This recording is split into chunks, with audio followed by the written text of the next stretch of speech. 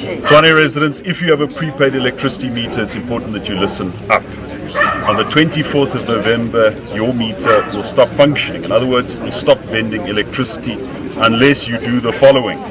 Region by region, the city of Tshwane is going and converting the back end of these prepaid electricity meters to STS2. That's just simply the new system. We will communicate exactly when your region, when your area will be open to the system. And then when you buy electricity, that same process, either the slip or the message you get on your phone, will generate two key changes. You then have to put those two key changes into the meter in order to open up the gates to STS2, and then from there on your meter will work beyond the 24th of November. If there's any technical issues, we'll also be communicating the details of the team going around assisting, and we hope to bring the councillors on board and to make this as easy and as simple as possible.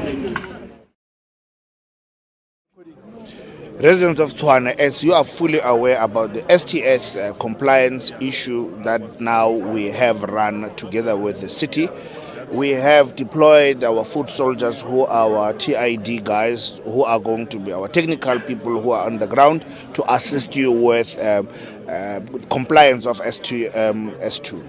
However, when they get to site and find that you have illegally connected through electricity on our meters, you will be penalized. Criminal cases will be launched against you, and to a certain extent you won't be able to be compliant, or your meter won't be upgraded solely for the reason of that you have breached your electricity. So to all those residents who have breached their meters, I invite you to come to the city, sit us down, have an arrangement so that you can be able to pay the fine or even the debt that you have incurred over the years, so that we can be able to get your smart meter upgraded to STS2 compliance, and you can be able to purchase your electricity.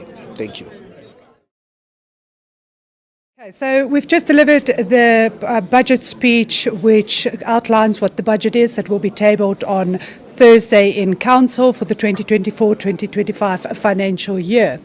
This budget is focused specifically on core municipal services, which is the mandate of local municipality. We are looking at stabilizing our city finances, and within that deliver quality services in electricity, water, as well as waste collection, clean roads that are good to drive on and well lit. And therefore the majority of our budget is allocated towards that.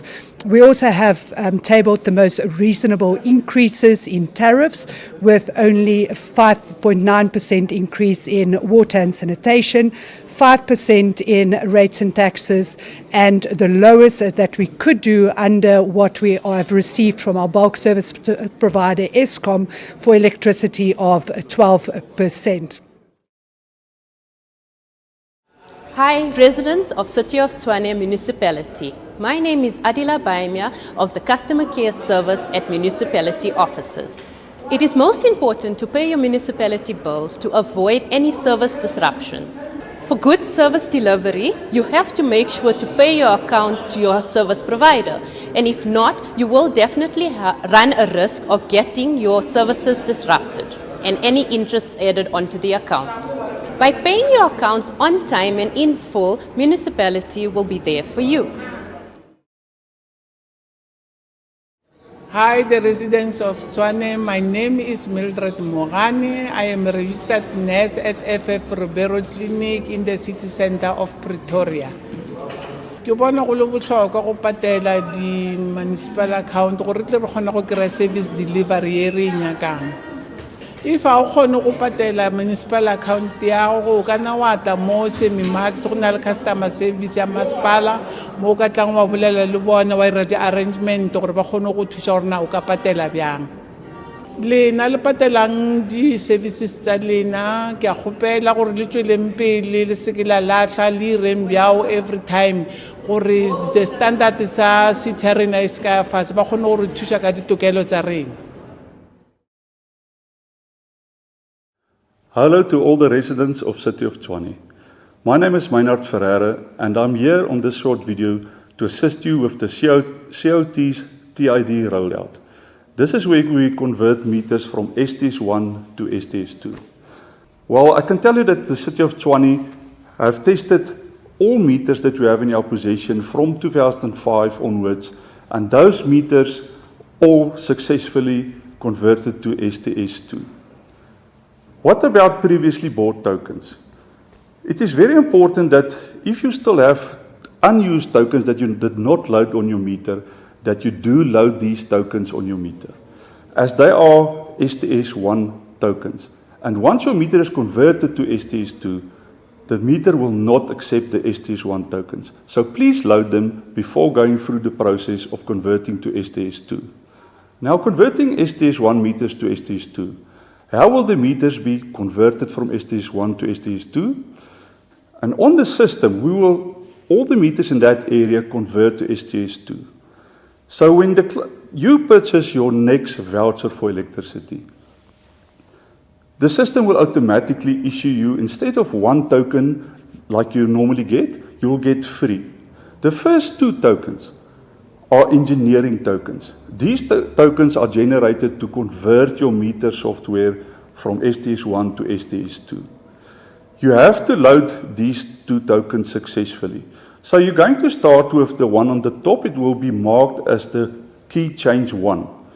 You're going to load that until your meter says successfully loaded. Then you're going to continue to the second key change token. The same process there. If all 2 tokens are successfully loaded, your meter is now successfully converted to STS2. So the voucher you got now, the number 3, is a STS2 version, and your meter will accept that. How to load the tokens? You start by entering the 20-digit tokens. You make sure that token 1 is accepted.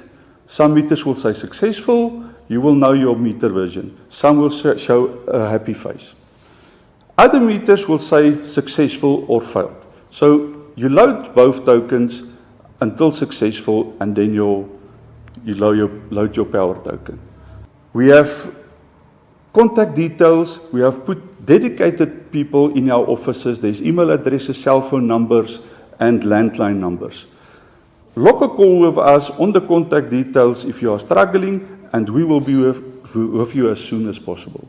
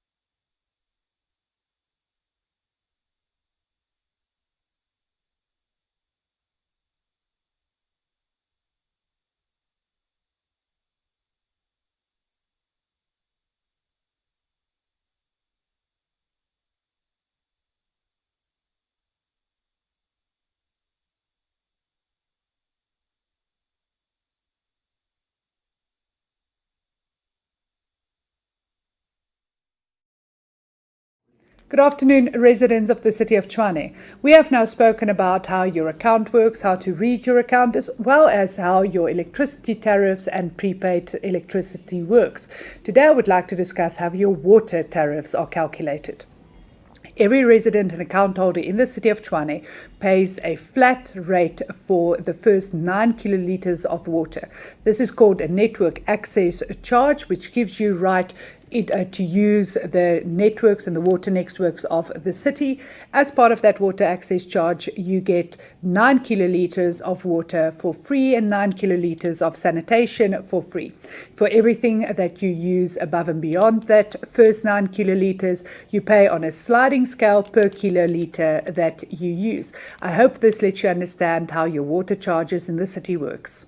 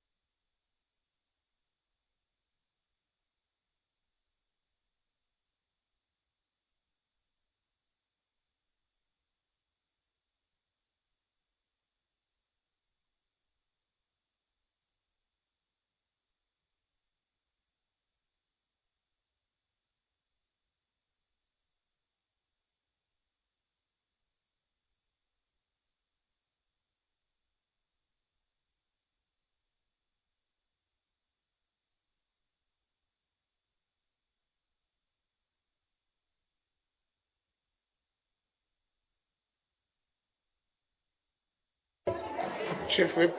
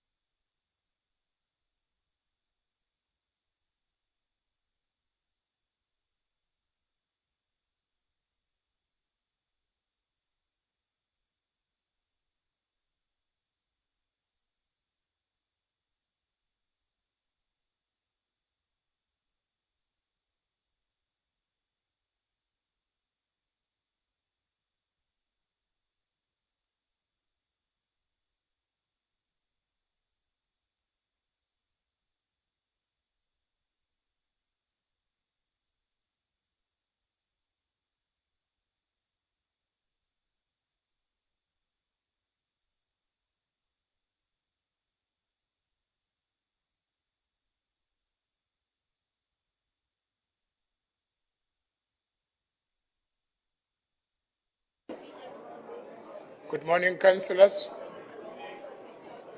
May you please take your seats.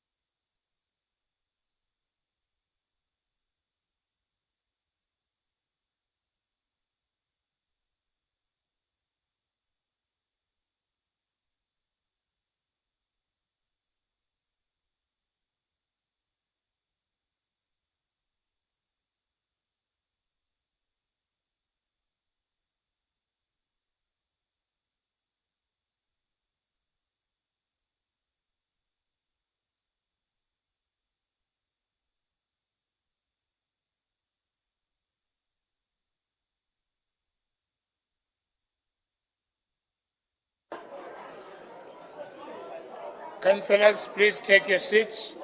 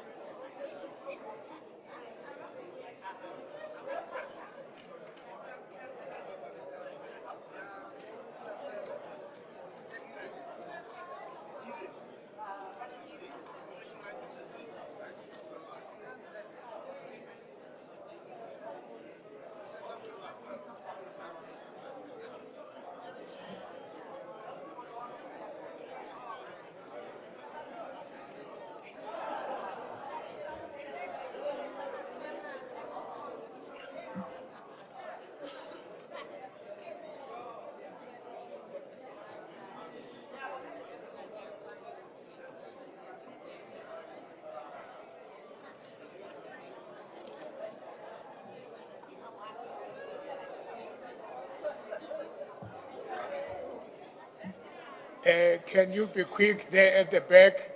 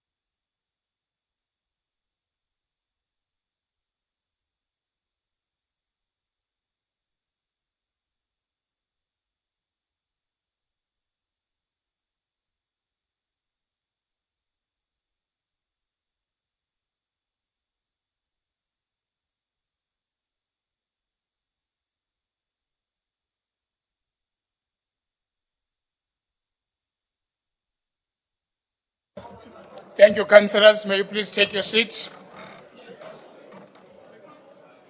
All right.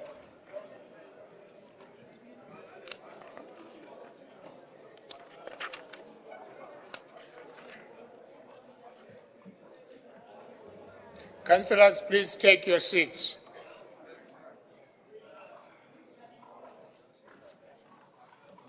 Thank you. Honorable Alderwomen, Aldermen and councillors, due notice was given of this special council meeting. We are a quorum and I therefore declare the meeting duly constituted. I trust that you have all signed the attendance register for this meeting. Kindly note that it is of critical importance that you sign the attendance register. If you do not sign the attendance register, you will be marked absent from this meeting in the minutes. May we now begin with our special council meeting by observing a moment of silence in prayer or meditation, please.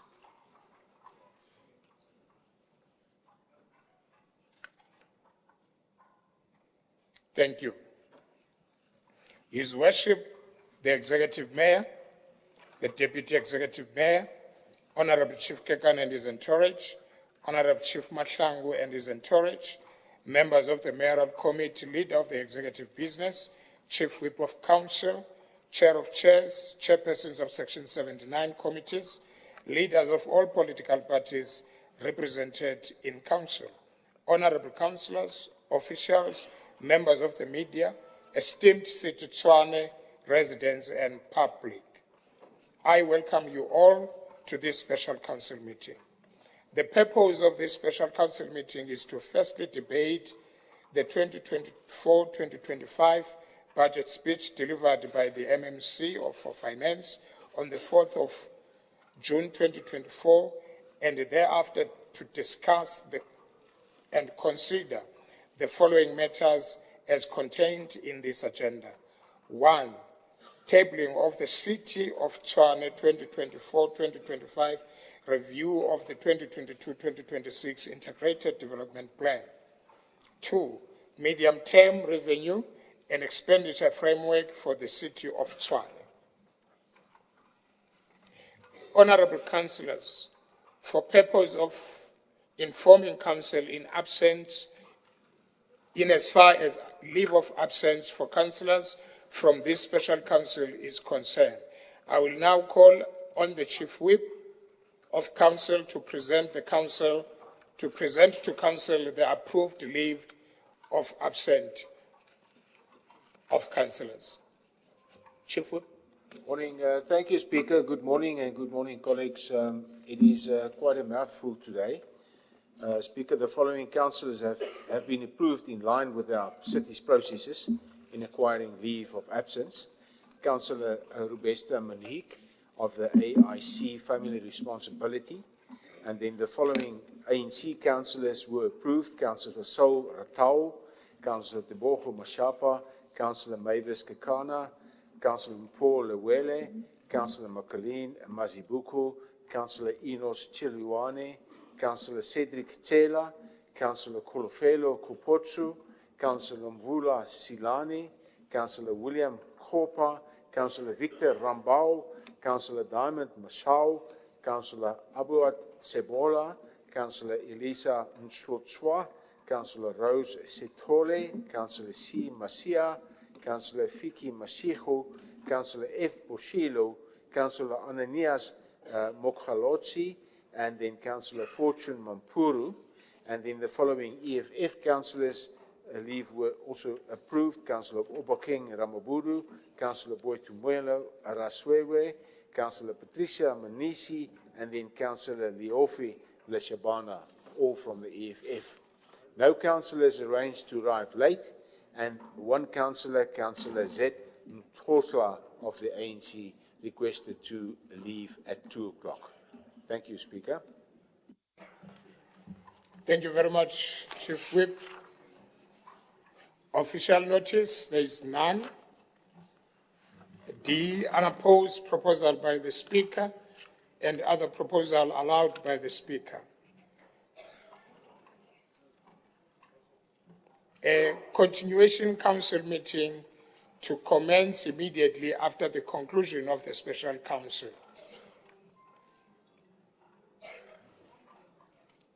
Honorable councillors, I remind you of the continuation council meeting that will commence immediately after the conclusion of special council meeting. To honorable councillors, I would like to congratulate the two newly appointed deputy commissioners of TMPDs, Mr. Sean Borthes and Nomsa Ntapo. Honorable councillors, during the special council meeting of 4th June 2024, I welcomed Councillor Puti Kwenade, the newly appointed DAPR council. I will now give the respective political parties the opportunity to welcome Councillor Kwenana and also congratulate the two commissioners. And also welcome the two. I think they're crying about the pronunciation of Kwenaite. Thank you. Sorry, Councillor, for pronouncing your surname wrong. Thank you very much. I will now allow the political parties to do both, congratulate the new appointed commissioners and also Councillor Puti. Thank you very much. I'll start with the ANC.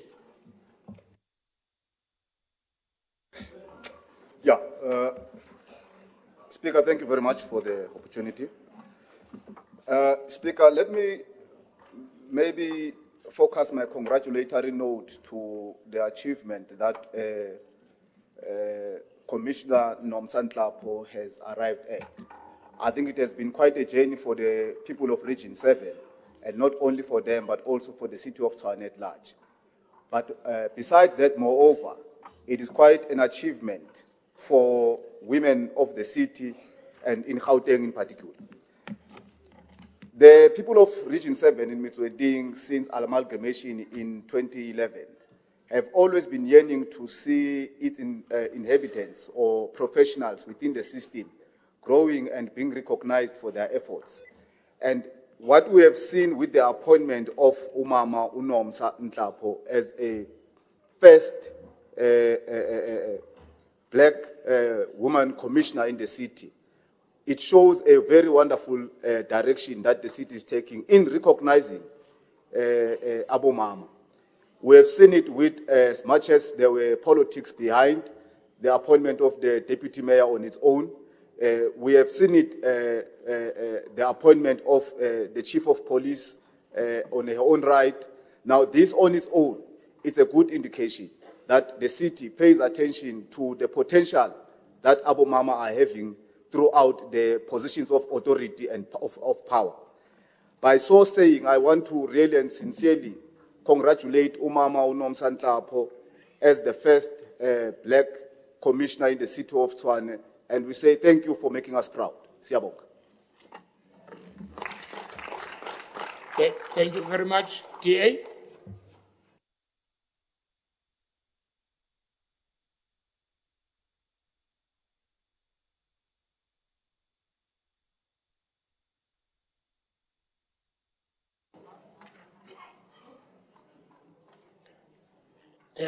No one, can I pass? Apologies, Honorable Speaker. We were preoccupied with other matters of the caucus, but we want to echo the same sentiments to congratulate the two commissioners appointed. It is with utmost importance to understand that the people of the city need to feel safe. And with the steps that have been taken, we understand that they will take their responsibility and hit the ground running.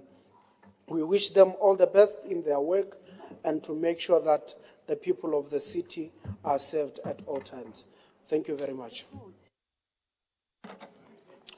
Oh, thank you very much. It seems all of you are forgetting Councillor Puti. Yes. We want to take this particular opportunity to welcome Councillor Kwanaite, whom is my predecessor. She served as the Deputy Chief Whip in this council previously, in the previous term, and she is not a novice to this council. She is well equipped, a strategic and a well-organized councillor, and we wish her all the best also in terms of working in her respective allocated wards. All the best, councillor. We know you ukuthi uyasebenza, uzosebenzela isizwe lethu. Thank you very much. Thank you so much, EFF. EFF. Thank you, Speaker. We as the EFF, we also want to congratulate you, all the councillors that they've been appointed, and also congratulate the new commissioner. We hope that she will serve the people of Tshwane with integrity and with respect. We know that she has been there, she understands what is happening in the city of Tshwane, so we congratulate her and wish her well. Thank you. Thank you very much. Action SA. Thank you, Speaker. On behalf of Action SA, we would first like to congratulate the commissioners that have been appointed. We are urging with them to say, look, crime is one amongst the other pandemics within the city. So their arrival to the city's security system will definitely add value. We are looking at people, Babu Mamelodi, Babu Trishvili, where they are saying we are being terrorized by crime, and we believe that they will do something about it. We trust in their expertise that they will expedite this pandemic so that it can come to its lowest level. Thank you. And then with regard to Councillor Kwenaite,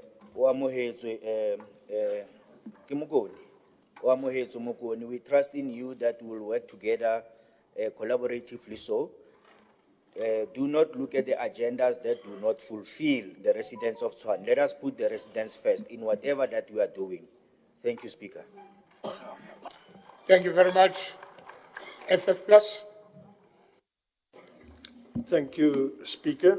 It's my privilege as MMC for Community Safety to congratulate the two newly appointed Deputy Commissioners. As you would note, these are both internal people with many years of experience in the environment of the Metro Police, and their hard work over many years has been rewarded and acknowledged. They are also bringing a lot of experience to add to the top management. Metro Police has been without a full top management complement for more than a year. So I welcome the appointment of both these deputies. I just need to point out to Councillor Mabena, the Deputy Nhlapu is the second commissioner who's a black female. The previous one was Johanna Nkomo, who departed. She was, in actual fact, the chief of police. So it's the second person that's got recognition, and we are quite confident that both of these appointments are fit for purpose people. Deputy Nhlapu will be responsible for regional policing, while the Deputy Commissioner Boles will be responsible for training and innovation within the Metro Police, something that we really need to jack up. That department has been vacant, or that position has been vacant for more than 3 years. So it needs to be built up right from the bottom up to the top. It's a big challenge to both of these deputies, and they've got a big task, and I'm sure we will work very well together in the future. Also, for Councillor Kwenaite, welcome to the coalition government and welcome to the council. I'm sure we will also have a good working relationship in the future. Thank you. Thank you very much. IFP. Thank you very much, Speaker. As the IFP, I wish to congratulate the two deputy commissioners which are appointed. I wish them well on their task and the new responsibilities. And also I wish to congratulate and welcome a new councillor who is joining the coalition bloc. We wish you well and thank you very much, Speaker. Cope.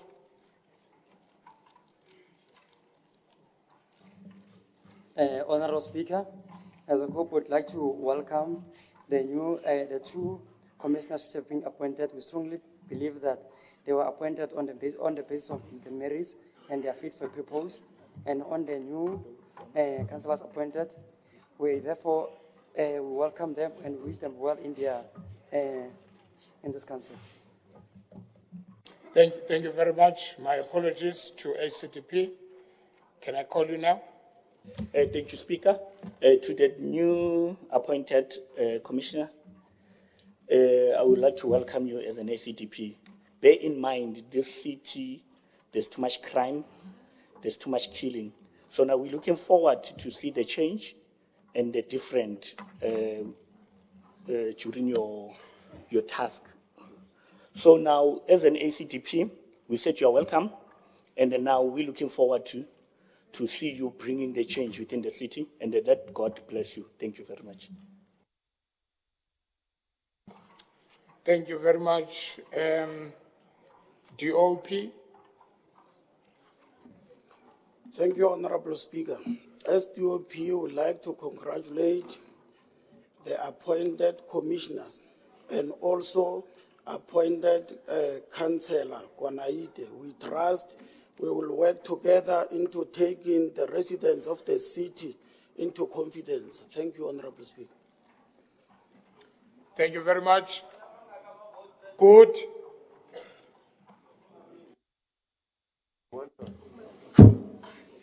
Thank you, Speaker. On behalf of the progressive parties, I want to welcome the two appointed commissioners and congratulate them in their new roles, hoping that they will work with integrity and respect and ensure the safety of our citizens. And again, I want to welcome Councillor Kwenaite. We have already been told it's the new person to the council, but we hope together we'll take the city forward. Thanks, Speaker. Thank you very much. The councillor was also speaking on my behalf. I'm one of the members of the progressive parties. So that the councillor and the commissioners, they mustn't say the ATM didn't say anything. What my colleague there said, it covers me as well. Thank you so much. Honorable councillors, for all of you to be able to follow the sequence of discussion throughout and participate in a structured way, you should now have the following documents in your positions. Councillor? Oh, no, thanks, Speaker. Speaker, we understand that the ATM went to elections without a manifesto. But it will be ideal that when we introduce the people, at least we get to see them. I know as long as we are talking about them in council, let them at least stand in front of us here, that we can echo our congratulatory remarks to them while we are watching them, not in their absence. Speaker. But yeah, thank you. You don't have an elected president. Thank you, Councillor. Speaker. Alderman Malulega has responded on my behalf. We are at work. Thank you very much. Councillor Mateo. Yeah, thank you very much, Speaker. Speaker, the issue which was raised by the leader from Action SA, he must know also that they went into elections without going to a conference. They don't have a president. That president of theirs is not elected. That thing they call a president. There is no democracy. Thank you, let's move on. Okay, councillors, let's move on. Councillor, Go to Councillor, conference. don't respond, leave it so Go that to we can conference continue. and then you'll come and talk to us. Us who have Councillor structures. Matebula, can we move on? Councillors, are we going to debate this? Yeah, that's what I want to go now. But you are raising your hands. Are you raising your hands on a budget? Council? Yes. Thank you, Speaker. I want to deal with this disrespect from this gentleman. This gentleman is very disrespectful. My president is not that thing. Because we can go deep into talking about Ramamina. We can. Councillors, Councillor Matebula,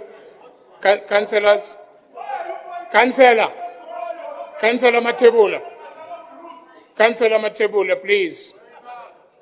What is important here, councillors? I'm not going to allow any debate that is going to be taking place for something that is not in my agenda.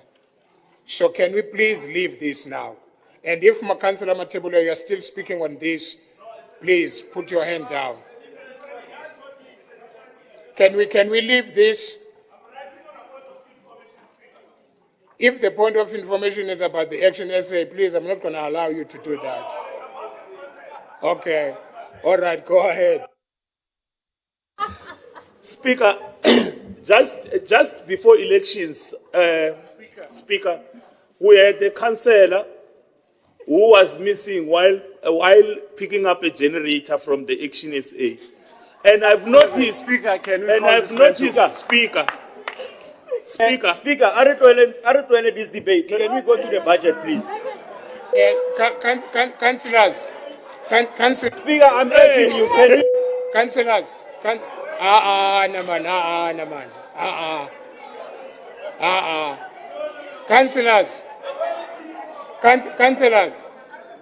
Councillors, you started this and you should have not started it. So can we, Councillors, Councillor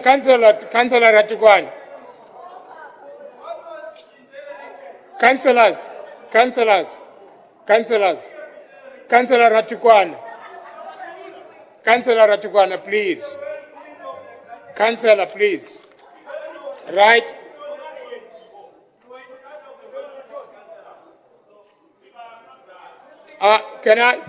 Sorry, can I close this debate because it's unnecessary, to be honest.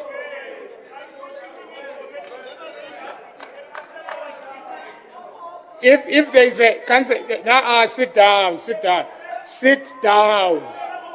Shala phansi.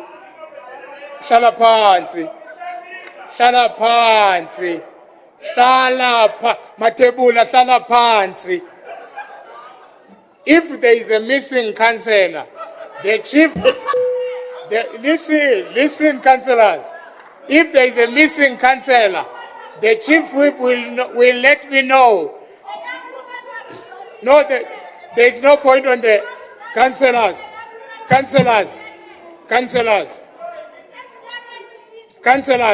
This is unnecessary. No, this is unnecessary. Councillors, this is Councillor Ratikwan. Councillor, this is unnecessary. Alderman Maluleka, go ahead. What happened? Alderman Maluleka, go ahead. Councillor, can you keep quiet, please? No, thanks, Speaker. We would like to request that we have a 10 minutes caucus. We just established through our communication with you and the Chief Whip that when we get to debates, our planning was that we're going to have two demarcated debates. But from our discussion this morning is that we should speak randomly and include the two in our speeches. Therefore, we just want to make sure that our speakers have planned that proposal that comes from the Chief Whip and yourself, because we had different speakers. Remember, in the last meeting, we had people with their notes, but now we chose new speakers. Now, what we need to do is just to intertwine the two speeches so that there's a seamless engagement on both statements. Thank you. 10 minutes is granted.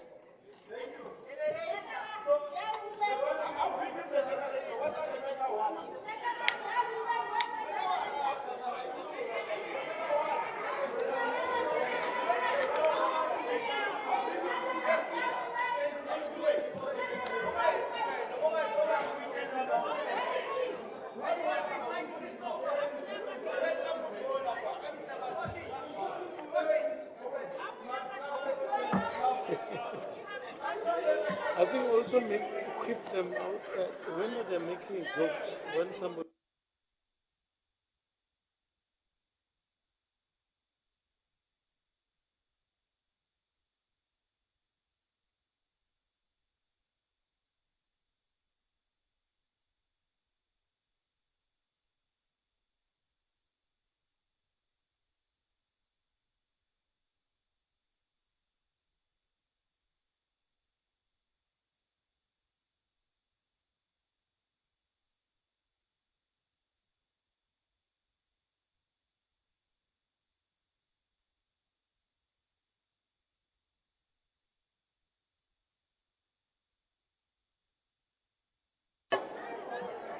So, sorry, councillors. Councillors, may I have your 2 minutes attention? Councillors, before you start your caucus, councillors, Councillor Ratukwan, can I have just 2 minutes announcement, please? In the building, councillors of the ANC, just few minutes before your caucus. In the building, we've got the situation of water. We don't have water on taps, but when you go to the bathroom, you can use it. There's water to flush. So there is a plan that is taking place. I'm sure by 12 o'clock we will have water in our taps. But at the present moment, we don't have water in our taps. Thank you very much.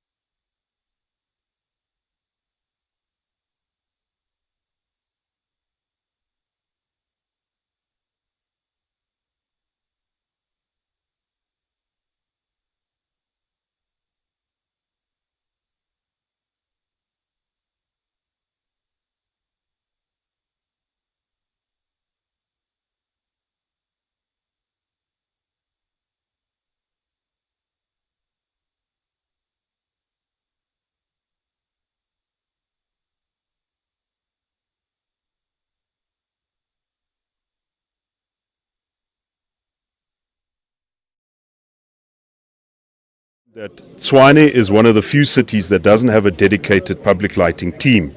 The same people that work on the overhead lights in terms of electricity or the overhead lines are the ones that have to attend to public lighting. So we're going to establish a dedicated public lighting team, and we're going to make sure that we get far better value for money out of street light contractors.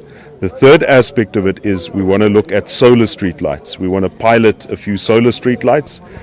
And as much as people say, oh no, but solar streetlights can be stolen, what we find in practice is that the electricity supply to streetlights is very often stripped. And to replace a solar streetlight is going to be far more effective than trying to replace the entire electricity infrastructure supporting streetlights. But I do want to confirm public lighting is a major priority for us, because it's not just about orderliness, it's also about road safety and the safety of communities. If you get home and it's dark, obviously it creates opportunities for criminals. Very, very big priority for us. Dear residents, please be aware of your weekly waste collection schedule in your area. Kindly take part by placing your waste bins outside your household for collection. The city is working hard to keep Tshwane clean by doing the following: providing plastic waste bags to informal areas, clearing illegal dumping, collecting waste weekly, providing garden refuse and landfill sites, doing public cleansing, picking up litter, providing 240 liters waste bins. Please play your part. Do not dump illegally or litter. The city of Tshwane, the city that works for all its people. Greetings to the people of Tshwane. This is Councillor Zwane, the MMC for Environment and Agriculture Management in the city. Today I'm out in the field with the teams that are doing bin verification. A bin verification program started in February. Our aim is to make sure that we update our billing system, because we've identified that there are people who are receiving the service but not paying the city. And also there are people who are paying but not receiving the service. So our teams are out in the field following the refuse truck in each and every day of the collection. So these people are identifiable with their badge and also the reflectors that are written with the City of Tshwane emblem. So we are appealing to the communities to allow them while they are conducting this survey, so that we make sure that we close the revenue leakages that we've identified. Thank you. Good afternoon, residents of the City of Tshwane. We have now spoken about how your account works, how to read your account, as well as how your electricity tariffs and prepaid electricity works. Today I would like to discuss how your water tariffs are calculated. Every resident and account holder in the City of Tshwane pays a flat rate for the first 9 kilolitres of water. This is called a network access charge, which gives you right to use the networks and the water networks of the city. As part of that water access charge, you get 9 kilolitres of water for free and 9 kilolitres of sanitation for free. For everything that you use above and beyond that first 9 kilolitres, you pay on a sliding scale per kilolitre that you use. I hope this lets you understand how your water charges in the city works.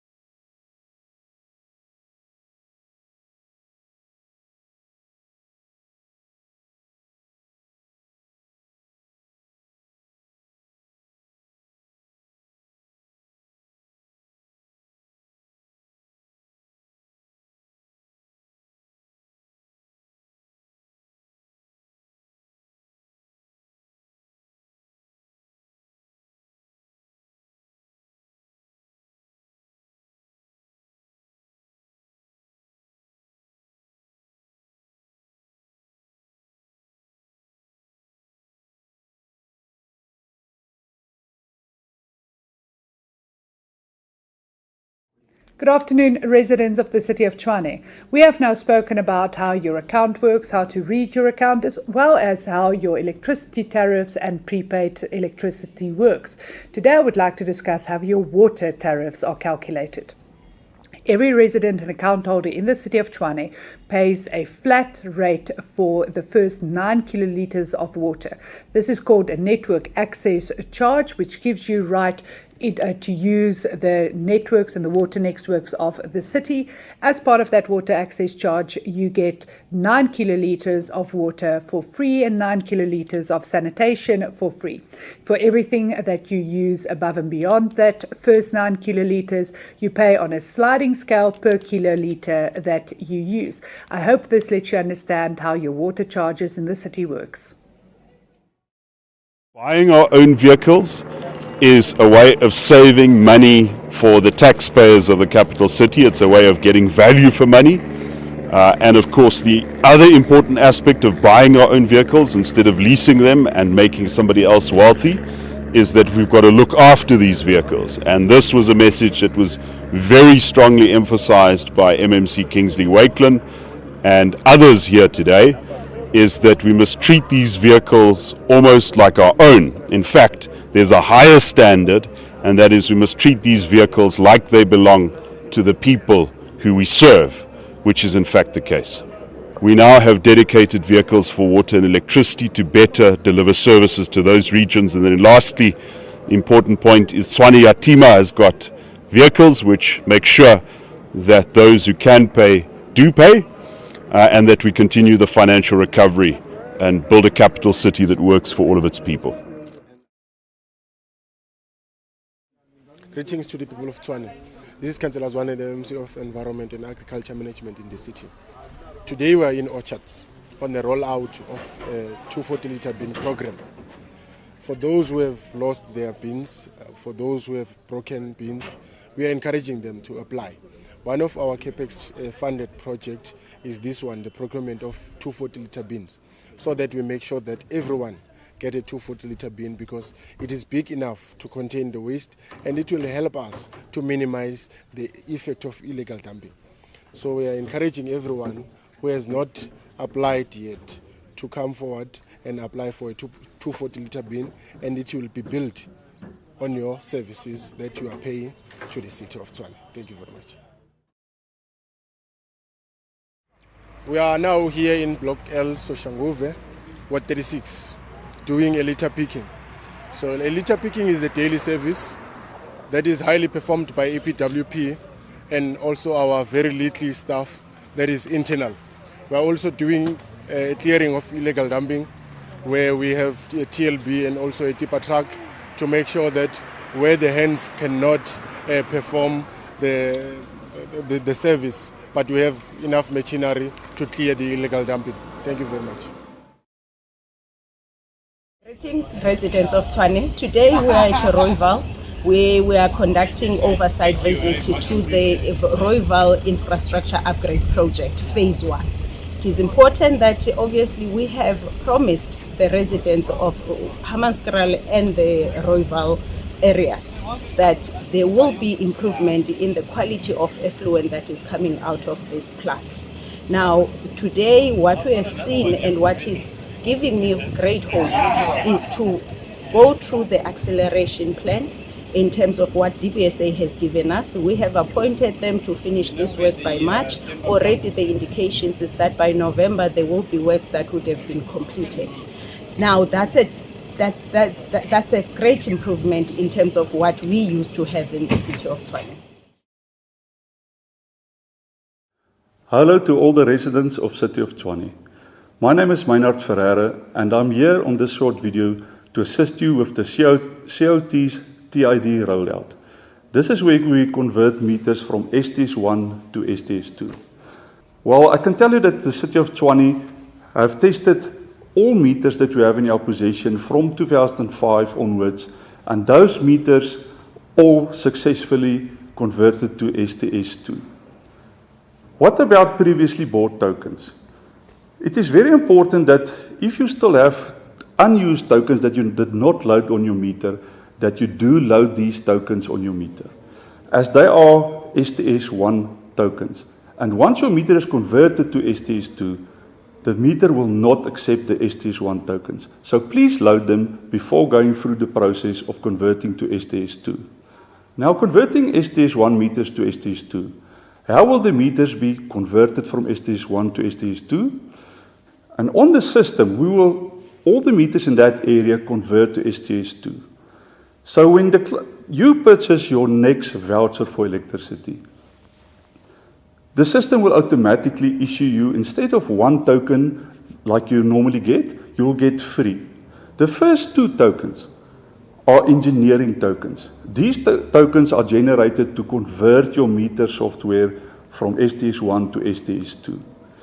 You have to load these 2 tokens successfully. So you're going to start with the one on the top. It will be marked as the key change 1. You're going to load that until your meter says successfully loaded. Then you're going to continue to the second key change token. The same process there. If all 2 tokens are successfully loaded, your meter is now successfully converted to STS2. So the voucher you got now, number 3, is a STS2 version, and your meter will accept that. How to load the tokens? You start by entering the 20-digit tokens. You make sure that token 1 is accepted. Some meters will say successful. You will know your meter version. Some will show a happy face. Other meters will say successful or failed. So you load both tokens until successful, and then you load your power token. We have contact details. We have put dedicated people in our offices. There's email addresses, cell phone numbers, and landline numbers. Log a call with us on the contact details if you are struggling, and we will be with you as soon as possible.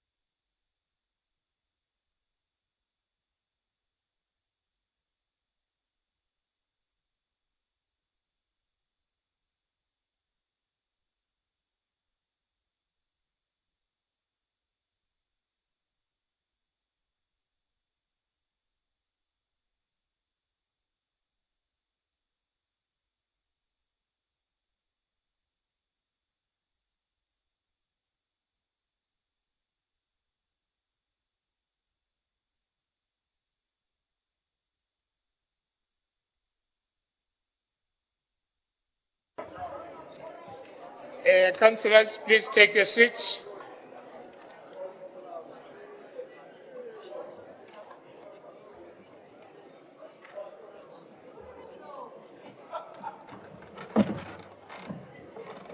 Please take your seats, councillors.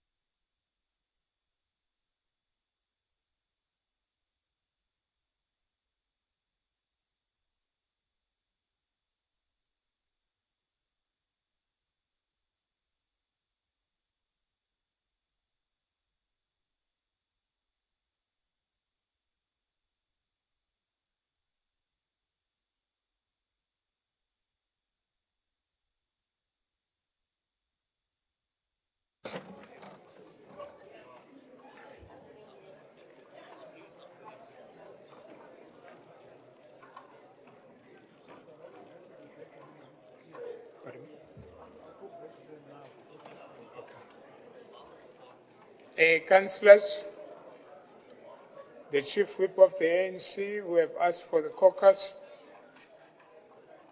is not in the House.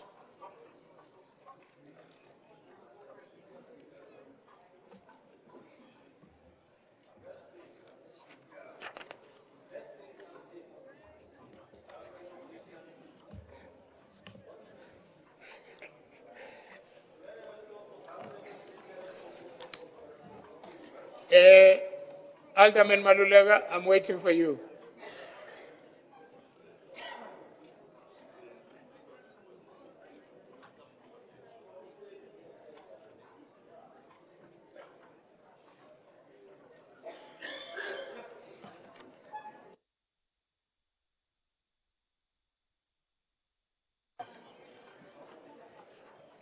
Alderman, over to you. Thanks, Speaker. Apologies. We really appreciate the time to be in sync with the business of today. Thank you. Thank you very much. Let's continue. The budget speech of the MMCO for Finance and the report of the Mayoral Committee from the special meeting on the 24th May, namely item 1, tabling of the City of Tshwane 2024-2025 review of the 2022-2026 Integrated Development Plan. And item 2, 2024-2025 medium-term revenue and expenditure framework for the City of Tshwane. I will now call the Executive Mayor to explain the detailed budget principles and open the debate on the general discussion of the budget. Executive Mayor.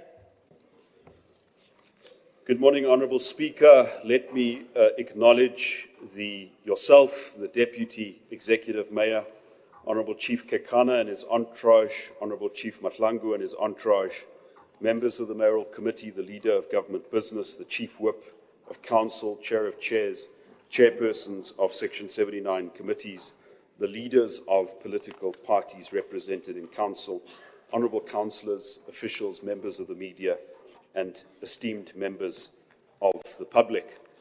It is 2 days ago, Speaker, that the MMC for Finance, acting on delegated powers from me as Executive Mayor, elucidated the principles of the budget, and she will also be responding to the valued contributions in the debate on the budget that will follow in a moment. With those words, Speaker, I hand back to you. Thank you very much.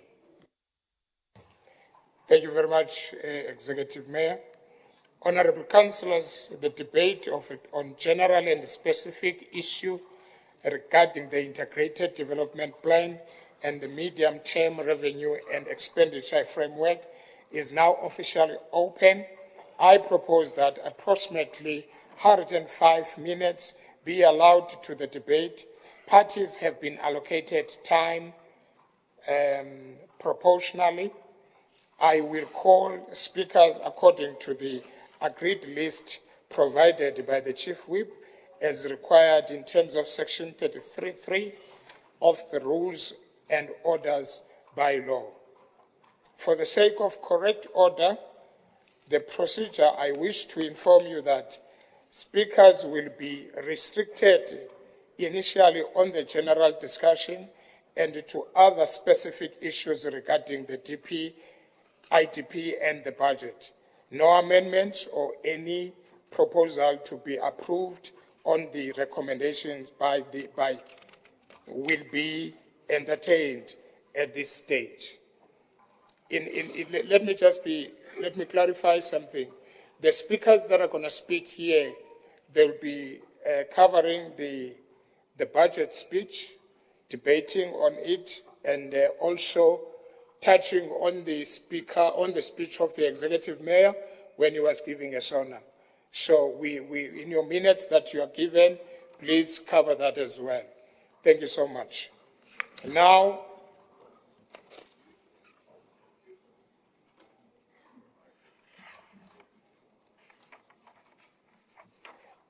I'd like to call the speakers that are going to speak. I've got Councillor Bushiela from ANC, 4 minutes. It will be Councillor Tema. Yes. Councillor Tema, yes. Thank you very much, Speaker. Well, as the ANC, from the onset, we are not supporting the budget. And we think, some of the budget speech and the soccer engagement done by the mayor has misplaced faith in political utopias, and it has led to ruin this city. The DA and Action SA indeed has ruined this city beyond repair. And we'll tell you that. We'll tell you why, Speaker. You know, in the city, there's no liquid cash. And we must agree, you know, as council, that there's no money in the city. But however, we've got money in terms of our own assets. But however, you know, there's no money. Our liquidity is poor because we don't have money to borrow. I mean, even if you go to Mashonesa might not even, you know, grant the city money and help them to get out of the mess that we're in. The capital money that we have is grant money from the provincial government. The city can't borrow money anywhere. In fact, as we would have seen, we owe ESCOM and we owe Rainwater, you know, much of the money. As the ANC, we want to reiterate that we do not support the budget because the city has not made means to collect money. There's just no wisdom and the willingness just to make sure that this city works for its own people. Therefore, I mean, there's an historical debt that must be paid to the workers, the employees, the nerve center of this city, the employees who seem to come to work each and every day and on time. The city is not also not be able to pay, you know, the employees money they've worked hard for. So, and indeed, we must agree that the city is confused. And the mayor Brink and Jeggy Ace, you know, we do think that you are not actually doing, you know, what is meant to be done. And as we had on Tuesday, you know, the summary that was, you know, being dished by MMC Jeggy Ace, and we think your budget, MMC, it was just smoke. It had not, you know, content in it, and yet even today we are just surprised what we were even speaking of. You know, as you were standing there, we could feel the, you know, the nerve center in you that you could not even resemble confidence, in particular in your administration. And we'll give you an example. We have seen that there's an electricity reticulation, and in terms of the power stations, that is budgeted for 56 million. And we know that it's not enough. And part of this money will be depleted in around 3 months or so. That is why we reiterate that this budget, it has not been funded. You know, there's no money in the city. And that is why we actually not even want to hear it. Metropolis equipment, just around 3 million. The city is not taking, you know, its people into confidence about the safety of the people at the city. Imagine in terms of the equipment for Metropolis, 3 million, and we think that the city has not done what it needed to do over there. What pains us more is that in terms of debt collection aimed at black people, the city is managing to put aside 156 million just to attack black people that they think that they're not even paying for municipal bills. And yet the people constantly speak to the city that the city is billing them incorrectly. The city is billing them using estimates that they cannot necessarily account for. But however, in terms of your yellow plant, and you know, 30 seconds left, Councillor. That's up to 400 per month of the refuse bin. It's too much for people who are not actually, you know, employed and working. So we think the city must this city is not working for its own people. May I bring MMC, we are sorry, but what you have said just now, it's smoke, it's non-existent, and we are not even appreciative of it. Over to you. And we are not sorry. And we are not sorry, we are not confused. Thank you very much, Councillor. And now I call, yes, Alderman.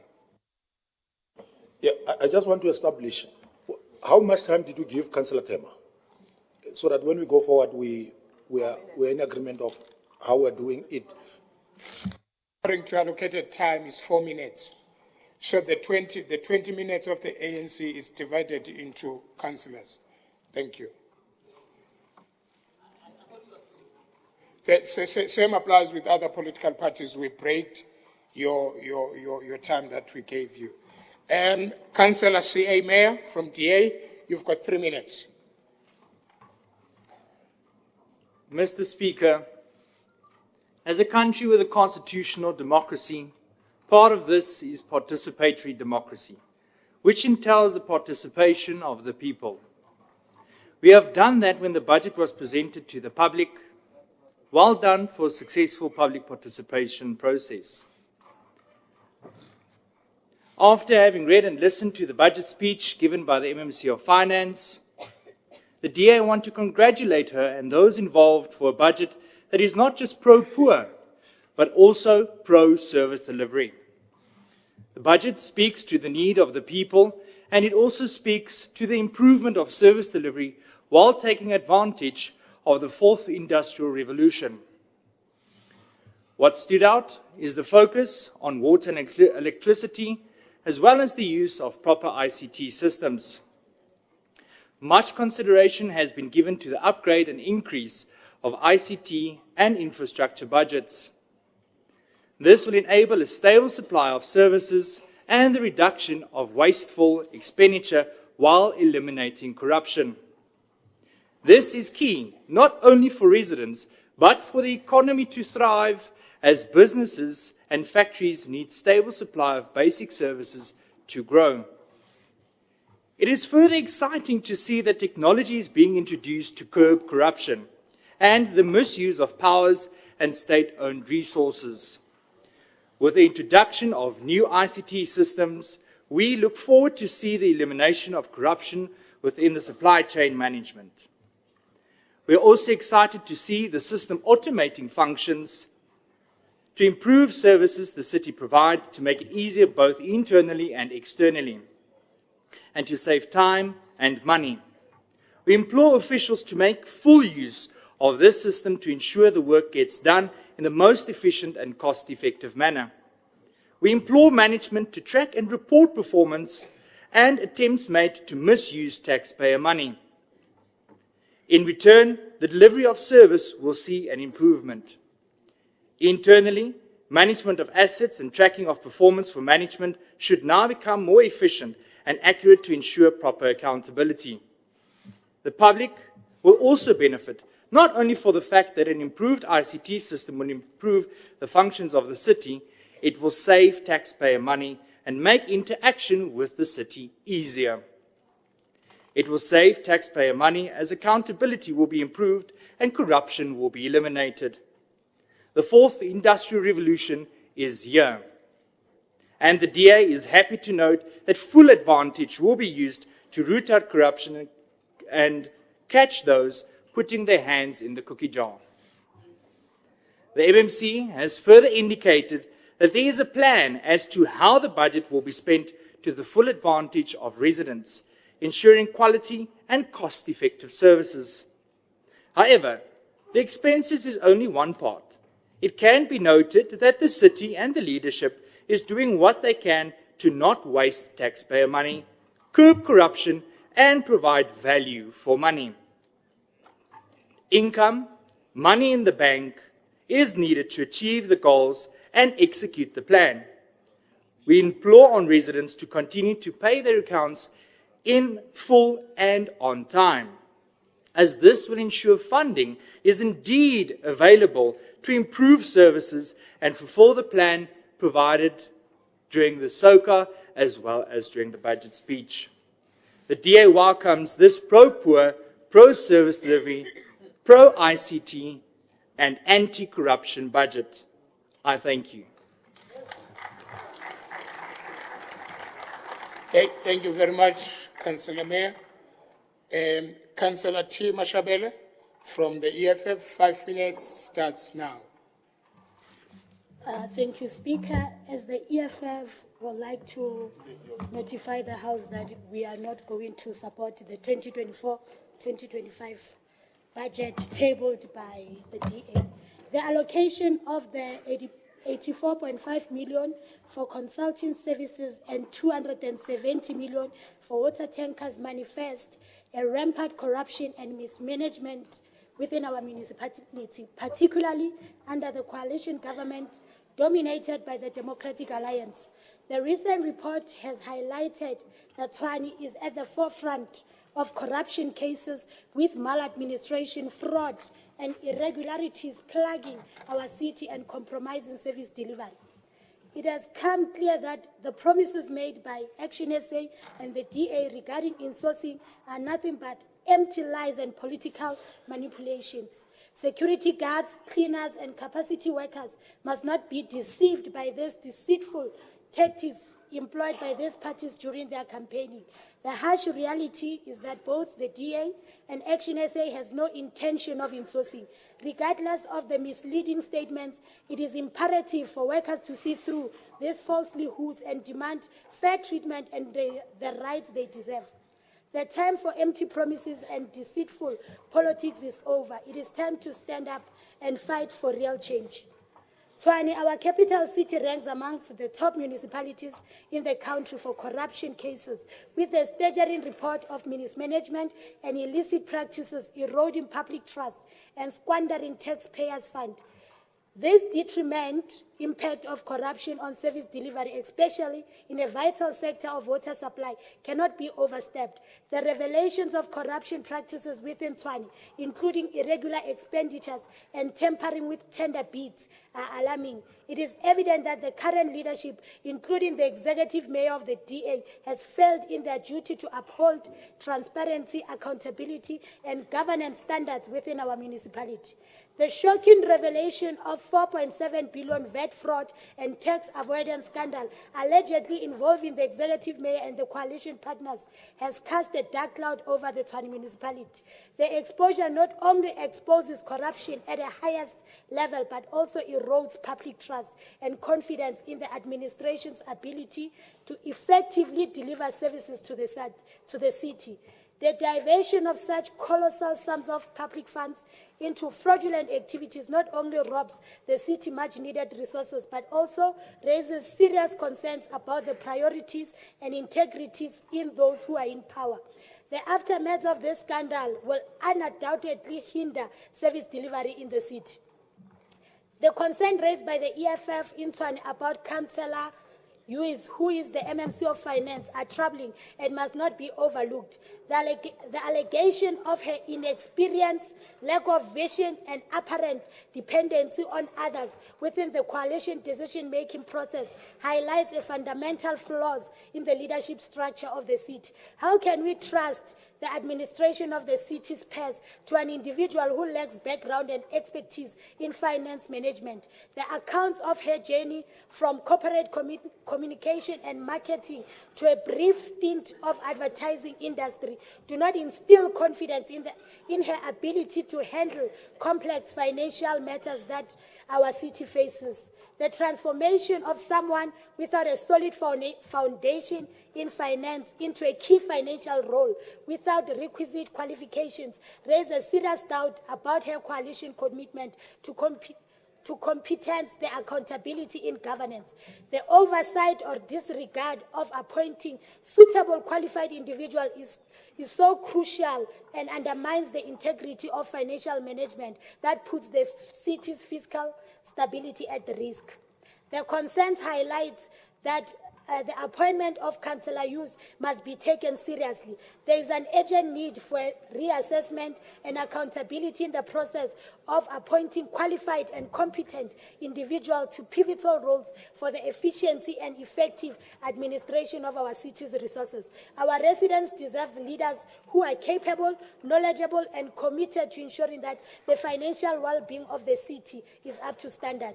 With the manifestation of corruption, the EFF does not believe that this anti-pure municipality budget will be worth to service the communities, and it won't keep its hands on the DA and Action SA coalition. We'd like to state that we are not going to support this budget. It has not spoken anything about insourcing, does not speak anything about the informal settlements that have put our people's life at hold. Thank you, Speaker. Thank you very much. Thank you very much, Councillor. That was on point, 5 minutes exactly. Let's move to Action SA. Councillor J. Matabata, you've got 10 minutes. Where to fetch a generator? Thank you, Speaker. Good morning, councillors.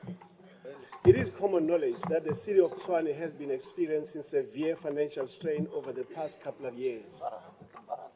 In February of this year, the city outlined a bold financial recovery plan, which, amongst other things, aimed at 1, reducing bulk expenses, 2, making tariffs cost-reflective by reducing the city's costs, 3, rolling out smart prepaid meters devices, 4, improving the city's billing by ensuring that everyone gets a bill and speeding up dispute resolution processes, lastly, improving the city's credit control and debt collection. Over the past few months, the city has been hard at work in actioning this plan.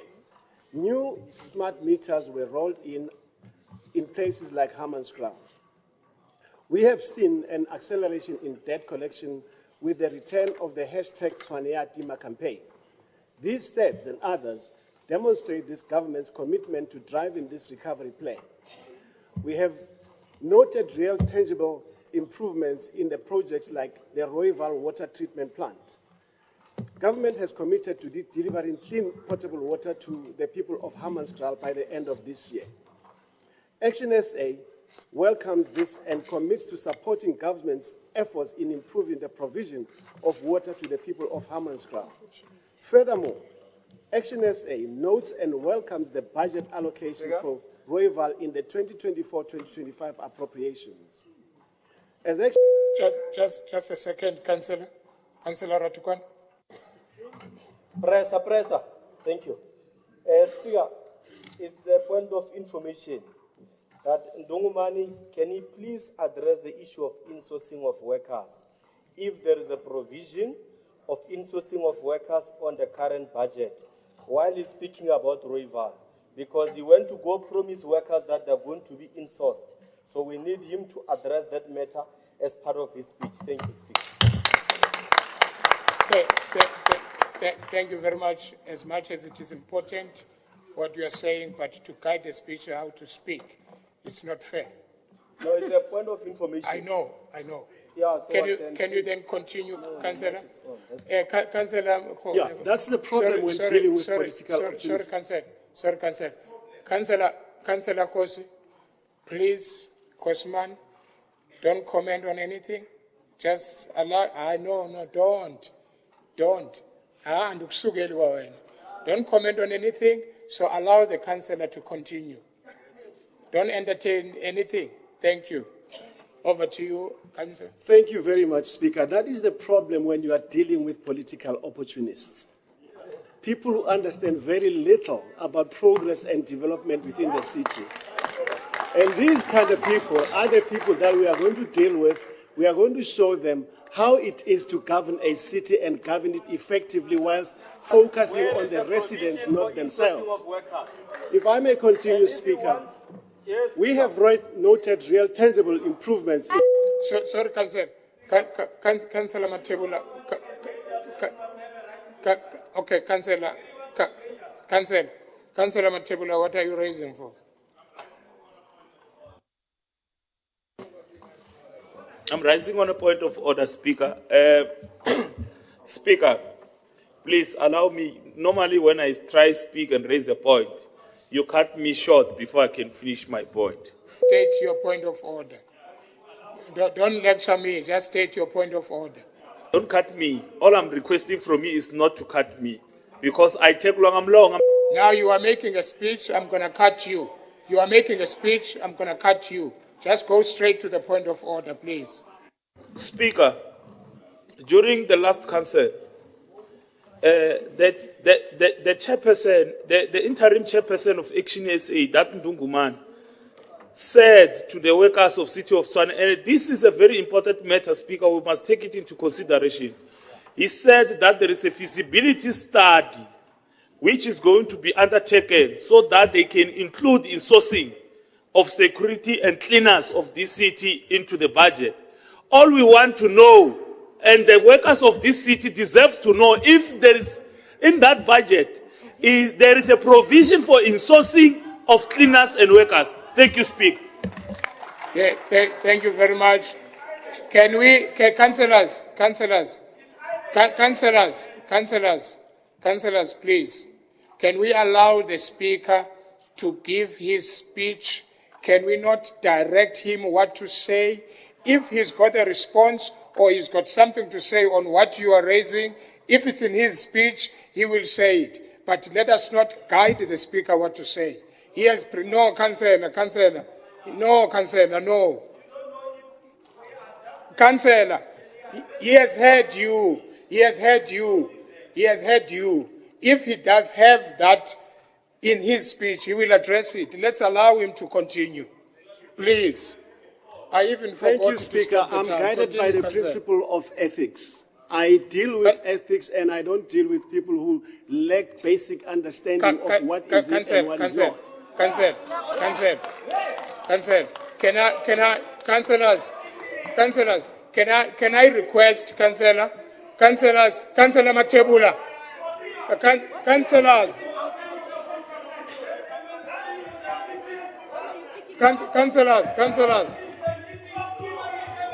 Councillor Ratukwan, councillor, no, can you sit down? Can you sit down, councillor, please? Can you sit down? Councillor Ratukwan. MMC, why are you engaging? Why are you engaging? Tula, man. We need to proceed here. Tula. Why are you engaging them? Councillor, please take your seat. Councillor Ratukwana, please take your seat. Councillor Matabati. Councillor, please. Councillor Matabati, may I ask you to do me a favor? Just EF members, can you tuleni, man? Now we can roll. Tulani. Councillor Matabati, may I ask you, please, just continue with your speech. Don't respond on things that you don't think they are necessary for you to respond. Just continue with your speech, please, so that we can be able to finish on time. Yes, Thank you. Speaker, I want you to understand that there are certain things that deserve a response, and we will respond to these thugs. We will respond to these thugs as much as we can. Can we then move on, please? Councillor Matebula, okay, I will proceed, Speaker. Please proceed. I will proceed, Speaker. Councillor Ratukwana, please sit down. Councillor, that's what I just said to him. I will do the same. Councillor Ratukwana. I will do the same. Okay, thank you very much. Councillor Ratukwana. Councillor Ratukwana. Speaker, you may continue, Councillor Matabet. Thank you very much, Speaker. Speaker, the security guards and cleaners are very smart, are smarter than what we experienced this on my right-hand side. Anyway, to proceed with this, we have noted real, tangible improvements in the projects like the Rooiwal water treatment plant. Government has committed to delivering clean, potable water to the people of Hammanskraal by the end of this year. EFF, take note. Action SA welcomes this and commits to supporting government's effort in improving the provision of water to the people of Hammanskraal. Furthermore, Action SA notes and welcomes the budget allocations for Rooiwal in the 2024-2025 appropriations.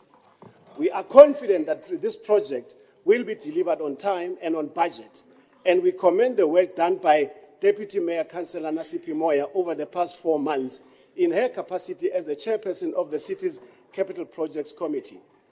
This committee has done some commendable work in improving the status of the city's high-risk CAPEX projects. Lastly, Speaker, we welcome the 5.1% salary increase for employees of the city of Tshwane.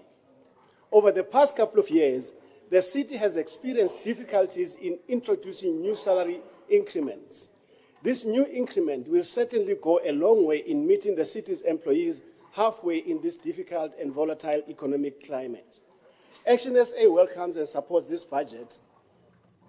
Action SA welcomes and supports this budget and applaud the governing coalition for finally, EFF, heeding the call to taking steps to implement insourcing. Being one of Action SA's long-standing policy priorities, insourcing will contribute to building the internal capacity of our municipality. I thank you, Speaker. Councillors, councillors, there is one thing. No, wait. Wait, let me speak.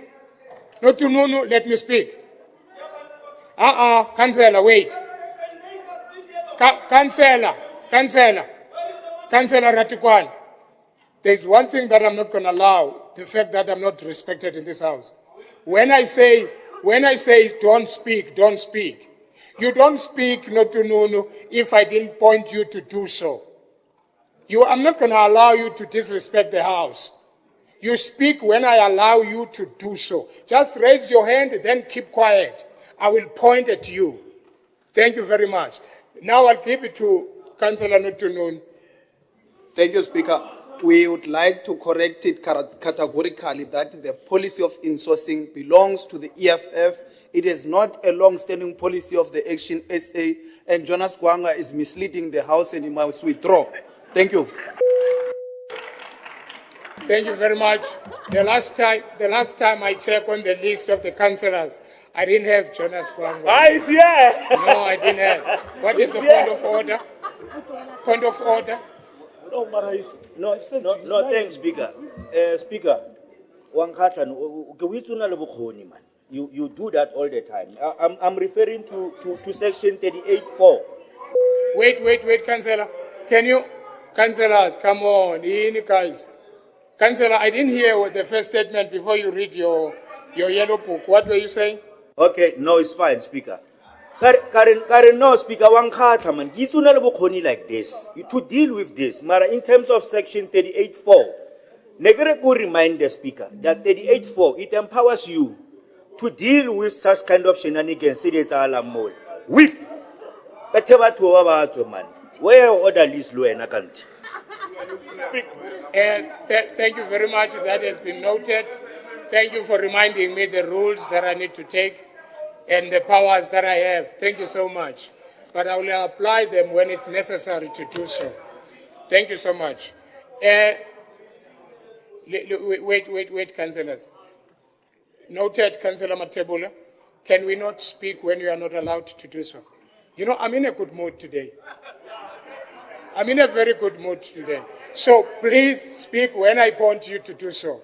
Councillor Matebula. Thank you very much, Speaker. The previous speaker here from Action SA, that Jonas Ngwangu, said, Speaker, I'm addressing you, Speaker, I'm not addressing any clown here. Speaker said here that there is a 5.1% increase for employees. And he didn't put it categorically correct.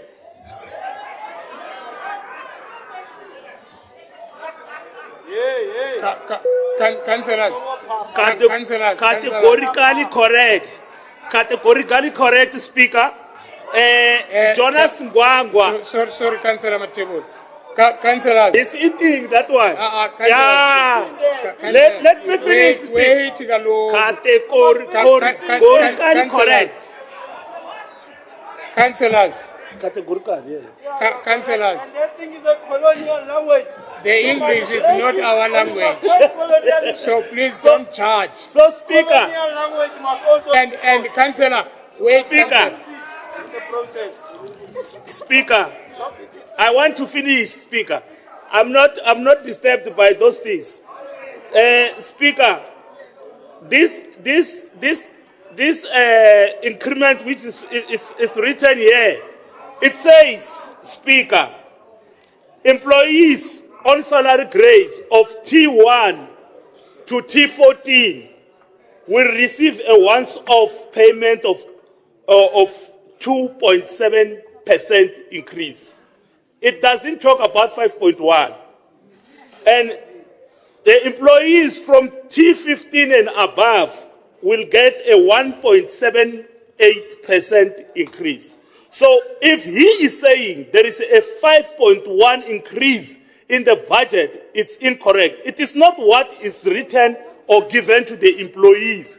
So we want to put it correctly, Speaker. It must be on record that the budget, which is accepted by Ndungumani of Action SA, that it is wrong. They don't read. They just follow what Brink and his associates tell them. Thank you very much, Councillor. Can I say this? Can I say this? I know it's jokingly, but we don't have Jonas Kwangwa here. I know you are joking, but don't continue saying it. Because our meetings are recorded. We don't have Jonas Kwangwa as a councillor here. Don't do that. Please don't do it. Thank you very much. Let's, Councillor Matabata, you are done. Thank you so much. Now we move to Alderman Erasmus from FF+. Honourable Speaker, Councillors, ladies and gentlemen. You've got 10 minutes, ne? Thanks, Speaker. I would like to start off by thanking the MMC for Finance, the MACO, and my FF+ colleagues that are on the MACO, as well as the CFO and his team for the efforts to deliver the product that we've got here in front of us today. Honourable Speaker, it should be noted that this budget is a product of the coalition government. The budget was not simply drafted by the administration and rubber stamped by MACO. No, it went through a rigorous process and engagements to reach this point. Speaker, due to the financial position the city has found itself in for the past few financial years, the budget has been constrained. But due to the tough decisions that we have been taking over the past year or so, we now have a renewed budget with fresh ideas, a budget that can start to disrupt the current municipal space. Honourable Speaker, on that point, let me take this opportunity to thank all the hard-working officials who have gone out of their way to make the city work. If not for you and your hard work and dedication, we would not be where we are today. But we realize that a thank you can only go so far, and therefore we have budgeted for salary increments. We have also budgeted for training and bursaries for our officials, and I call on all officials to keep up the good work, the hard work. Together we are united on a path of success. Speaker, just a few comments on the tariffs. As you would have noted that all the controllable rates and taxes are below the current inflation rate of 5.2% as measured in April 2024.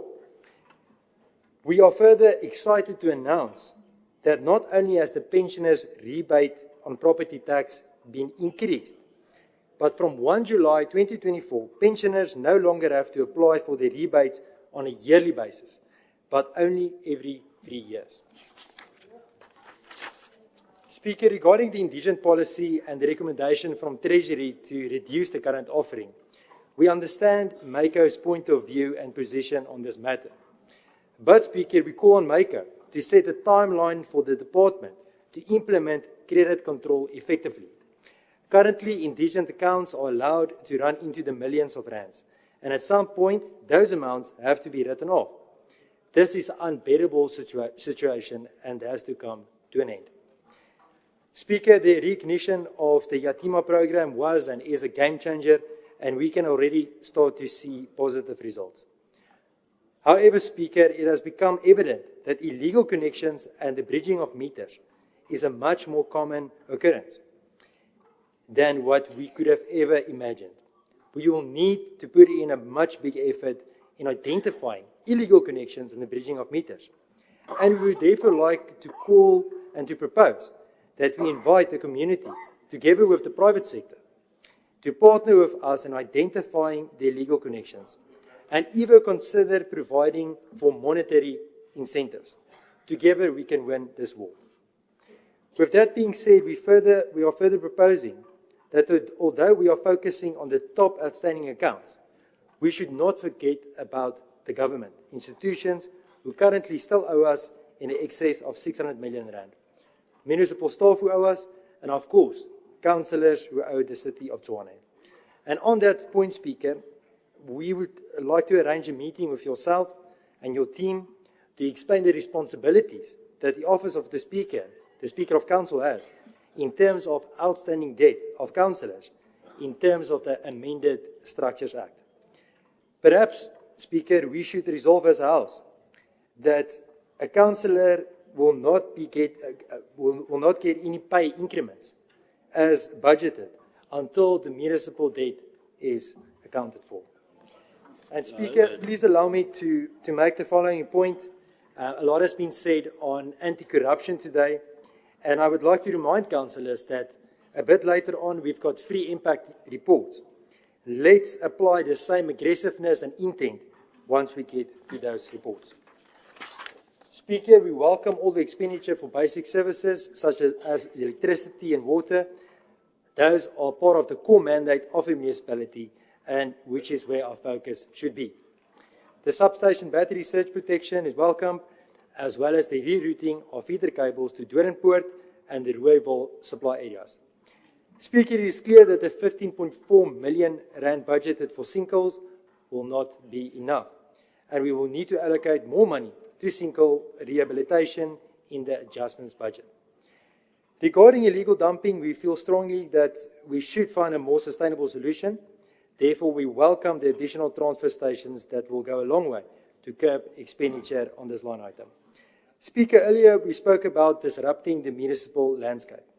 We want a Tshwane Metro that is different, and I would like to challenge the departments to come up with innovative ideas, do things that have never been done before.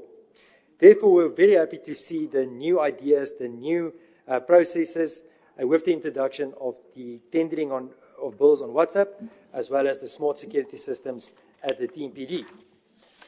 Speaker, we would like to leave you with a few additional proposals which we as a party will keep on driving.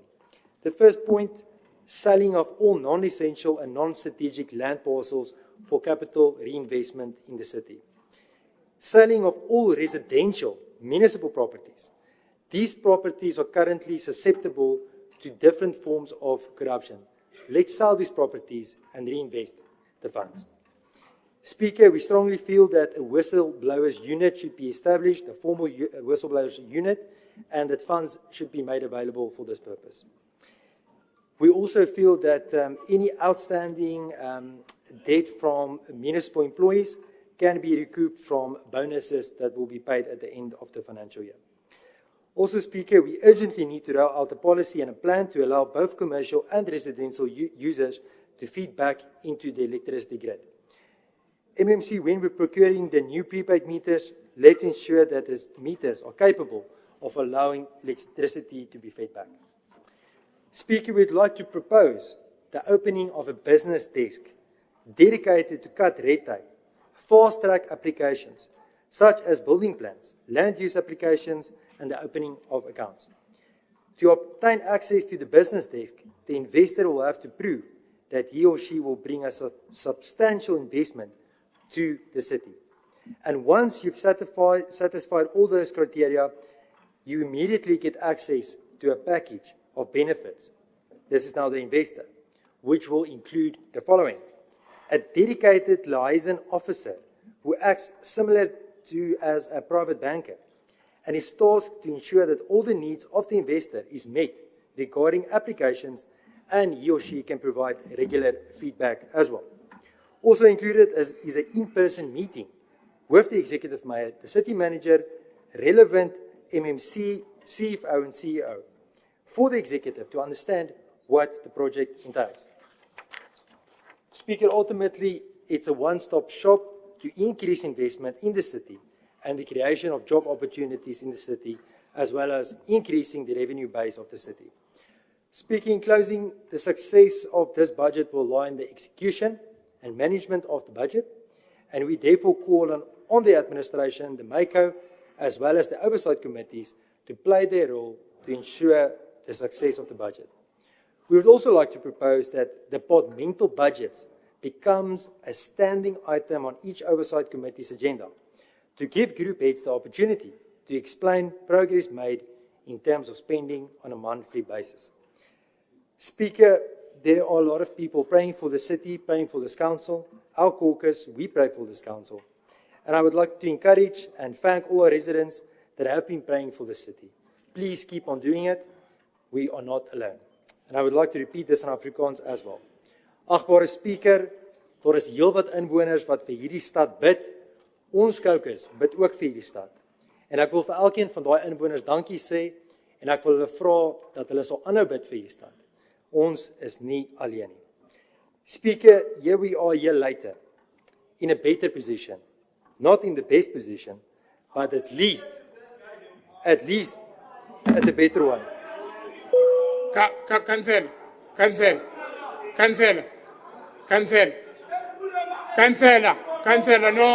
no, cancel. Cancela Ratikwan. Cancela Ratikwan. Other political parties, listen, I think I must address this. Here, FF Plus has got 10 minutes, right? Because they are not dividing their minutes. So this is the, this is the only speaker from the FF Plus. Like for instance, ANC and EFF and other parties, their times are divided accordingly. Thank you very much. I will inform you. Thank you. I will inform you next time. Then, thank you so much. You've got 1 minute left, Councillor Alderman.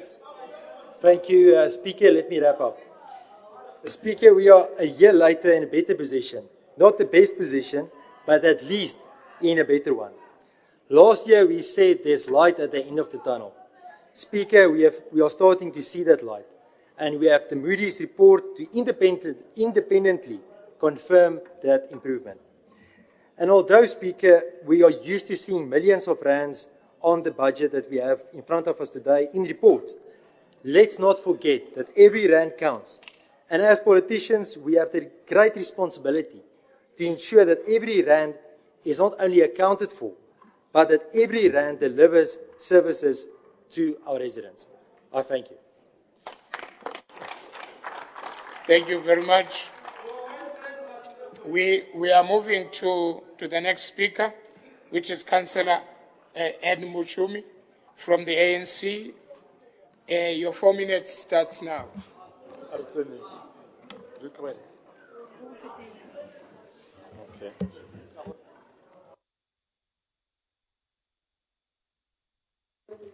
Councillor Muchumi. Thank you, Speaker. It's Councillor Mudise. I will speak on behalf of Councillor Mutsumi. The Auditor General's view of the City of Tshwane is that it has been plagued by serious financial irregularities and poor governance.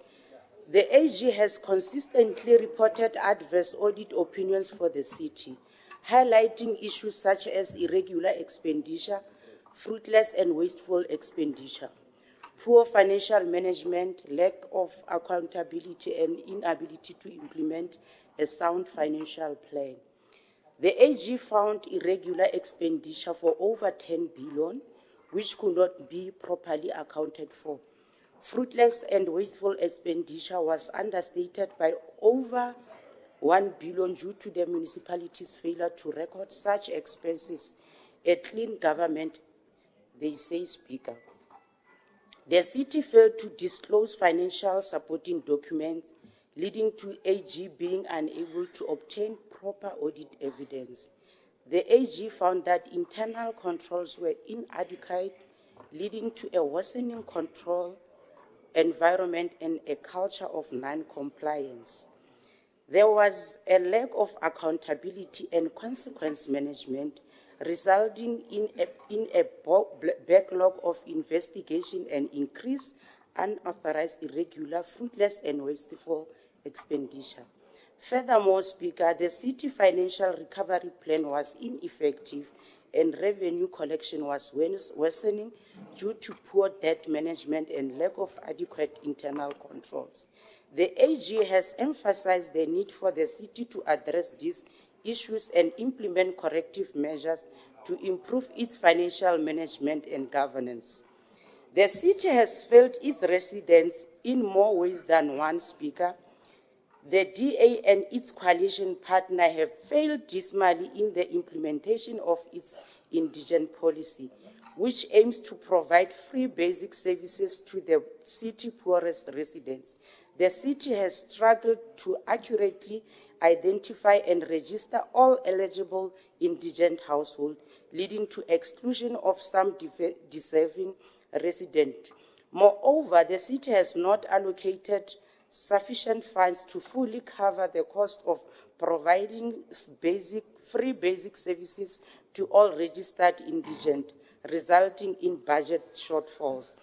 There is a lack of continuous monitoring and periodic evaluation of the indigent program to assess its effectiveness and make necessary adjustments.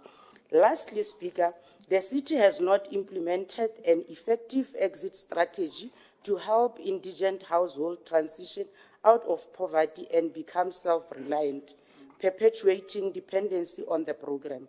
The implementation of the indigent policy requires coordination and integration across various municipal departments, which has been lacking, leading to inefficiencies.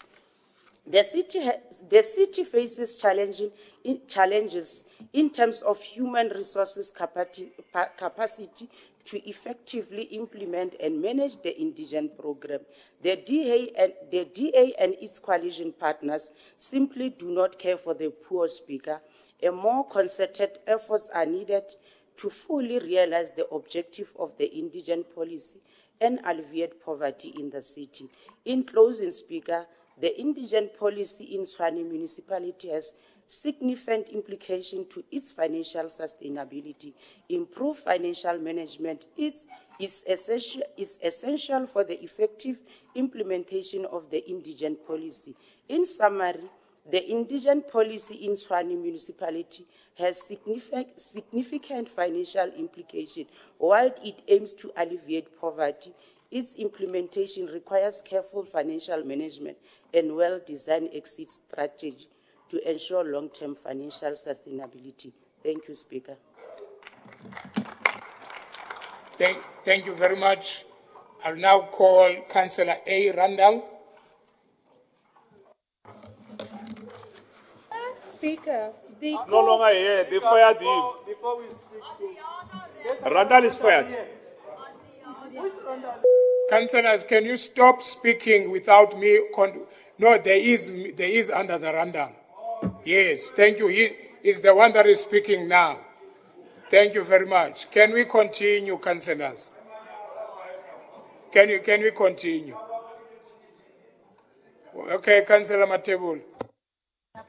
Speaker, you know, we were promised. What are you speaking on? Point of information, point of order. You can't just speak randomly. I'm rising on a point of information, Speaker. Speaker, I just want to remind you that this council convened and passed a motion of, what is this? Insourcing of workers. There is a feasibility study undertaken by the Action SA. So, Speaker, I'm talking about council matters. Can you please allow... Can you continue to address me? Please address me. Protect me. So, Speaker, here in that motion, it said that we will get a response on the 1st of June. We haven't gotten that response, Speaker. We want to know what will happen into insourcing of workers. Is workers included in that budget, yes or no? That's what our question is seeking, Speaker. Thank you. Thank you very much. MMC? Don't you read? Yeah, Speaker, I rise on a point of order that we are still on an item on debating this, the budget speech. Councillor Wannabe Obakin Ramabodu here has been speaking on the same item more than once. And the rules say that you cannot speak on an item more than once. He's been speaking, I think, for the 4th time on the same item. Can you please bring order to this, Ramabodu Wannabe? he will never be the leader of the EFF. He must relax. Thank you very much.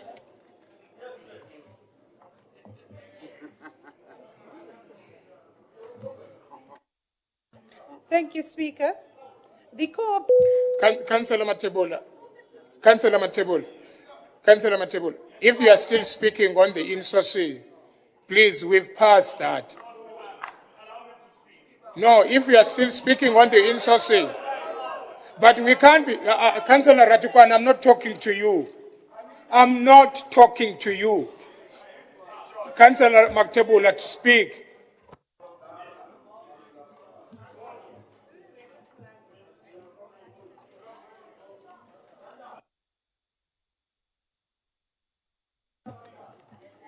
Other Randall.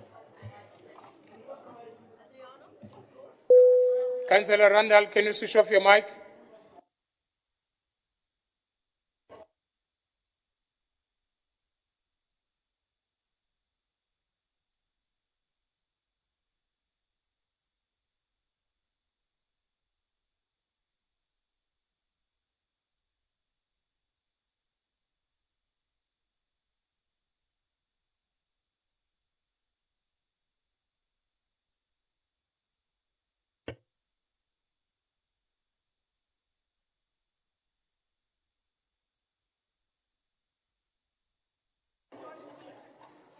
Thank you.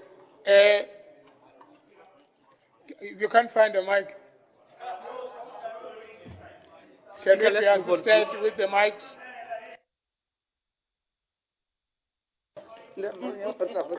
It's this thing. Speaker, yeah. Speaker, we are on an item where a budget is being debated. My question is not outside the budget. It's reflecting exactly at the budget. Because we were told in this council, and it's a council matter, it must be discussed in this house, Speaker. We were told that on the 1st of June, we are going to get the result of the feasibility study. Once we get that, we will know whether insourcing will take place or not. We want to know into this 2023-2024 budget, is insourcing involved or included? That's what we are asking. What is difficult with answering that, Speaker? Thank you, MMC. MMC. Don't be like that. You don't, no, you don't, Council, MMC, you don't speak if I didn't recognize you. Be disciplined. You don't speak if I didn't recognize you. Councillor Matebula, number one, wait, Councillor, please. Number one, Councillor Matebula, you can't repeat yourself discussing one thing or saying one thing at a time. So we must stop that. The report, wait, Councillor, I'm responding. I'm responding.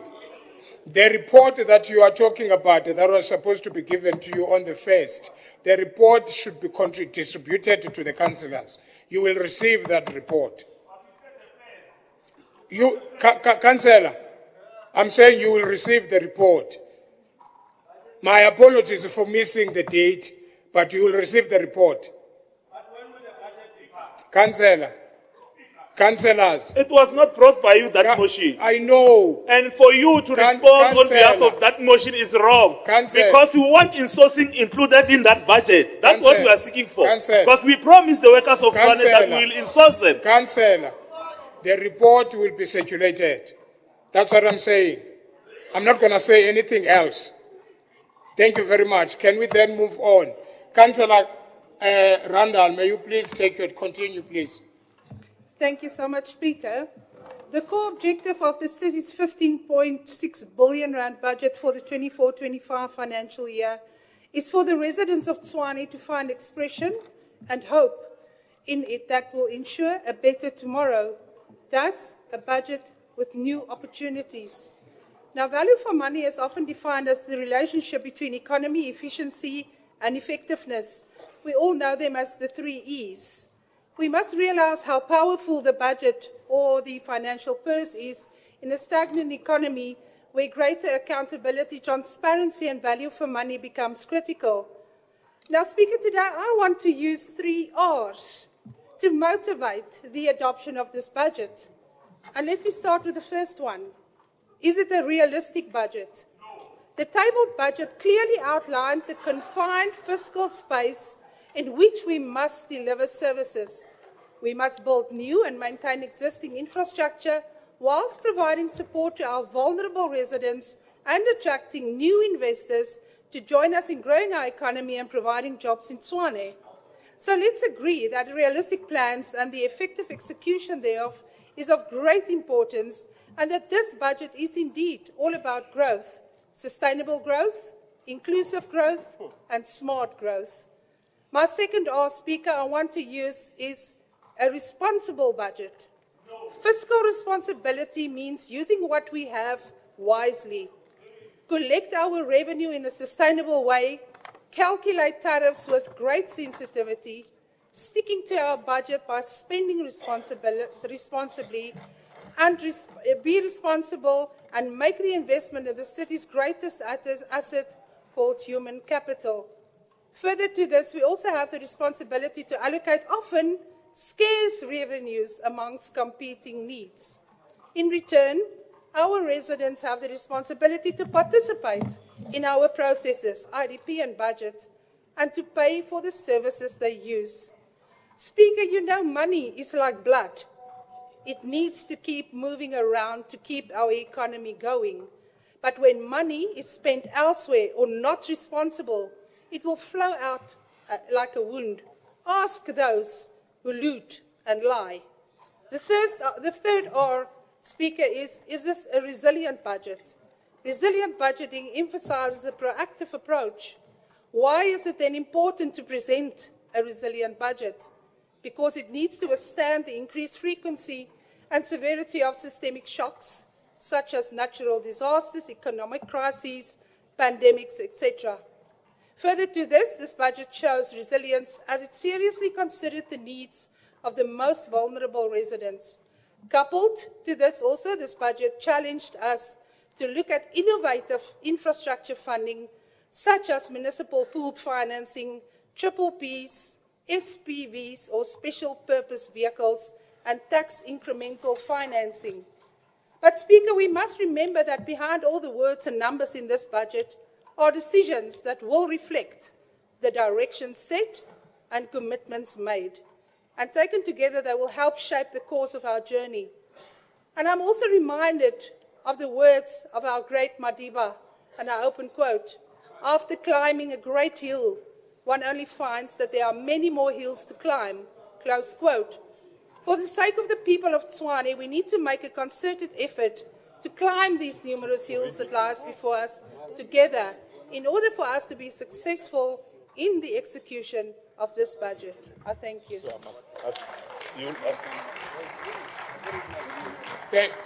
Thank you very much. Councillor Ratukan. Thank you very much, Speaker. Sorry, Councillor. Can I take the councillor there before you, please? Apologies. Speaker, thank you for always ignoring my hand. You always do that. I don't know why. But there's a crisis, Speaker. I'm from the bathroom. The toilets are not working, and there's no water. So can you come up with a solution, please? Okay, thank you for notifying us. And thank you, councillors. I did inform you that we do have a crisis.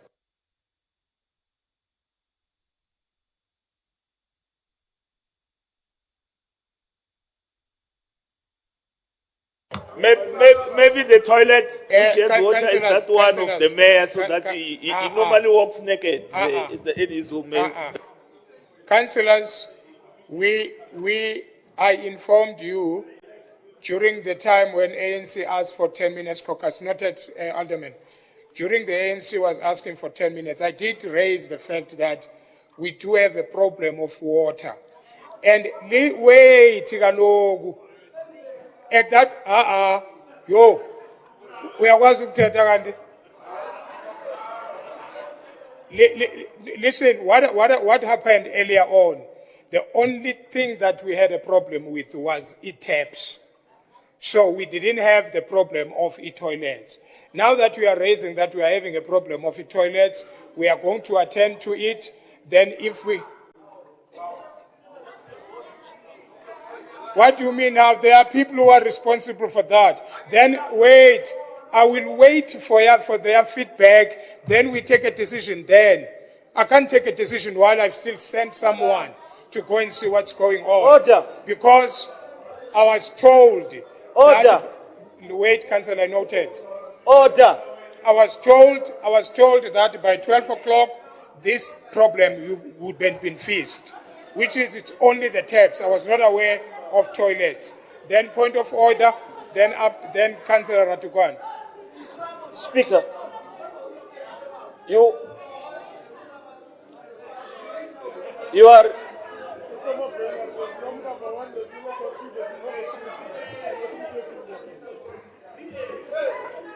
Listen, councillors. Councillors.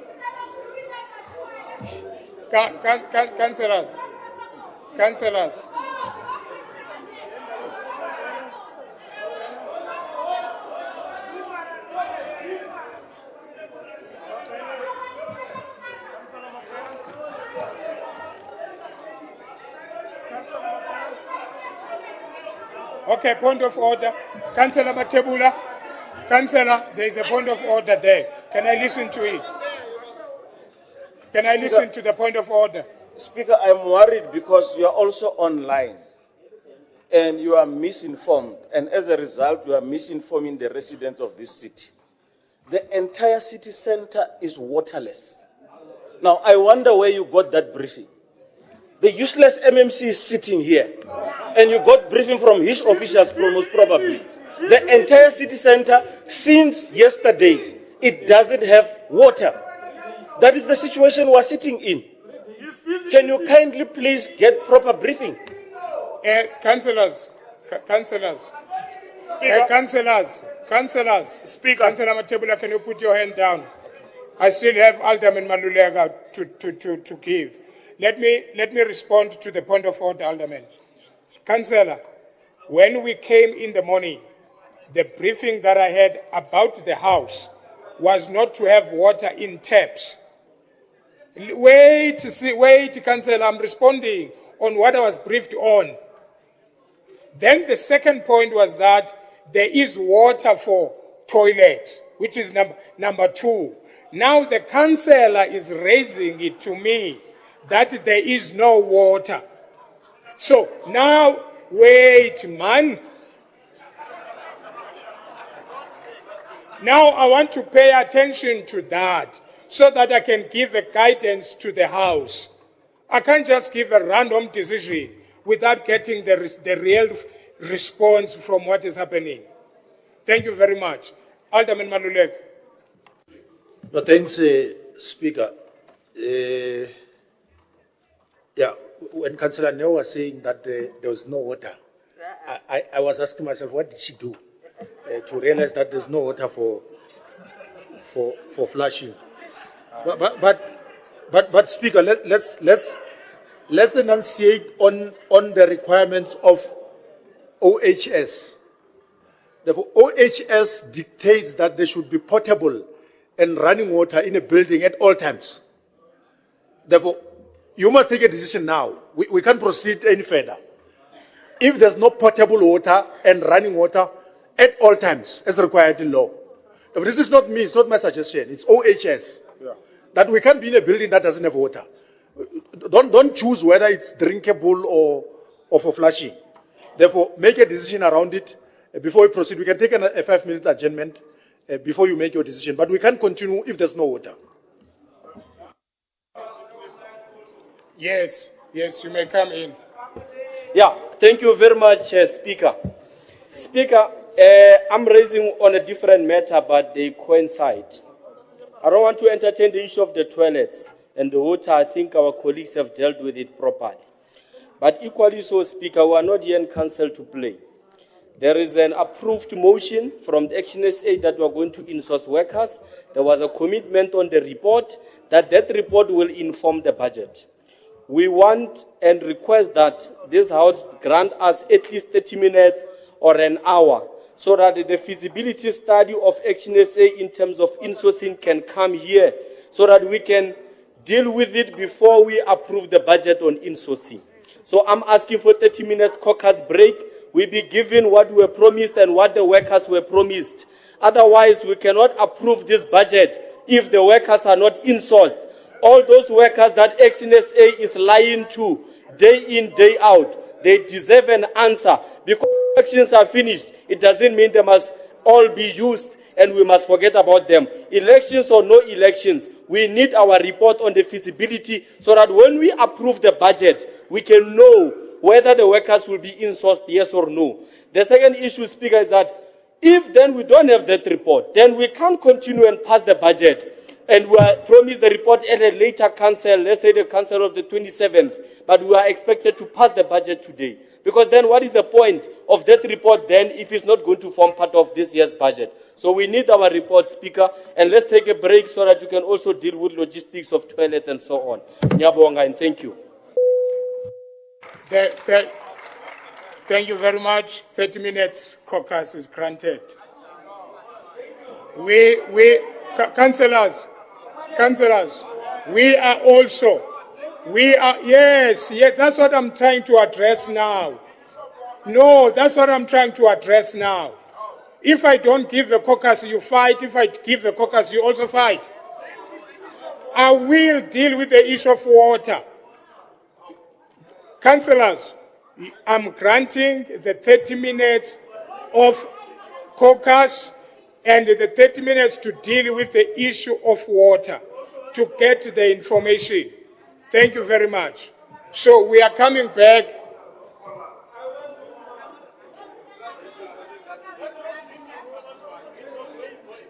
In other words, why don't we also just take lunch? Yeah, let's take lunch and come back at 1:30. Plus 30 minutes caucus. Then we are coming, wait, councillors. We are coming back at 2 o'clock. There is 30 minutes caucus that was asked, and I granted. So we will be back at 2 o'clock.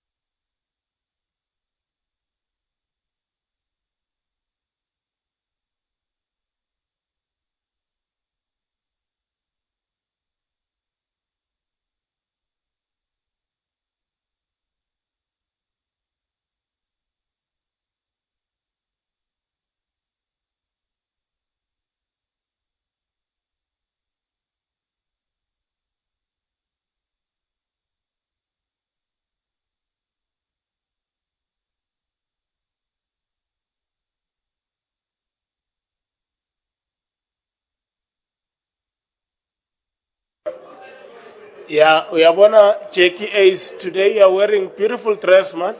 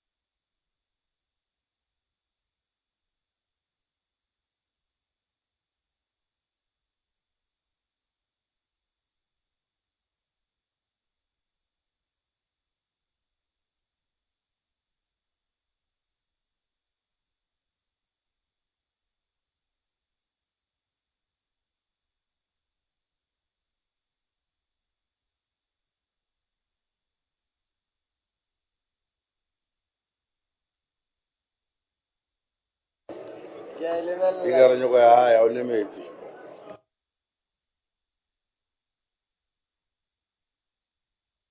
Re palla go ya toilet ba. Go sele go toilet.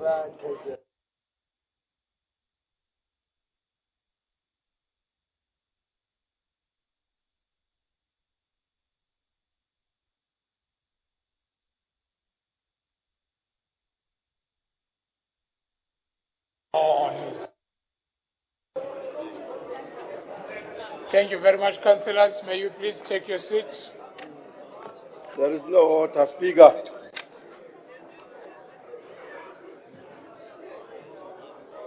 No, he's there. Speaker, can we start? We are pressed and there's no order here.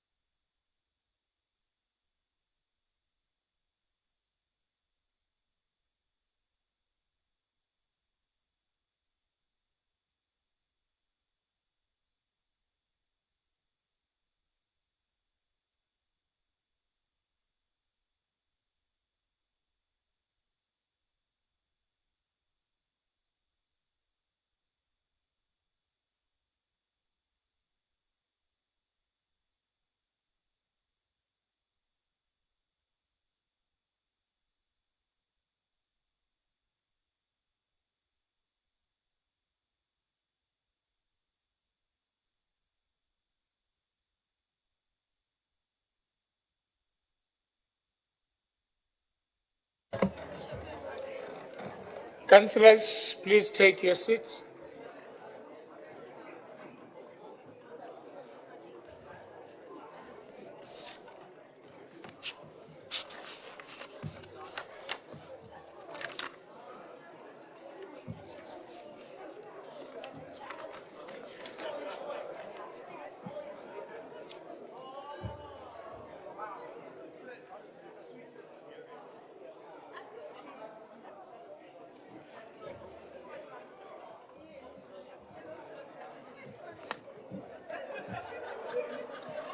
Thank you very much, councillors.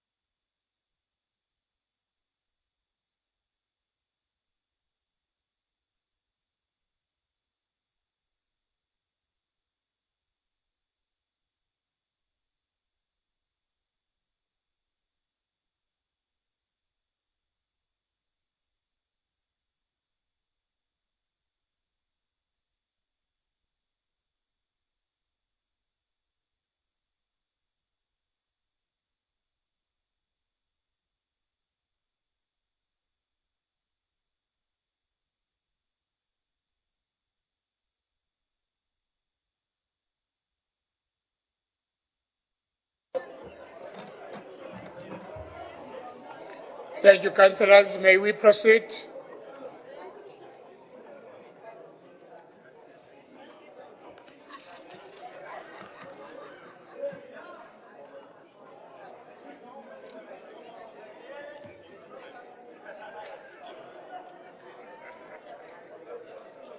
Councillors, let me give a feedback on the water issue.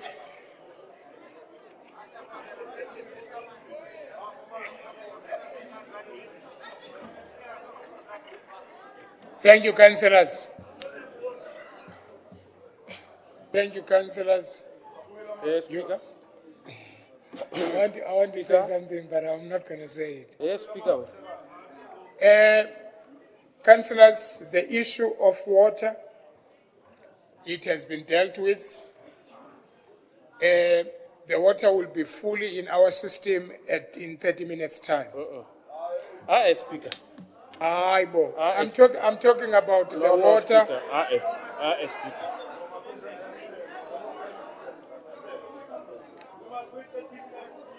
Speaker. Speaker. Let's wait for 30 minutes. The one be water, Speaker.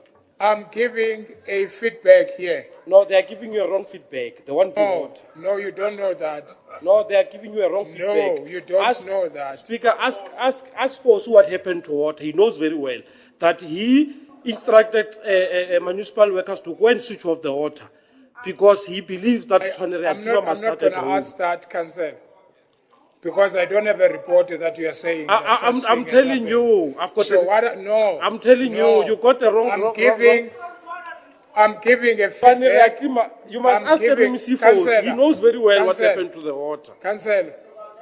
Fosi, our Fosi Councillor, I'm giving you a feedback based on what I've asked, that give me time to find out what's going on. I'm giving you a feedback to say the water has been dealt with, but it will be in our system, in the building. I'm not talking about the whole Tshwane. I'm talking about the Tshwane house. The water will be in the system in the next 30 minutes. Yes, Councillor. We can take another 30 minutes. Speaker, I've seen a letter making rounds that suggests that the water is not in the building, that the employees are released. I'm not sure whether the information you have is actually either misplaced or not, because employees are released. There's no water in the building currently.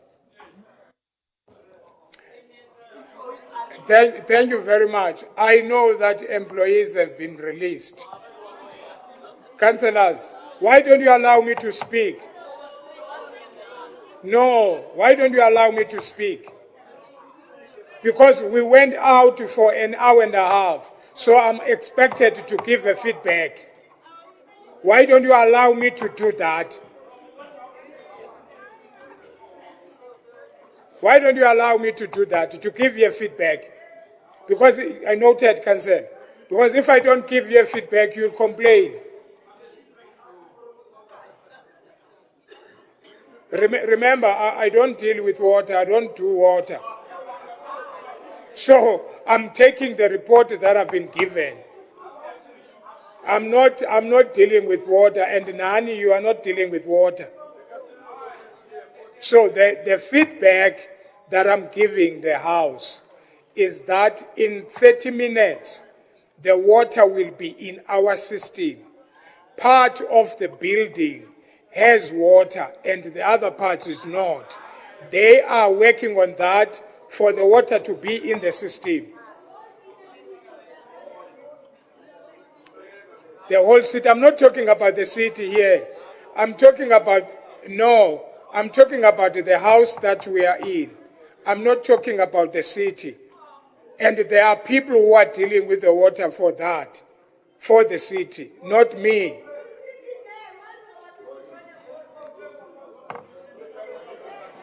Alderman Malulek. You are playing, Speaker. You are playing now. No, thanks, Speaker. We understand what you are saying, Speaker, but I can assure you that somebody lied to you, right? Then let's establish the way forward. There's no water in terms of what I explained to you, what OHS says. Because I can read verbatim what is written in that letter of employees. It was quoted from the Act. Then let's agree there's no water. If there's no water, we can't be in the building. No. There's no water, we can't be in the building. What do we do? Let's devise a means of trying to adopt the budget because of the issue here is about the budget. What do we do if there's no water? We can't be here. If there's no water, if water is going to come in the next 30 minutes, we'd rather adjourn again and wait until water comes. Therefore, let's agree what do we do. Because there's no water and the Act says there must be regular water, running water. There's no running water now. Therefore, we're not sitting in this meeting if there's no water. But we want to work with you. Let's devise a way of making sure that there's a discussion amongst parties. What are we going to do in the event that water is not going to come in the next 30 minutes? But if you're arrogant, it's fine. They can be arrogant, it's okay. But we're not sitting because of OHS says we can't be here. Because we can force everybody out, including that MMC of community safety who doesn't understand his role. That old Madala there, the corner there. He works with people of community safety. Those that must chuck us out of this building if there's no water here. That old Madala is desperate for budget. He forgets about our lives. They matter, our lives matter here. Thank you very much, Councillor Matebul.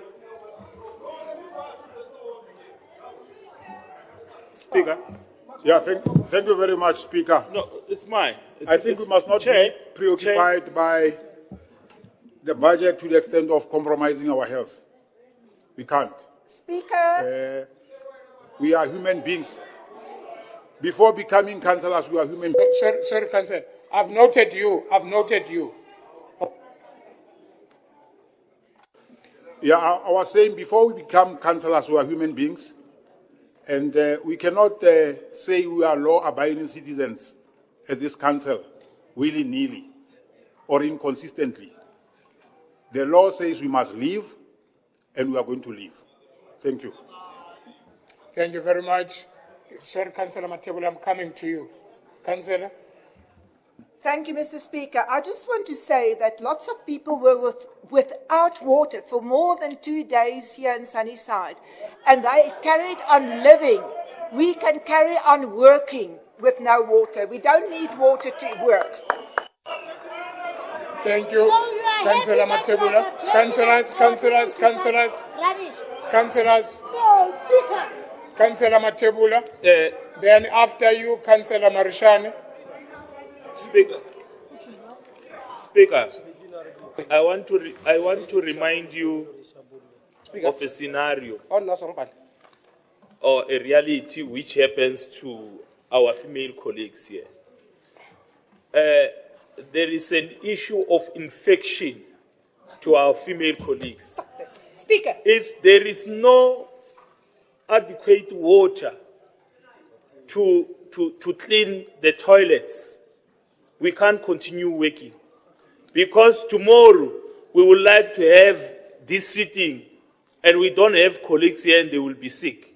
So, Speaker, please, as much as we released the workers, that indicates that there is a crisis.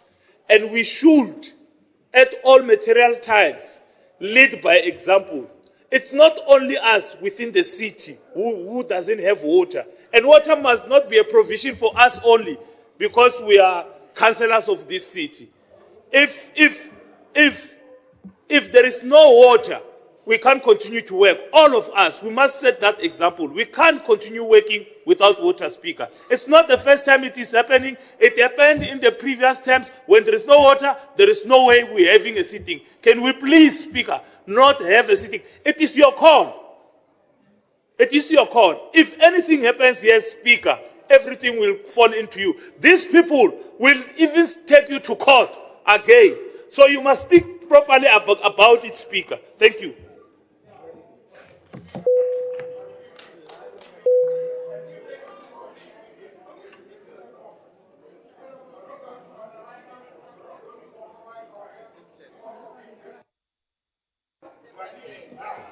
Councillors. Speaker, point of information. Speaker, the legislation being referenced comes out of the Facilities Regulations of the Occupational Health and Safety Act. The Occupational Health and Safety Act governs the relationship between employees and employers. Councillors are not employees of the city, and thus the provisions around drinking water do not apply to us. Thank you.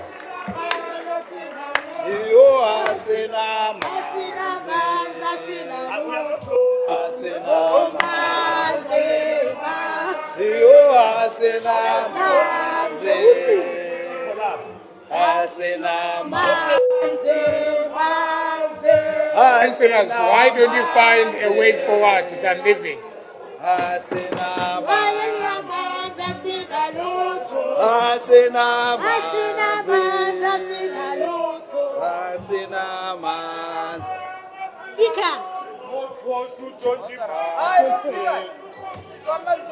We would also like to inquire if the fire sprinklers are working now in this condition, because if this place burns, we're all going to be corpses.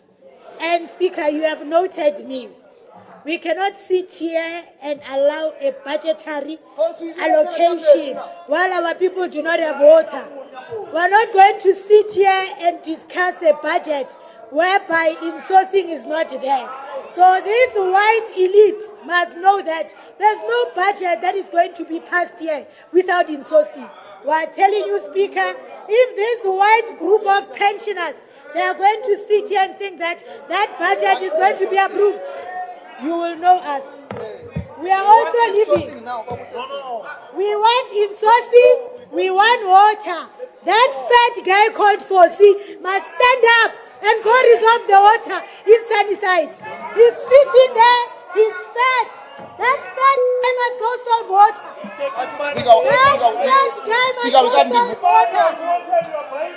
Speaker, we can't be bullied by people here. That fat guy must go We can't be solve bullied water. by people here, You Speaker. are fat for nothing. What resolve water? Bloody elitist. We are forever eating here. Our people don't have water. You are Speaker, we can't be bullied by people who are defeated by MK here. Councillors, who claim our people, they were fourth year to MK. They must go. councillors, can I have your point of order, please? No, thanks for the opportunity, Speaker. Speaker, here we are dealing with the people who are not progressive. They should just go if they want to go. They are not representing anyone in here. They choose to go all the time. So let them go out without wasting our time. We have a budget to approve. City is standing still because of them. Can you please proceed, Speaker?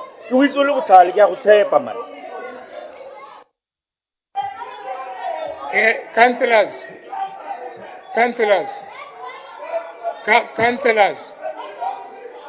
Councillor Matebul,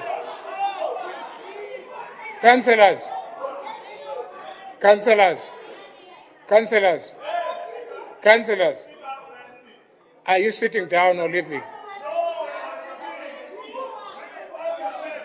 I'm not gonna, listen here, listen Matebula, listen, Matebula, listen. I only speak with the whips. You couldn't even give me a space to give the full feedback. No, listen. In future, listen. In future, you must listen. Because you didn't give me space to speak. You didn't give me the space to speak before you decide to leave. Because I was about to call the whips to get a decision. What is it that we must do? But you are howling for no reason. If you are leaving, then do so. But Speaker, it's not like we are leaving because we want to leave. We are following a statute here.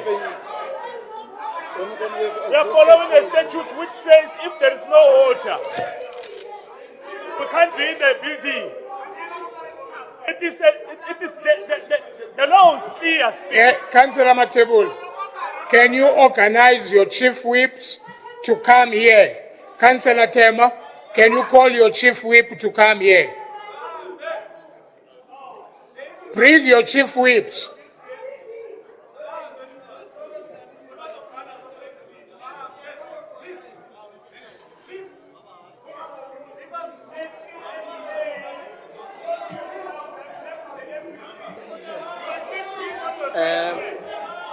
Mara, why go bolela di 9% parties?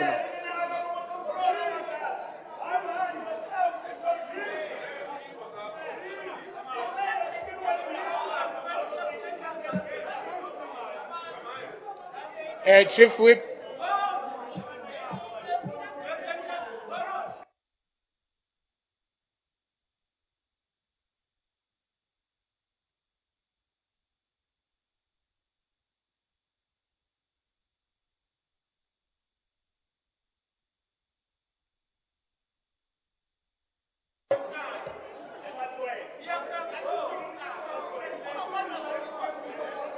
Can all the whips of the political parties to come forward? All the whips of the political parties.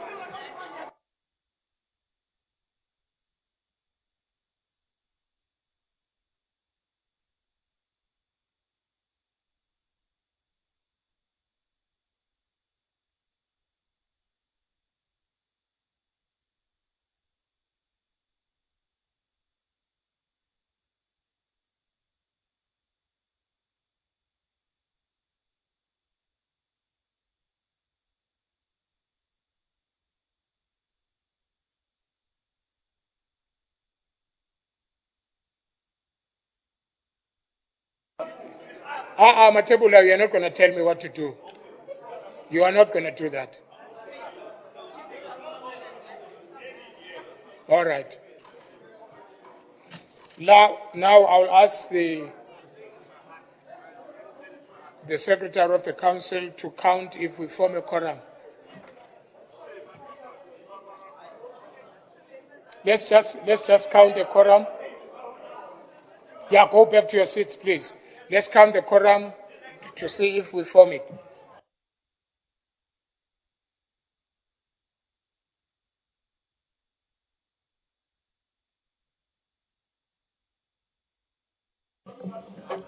Speaker,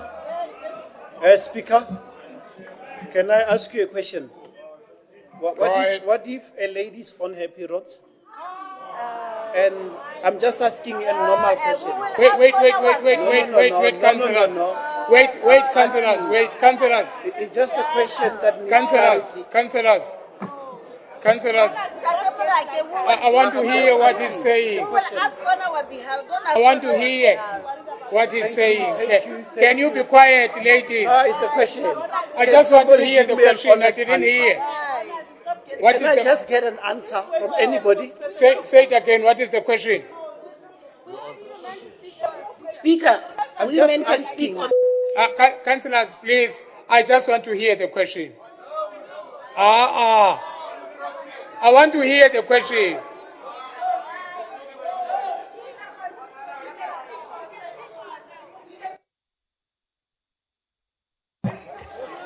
What if a lady is on her periods? I'm just asking. And there's no one. I don't have a preview on periods of ladies.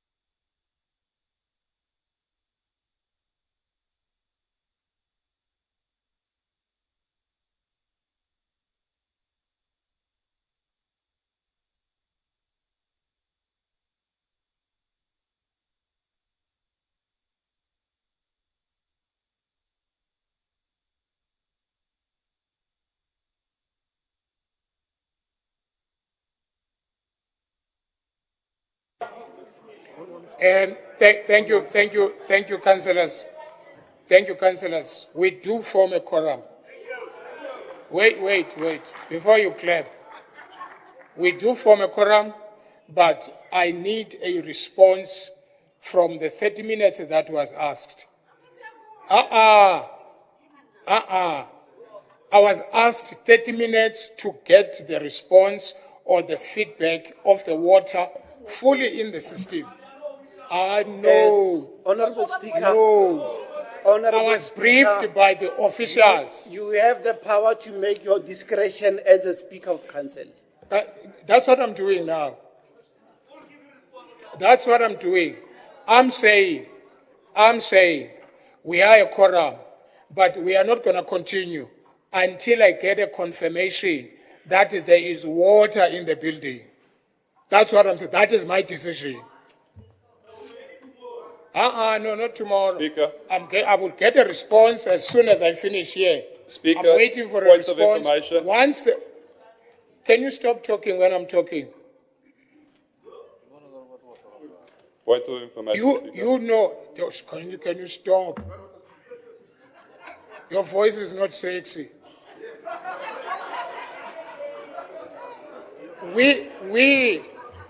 Listen, councillors. I'm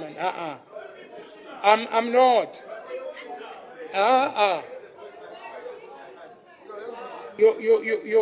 You don't differentiate between emotional and joking.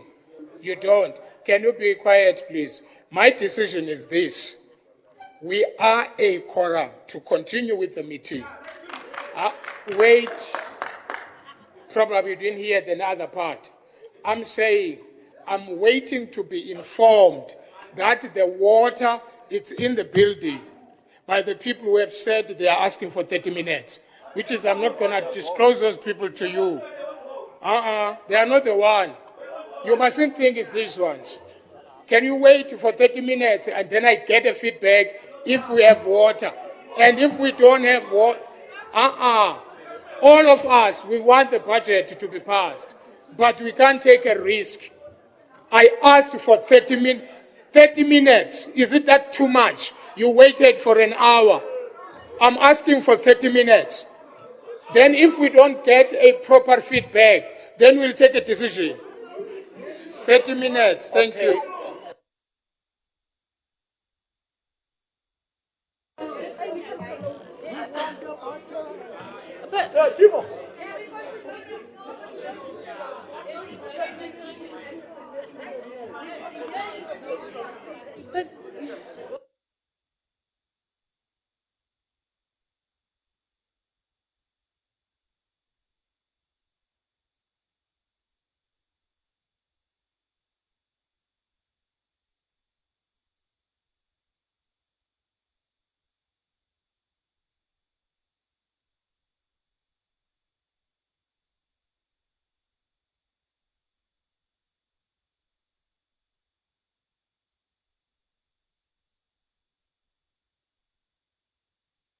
Uncalled for.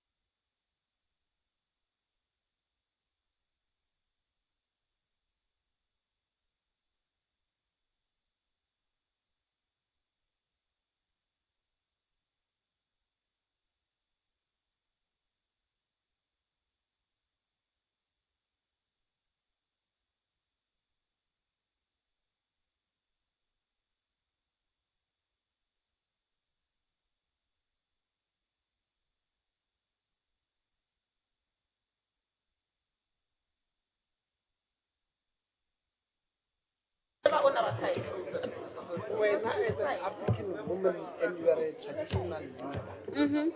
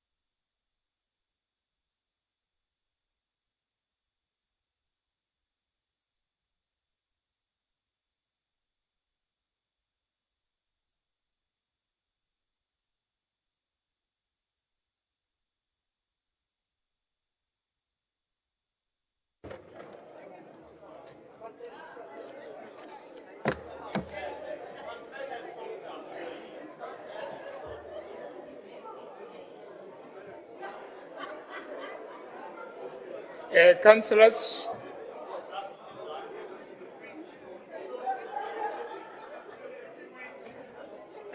please be seated.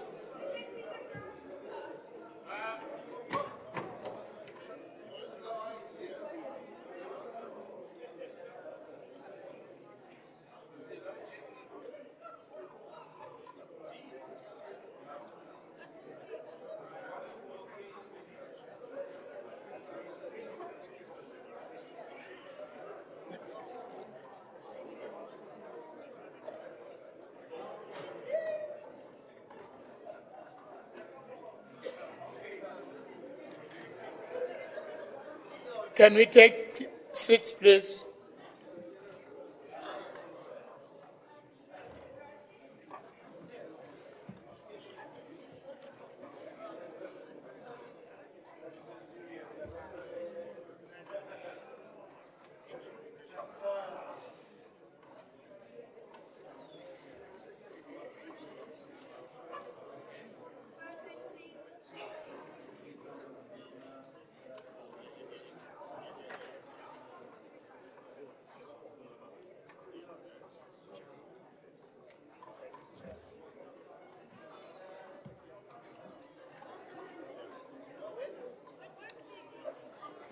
Thank you very much.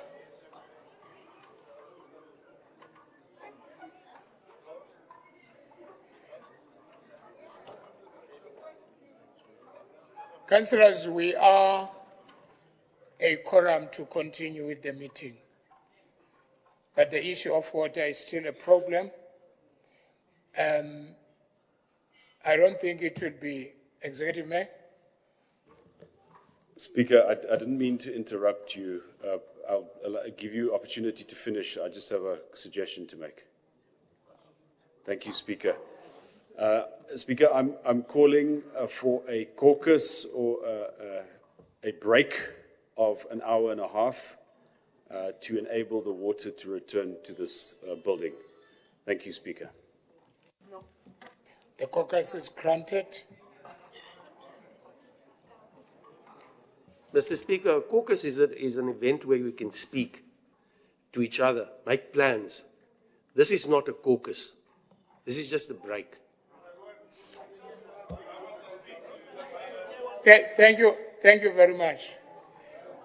The mayor said he's asking for a caucus or a break of 1.5 hours, and I am granting that.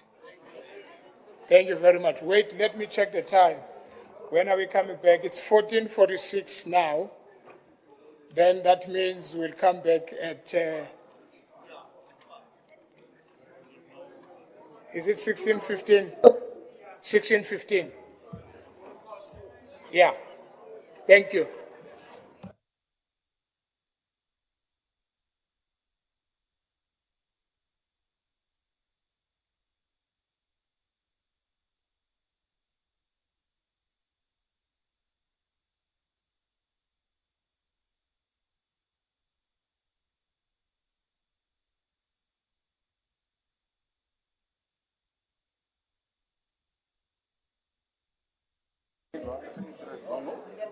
What does the chief whip say? I can't hear. Please don't leave me.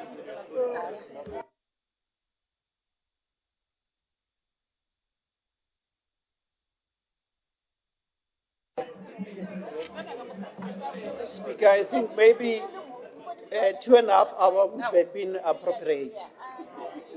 2.5 hours, not 1.5 hours.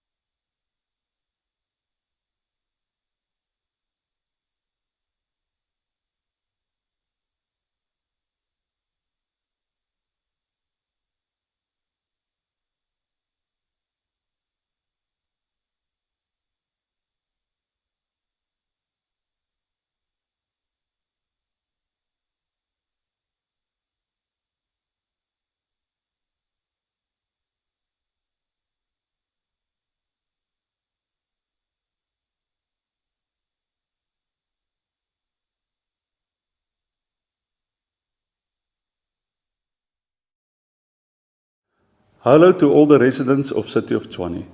My name is Meinhard Ferreira and I'm here on this short video to assist you with the COT's TID rollout. This is where we convert meters from STS1 to STS2. Well, I can tell you that the City of Tshwane have tested all meters that we have in our possession from 2005 onwards, and those meters all successfully converted to STS2. What about previously bought tokens? It is very important that if you still have unused tokens that you did not load on your meter, that you do load these tokens on your meter, as they are STS1 tokens. And once your meter is converted to STS2, the meter will not accept the STS1 tokens. So please load them before going through the process of converting to STS2. Now, converting STS1 meters to STS2. How will the meters be converted from STS1 to STS2? And on the system, all the meters in that area convert to STS2. So when you purchase your next voucher for electricity, the system will automatically issue you, instead of one token like you normally get, you will get 3. The first 2 tokens are engineering tokens. These tokens are generated to convert your meter software from STS1 to STS2. You have to load these 2 tokens successfully. So you're going to start with the one on the top. It will be marked as the key change 1. You're going to load that until your meter says successfully loaded. Then you're going to continue to the second key change token. The same process there. If all 2 tokens are successfully loaded, your meter is now successfully converted to STS2.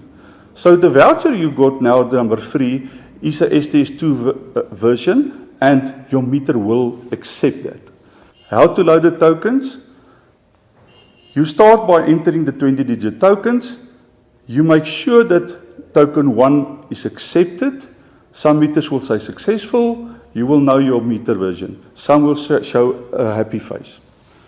Other meters will say successful or failed. So you load both tokens until successful, and then you load your power token. We have contact details. We have put dedicated people in our offices. There's email addresses, cell phone numbers, and landline numbers. Log a call with us on the contact details if you are struggling, and we will be with you as soon as possible. City of Tshwane budget process.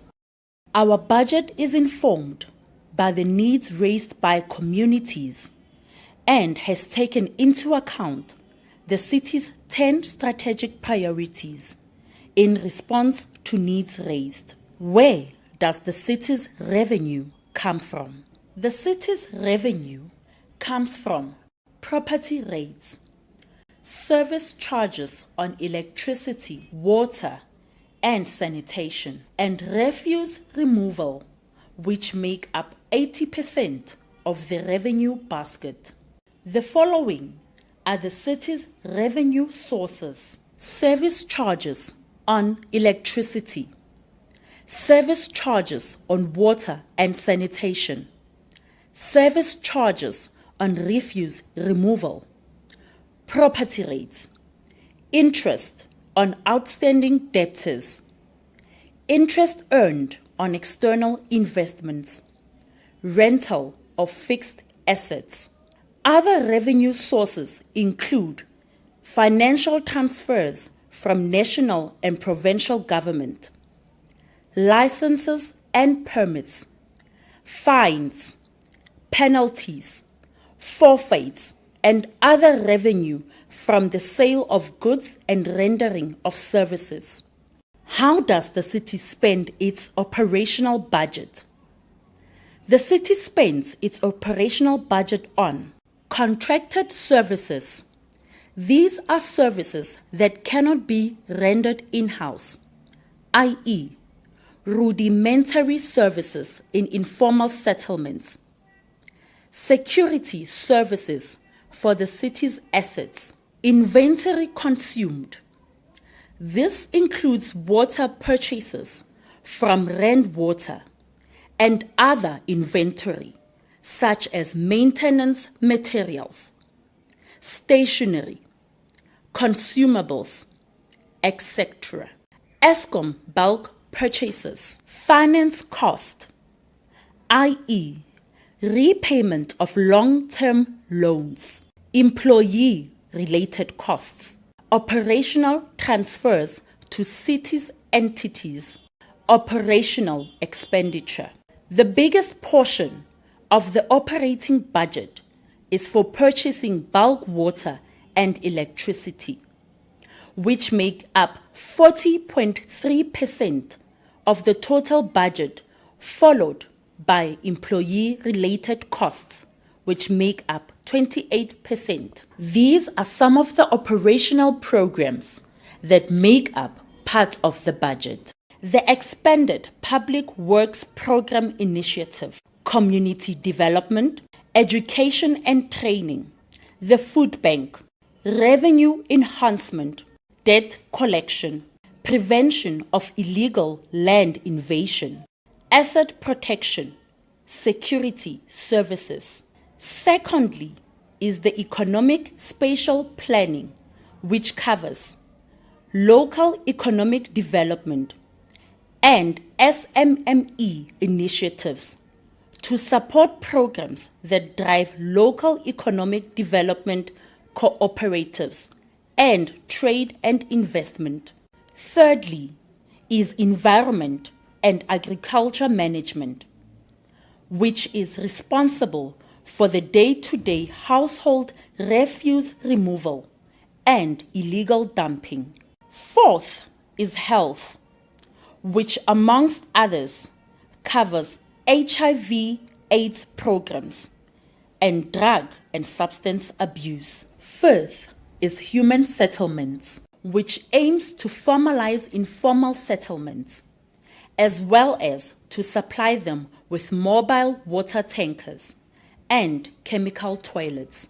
Sixth is regional operations and coordination, which focuses on repairing and maintaining infrastructure and community facilities in all 7 regions of the city. Seventh is roads and transport, which covers the provision of public transport, such as the Tshwane bus service and the Arieng operations. Eighth is utility services, which is responsible for electricity reticulation, power stations, connections and disconnections, water purification works, wastewater purification, and reservoirs. The city also makes provision for the capital budget to fund major projects.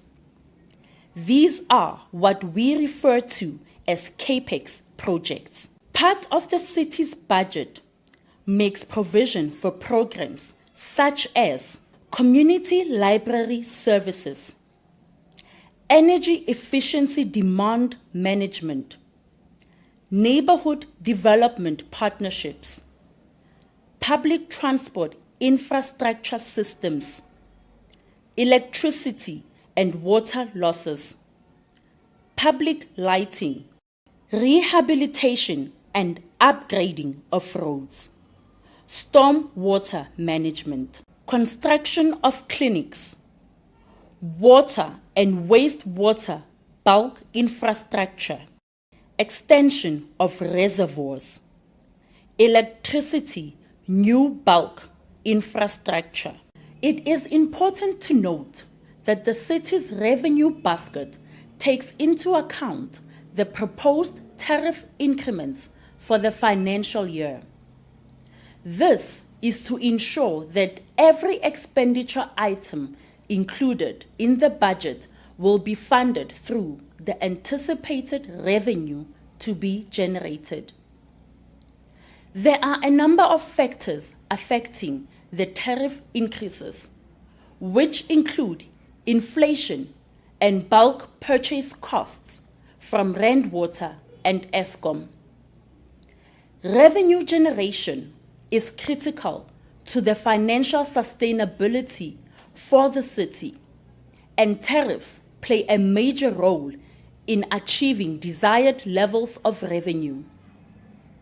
It is therefore important that all consumers of services honor their obligation towards the city in terms of payment of consumer accounts to ensure that the city is able to generate revenue to continue to render services.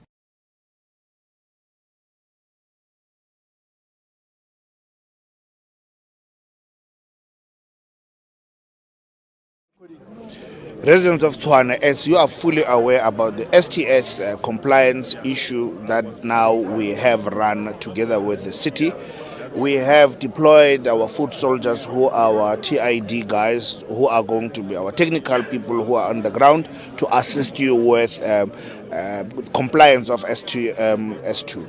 However, when they get to site and find that you have illegally connected through electricity on our meters, you will be penalized. Criminal cases will be launched against you, and to a certain extent you won't be able to be compliant, or your meter won't be upgraded solely for the reason of that you have breached your electricity. So to all those residents who have breached their meters, I invite you to come to the city, sit us down, have an arrangement so that you can be able to pay the fine or even the debt that you have incurred over the years, so that we can be able to get your smart meter upgraded to STS2 compliance, and you can be able to purchase your electricity. Thank you. Tshwane residents, if you have a prepaid electricity meter, it's important that you listen up. On the 24th of November, your meter will stop functioning. In other words, it will stop vending electricity unless you do the following. Region by region, the city of Tshwane is going and converting the back end of these prepaid electricity meters to STS2. That's just simply the new system. We will communicate exactly when your region, when your area will be open to the system. And then when you buy electricity, that same process, either the slip or the message you get on your phone, will generate two key changes.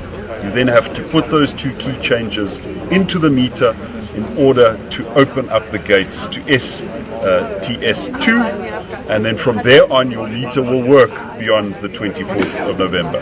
If there's any technical issues, we'll also be communicating the details of the team going around assisting, and we hope to bring the councillors on board and to make this as easy and as simple as possible. So we've just delivered the budget speech, which outlines what the budget is that will be tabled on Thursday in Council for the 2024-2025 financial year. This budget is focused specifically on core municipal services, which is the mandate of local municipality. We are looking at stabilizing our city finances, and within that deliver quality services in electricity, water, as well as waste collection, clean roads that are good to drive on and well lit. And therefore the majority of our budget is allocated towards that. We also have tabled the most reasonable increases in tariffs, with only a 5.9% increase in water and sanitation, 5% in rates and taxes, and the lowest that we could do under what we have received from our bulk service provider Eskom for electricity of 12%.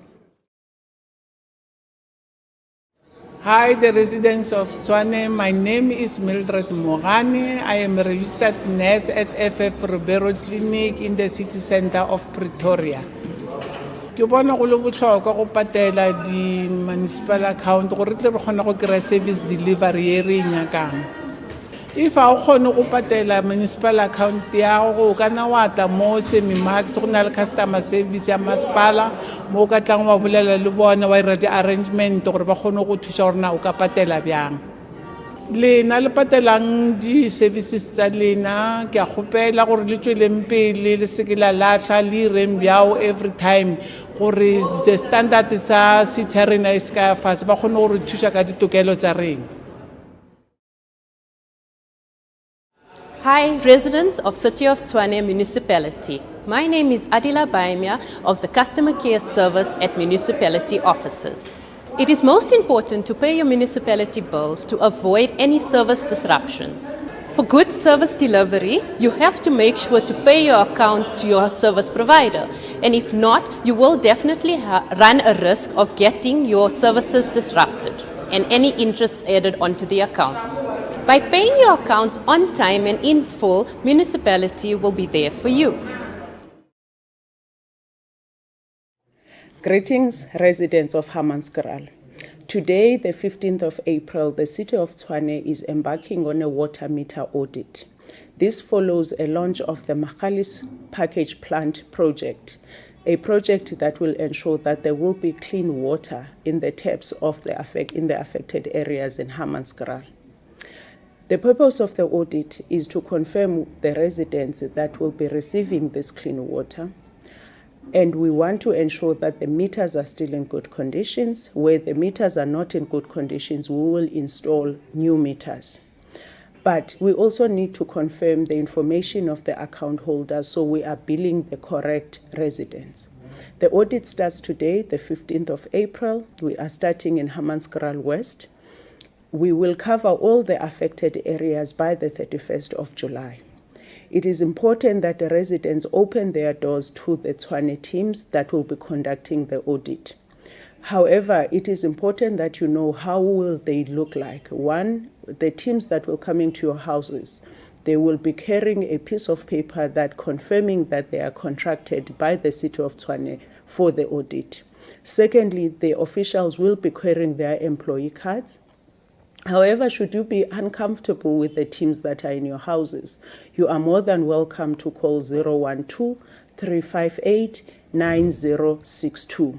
We urge community members to cooperate with this process.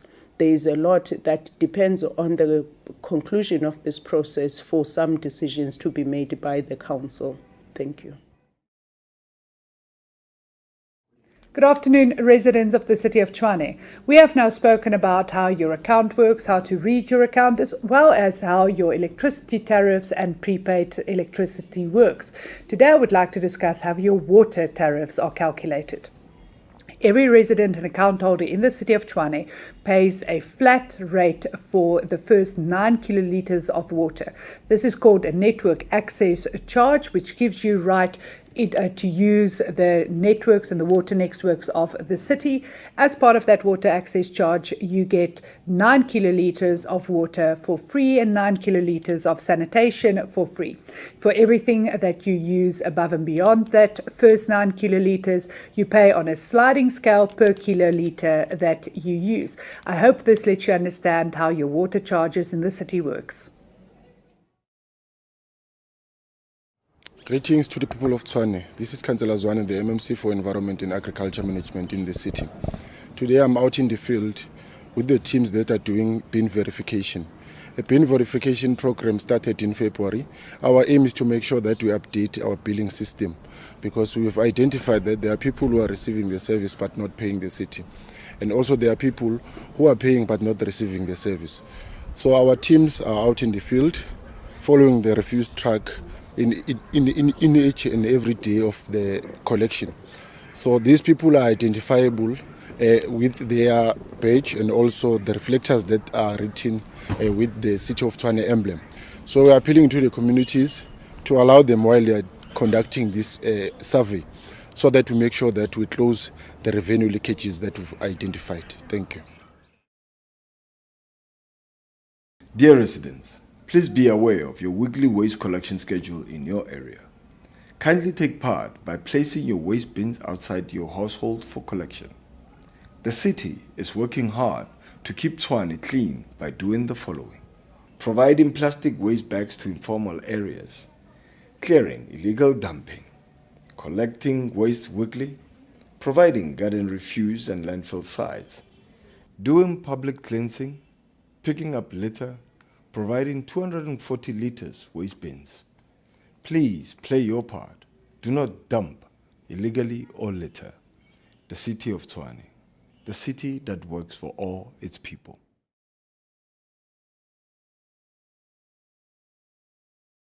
that Tshwane is one of the few cities that doesn't have a dedicated public lighting team.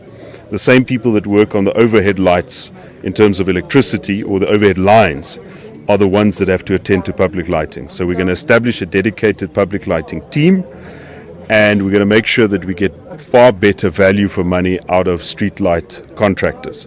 The third aspect of it is we want to look at solar street lights. We want to pilot a few solar street lights.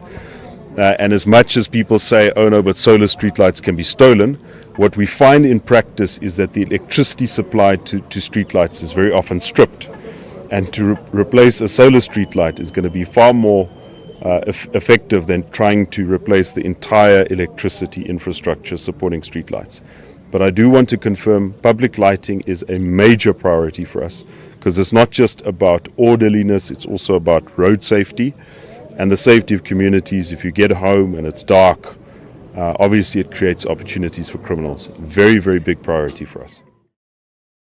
Buying our own vehicles is a way of saving money for the taxpayers of the capital city. It's a way of getting value for money.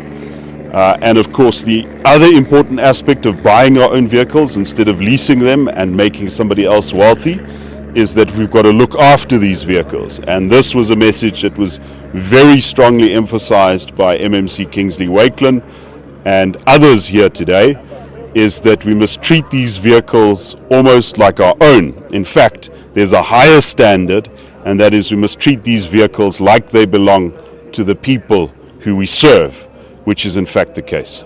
We now have dedicated vehicles for water and electricity to better deliver services to those regions. And then lastly, the important point is Tshwane Yatima has got vehicles which make sure that those who can pay do pay, and that we continue the financial recovery and build a capital city that works for all of its people. Greetings to the people of Tshwane. This is Councillor Zwane, the MC of Environment and Agriculture Management in the city. Today we are in Orchards on the rollout of a 240-litre bin program. For those who have lost their bins, for those who have broken bins, we are encouraging them to apply. One of our CAPEX funded projects is this one, the procurement of 240-litre bins, so that we make sure that everyone get a 240-litre bin, because it is big enough to contain the waste and it will help us to minimize the effect of illegal dumping. So we are encouraging everyone who has not applied yet to come forward and apply for a 240-litre bin, and it will be built on your services that you are paying to the city of Tshwane. Thank you very much. We are now here in Block L, Soshanguve, Ward 36, doing a litter picking. So a litter picking is a daily service that is highly performed by APWP and also our very little staff that is internal. We are also doing a clearing of illegal dumping, where we have a TLB and also a tipper truck to make sure that where the hands cannot perform the service, but we have enough machinery to clear the illegal dumping. Thank you very much. Greetings, residents of Tshwane. Today we are at Rooiwal. We are conducting oversight visit to the Rooiwal Infrastructure Upgrade Project, Phase 1.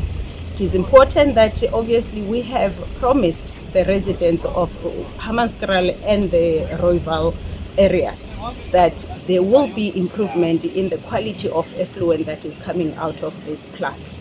Now, today what we have seen and what is giving me great hope is to go through the acceleration plan in terms of what DBSA has given us. We have appointed them to finish this work by March. Already the indications is that by November there will be work that would have been completed. Now that's a great improvement in terms of what we used to have in the city of Tshwane.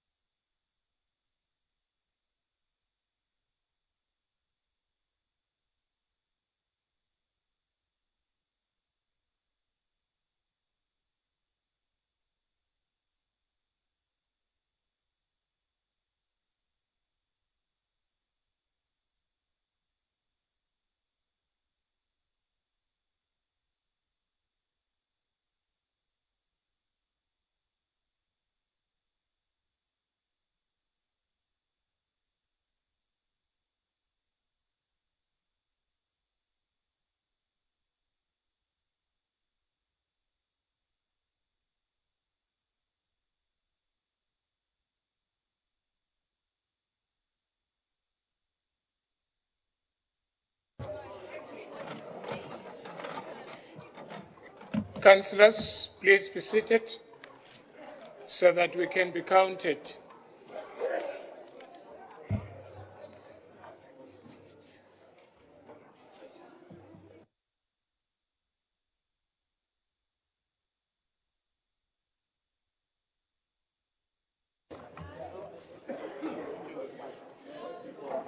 Executive Mayor? Sorry, Speaker. I wonder if you can just give some more time, because we indicated to the councillors that we will resume at quarter past 4. So just because I'm not sure if folks have gone to their offices and so on, just to give time for colleagues to return to council. Okay, thank you. Then we'll wait for 4:15.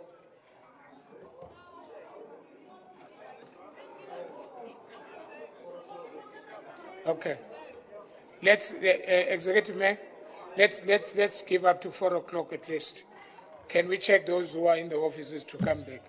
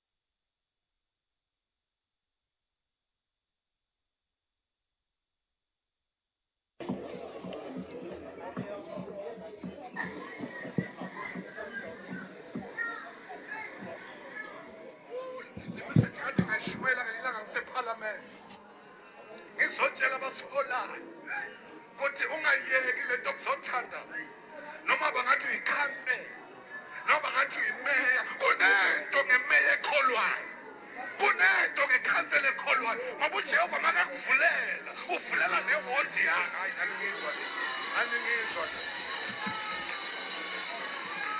mawukholwa when God gives a breakthrough uzonikeza ngisho nezisha zakwakho uzonika ngisho nomadada Thank you very much for the service. nedada lakwakho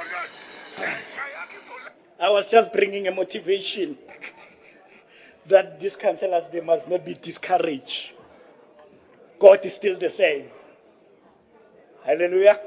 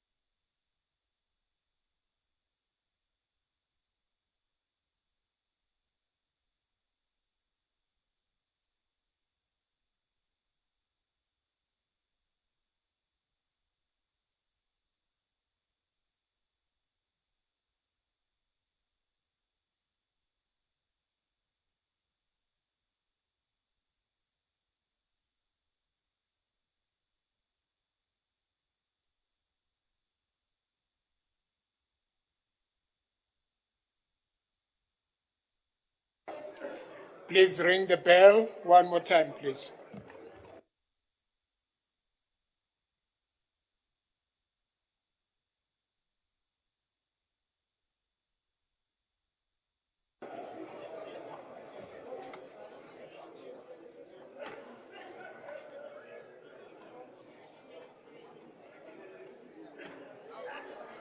Take your seats, councillors.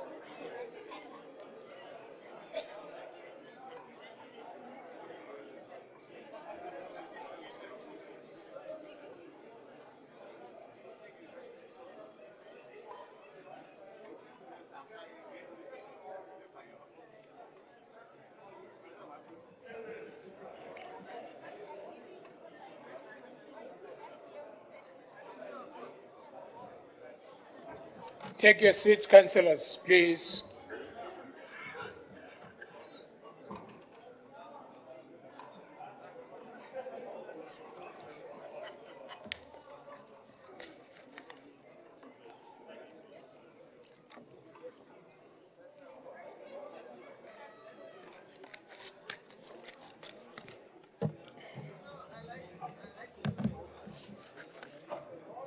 Pardon? No, allow them to sit. Councillor Makalen, please take your seat. Can we take a seat so that we can count, please?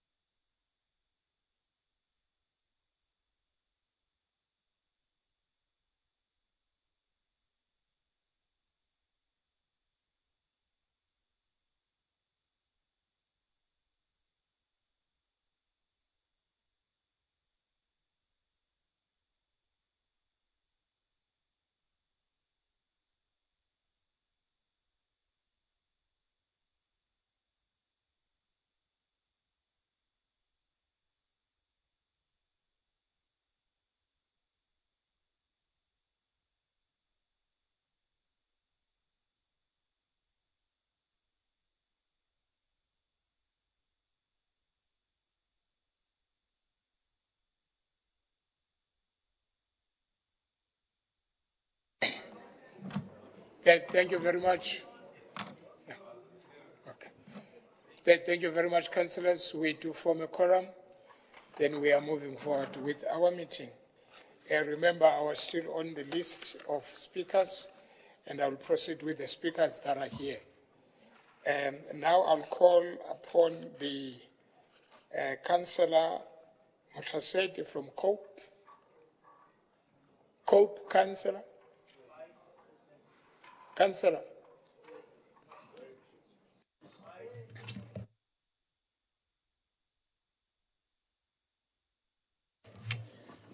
Honorable Speaker, I would like to applaud the MMC of Finance JKAs by taking a great authority in assembling a budget that acknowledges the needs of the masses of Greater Tshwane. Honorable Speaker, We have noted that the MMC highlighted where the local public funds needs to be spent in order to meet the needs of the society, which are water and electricity, road maintenance, and water and waste management. It is a clear view with the executive mayor. It is a clear view that executive mayor and the mayoral committee have mainly focused on balancing between the needs of the residents with the current financial situation of the city by forming mayoral charters, which are: 1, a charter to stabilize the city's finances and rebuilding the tax administration; 2, a charter to improve energy independence and ensure sustainable water and electricity supply; 3, a charter to ensure quality urban management and secure our assets. Informed by these mayoral charters outlined above, the budget was therefore formulated to ensure that funding is made available to execute the objectives set out.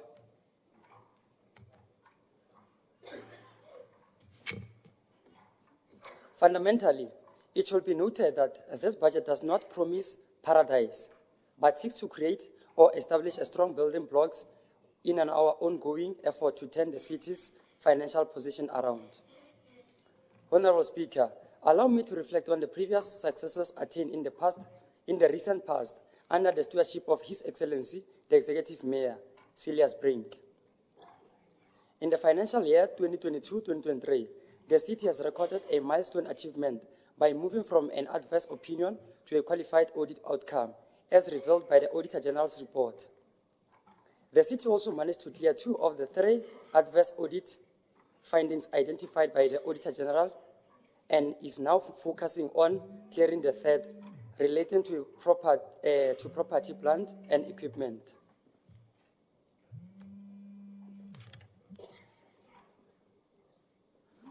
At the same time, the Moody's rating changed the city's financial outlook to stable, and Ratings Africa found that the city of Tshwane achieved the best improvement in financial sustainability of all metros in 2023. It's a clear fact that a budget is more than just a series of numbers on a page, and it's an embodiment of our values. Therefore, we believe with the tabling of a total budget of 50.6 billion, which consists of an operational budget of 48.3 billion and a capital infrastructure budget of 2.3 billion for the 2024-2025 financial year, and by using the mayor's charters as an instrumental barometer in overseeing the financial expenditure, the city will achieve 100% in all audit ratings for the current financial year. Honorable Speaker, King Solomon in one of his proverbs once said, when the righteous are in authority and become great, the people rejoice. But when the wicked man rules, the people groan sigh. Just like the righteous leader of the city of Tshwane, His Excellency, the Mayor. The residents will not receive higher increment on the rates and tariffs as compared to other metros, which is a great relief to the communities of city of Tshwane. As COPE, we are grounded on ethics. We do not support substandard acts like what happened in tender issues at Rooival Water Reservoir. With a further 150 million paid to Development Bank Agency for the project of Rooival Wastewater Treatment Works Phase 1 upgrade, we believe and hope that there will be a positive outcome in that project. Honorable Speaker, in keeping our city clean, there's 567.8 million which has been allocated for household refuse removal service and 111.2 million going towards clearing illegal dumpings. With this amount, we are expecting to see clean streets which will reduce or stop infection through uncontrolled dumping.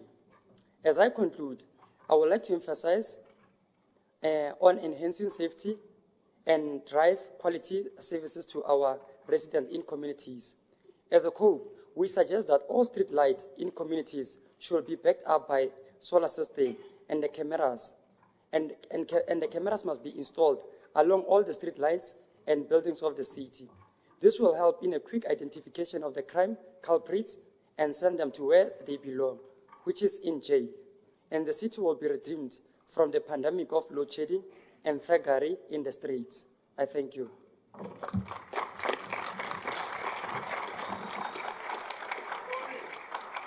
Thank you very much. I'll now call Councillor Mabuta from Good. Honourable Speaker, all protocol observed. When the MMC Finance tabled her budget speech, there was a hope that there will be a continuation of commitment made by her predecessor. Unfortunately, that is not the case. In order to make a sense of the tabled budget, Good had to make a comparison of what was tabled in 23-24 speech. Good note the increase in total budget allocation of 50.6 billion, though there is a minor increase on the capital budget. And this again compromised infrastructure investment. During 2023-24, prepaid procurement was allocated 62.1 million with the intention to procure 25,735 meters. This year, allocation has been increased to 75, but there are no clarity on the number of prepaid meters to procure and the areas identified. Speaker, there is no indication of how revenue will be unlocked to rescue the city. It is silent on the estimation of revenue to be generated from issuing 40,000 letters of demand. There is no proposed initiative on how revenue will be enhanced, how to grow the economy, how to attract investment to stabilize the city finances.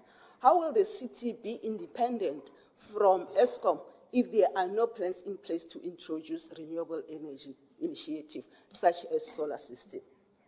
Speaker, debt collection has been allocated 156.2 million, and it's also very concerning.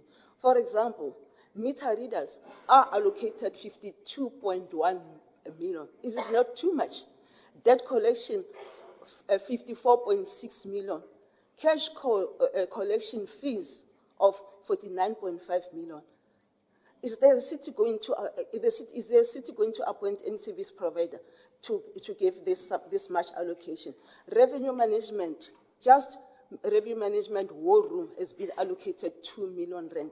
Considering all the problems that we do have on our system, on our creditors system.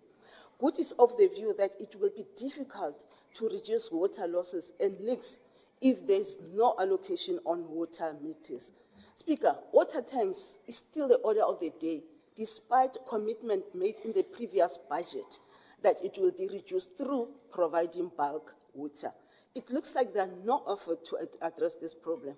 Residents of Ward 13, Tshwane View, still has no water and no water tank that have been provided, and is forcing them to buy water.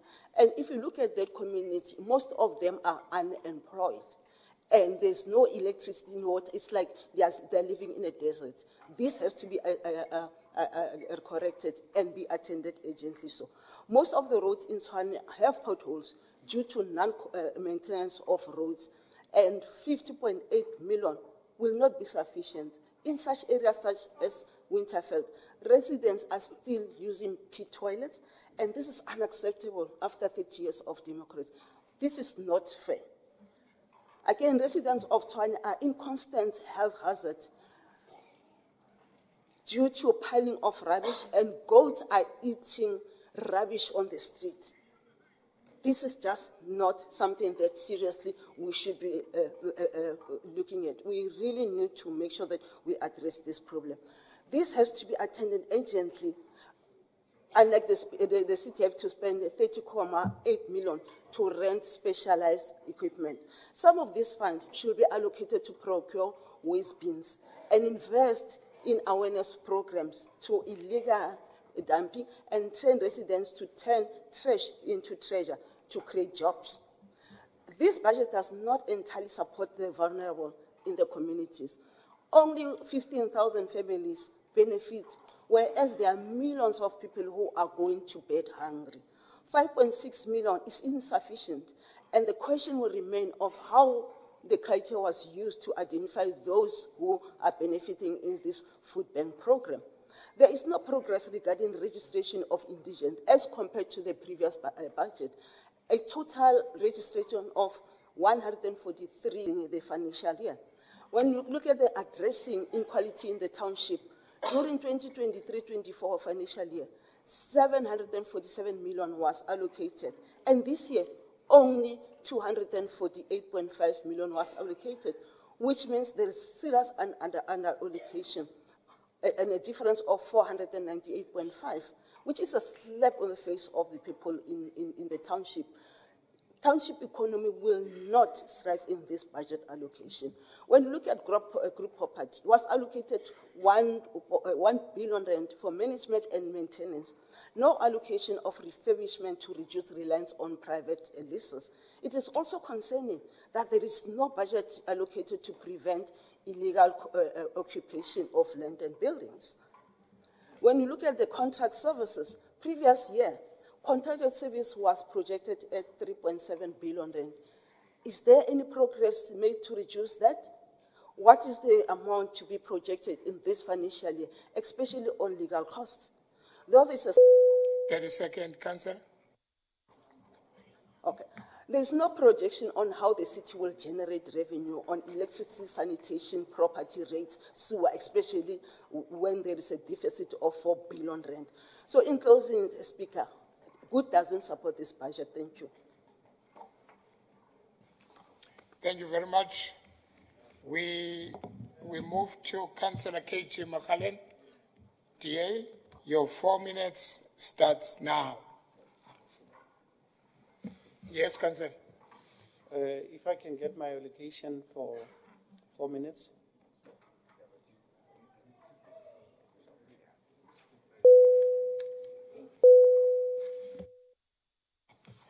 Councillor, on my list, it's written there is no speaker from ACTP.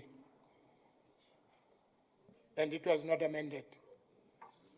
So I don't have a speaker from ACTP. It can be corrected now. No, we can't, because I've long passed ACTP. If you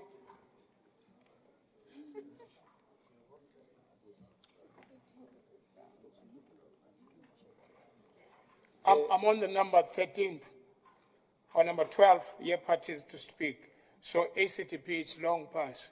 So I can't go back. I'm sorry, Councillor. Yes. Mr. Speaker, we've been sitting here for hours waiting for deficiencies in the running of this building to be cleared out. I really don't see why there's going to be a problem to allow a speaker a 4-minute speaking opportunity. It's not going to kill anyone. It is a budget speech, and I would like to have everybody have their say. That is the most important budget or most important decision that is ever taken in the year by this council. Let the person speak, please. Thank you. Thank you very much. I don't have a problem with that, but in future, don't say you don't have a speaker. So that you when you come here, you take an advantage to say you want to speak. Because I'm sure the office of the chief whip that do the list, they've contacted all political parties, and you declared that you don't have a speaker to speak from your party. But let me proceed with the remaining list, then I'll call you last. You'll be the last person to speak before the executive mayor. Can I continue with the list now?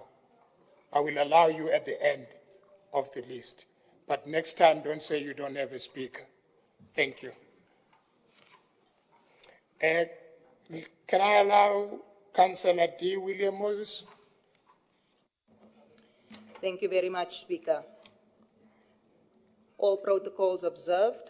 So I would just like to make mention that the Mayor and the MMC of Finance did state in both the State of the Capital as well as the budget that for the 2022-2023 financial year, the audit outcome has improved from adverse to qualified.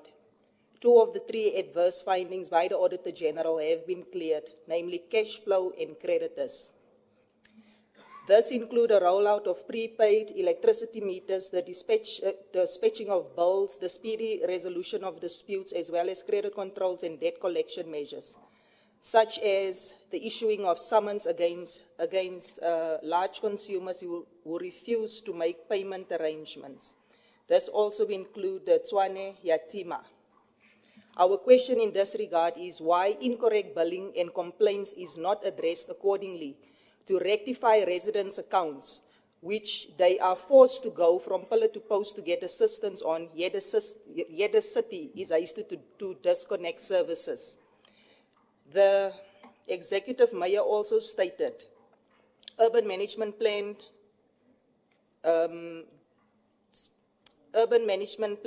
driving service delivery. Since the inception of this plan in November 2023, we have been very focused on cleaning and repairing our city by doing the following: cutting of grass, neatening public spaces, cemeteries, parks, etc. More than 12,000 potholes have been repaired. Various interventions were deployed, including pruning of trees, repairing equipment, and conducting proactive maintenance. We would like to know, as Patriotic Alliance, where were these services rendered when we saw residents taking initiatives to clean up cemeteries in our own communities due to non-service delivery? On the issue of potholes, which in some areas are manholes, like the streets, and infrastructure problems in places like Winterveld on Jackie Road, the M35 street next to Tsuwang Metro Rail crater in Soshanguve Extension 7, as well as road in Warreneck, M17 in Hibadeen, just to name a few. On street lights, it was stated that the city have partnerships with Santam for the CBD street light repairs, which commenced in May 2024. Yet our communities are thrust in darkness, which have increased robberies, assaults, and crime in our areas due to no street lights working. When will this be attended to, please, to give our communities peace of mind? The city have established 17 community upliftment precincts initiatives and concluded partnerships agreements with several organizations. Could we please be advised to whom and where this have been established to? The Auditor General report of the 11th of April 2024, with all the findings presented by the AG, it is clear that the coalition government in this city is running Tshwane down the drain. Instead of being transparent with the residents of Tshwane, the DA-led coalition constantly paints a picture that the situation and the trajectory that we are in is improving, but year after year, when we receive the AG report, we are worse off. Contrary to this, during the year, the public is continuously reassured that the coalition government, after 7 years, are on the right trajectory to rescue the city from the dire situation we are in now, that we were not in before they were in power. All is not in order. We are on a sinking ship like the Titanic. On all these media houses and social media platforms, the illusion of a well-run municipality is portrayed, where window dressing is done for the camera and a skewed picture of the current situation and the city abilities are projected. We understand due to the silly season of elections which have passed, no parties would want to have such a track record for their dismal performance at this time. If this city should fail today, we cannot recover from our assets 40% of our liabilities. That in ordinary commercial business would qualify as a failure and reason to liquidate. And the difference between business and this municipality is the coalition government survives from living from the pockets of the people of Tshwane. How much longer will the people allow them to continue? This is yet to be seen. We had a good indication on the 29th of May, Kenzie, in all provinces, countrywide. The IDP is intended to provide strategic direction and operational planning for the city for the term of office. 30 seconds, Councillor.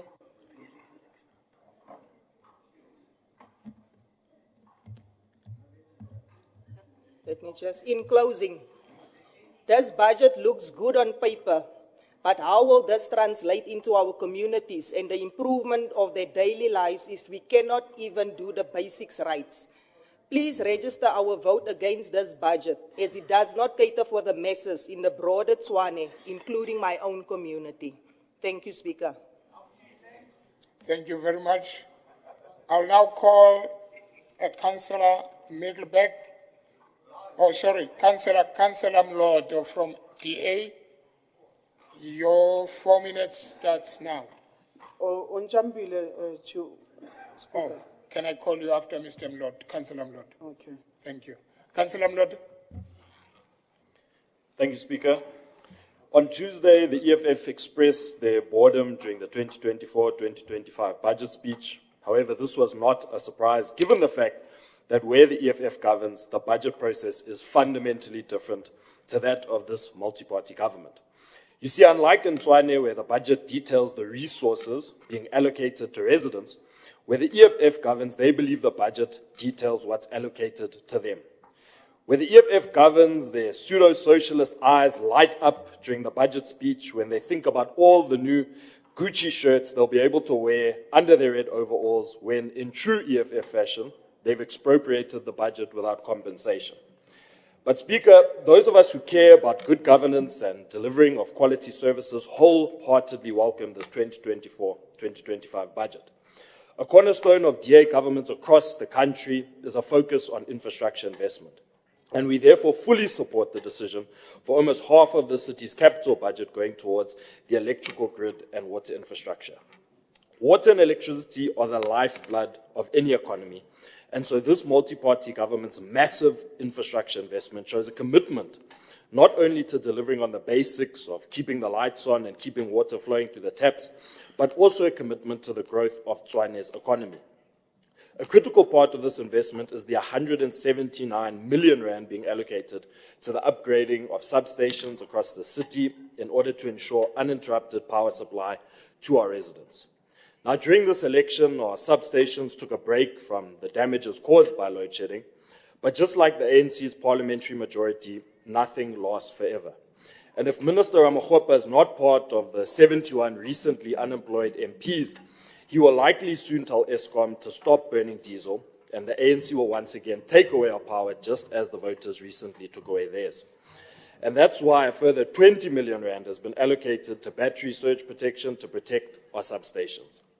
In our effort to keep the lights on, a further 50 million rand has been allocated to the Mayoral Energy Task Team to aid in our efforts to lease out the Pretoria West and Rooiwal power stations with the aim of securing 1,000 megawatts of power. This move to secure energy independence from Eskom will supercharge Tshwane's economy with the potential to create tens of thousands of real jobs. Panyaza Lesufi should come to Tshwane to learn how to create jobs. Speaker, the people of Tshwane want solutions, not empty criticism, and this can be seen in the results of the recent Ward 2 by-election, where for all of Councillor Middleburg's negativity and lies, his party was rewarded with 5 votes, a monumental decrease of 37% from the 8 votes they received in the Ward 47 by-election earlier. And so this multi-party government has put forward a solution-driven budget. And so the DA further supports the allocation of the 536 million rand to Water and Sanitation Department, with 150 million rand being allocated to Rooiwal wastewater treatment works to provide the residents of Hammanskraal with clean, potable drinking water.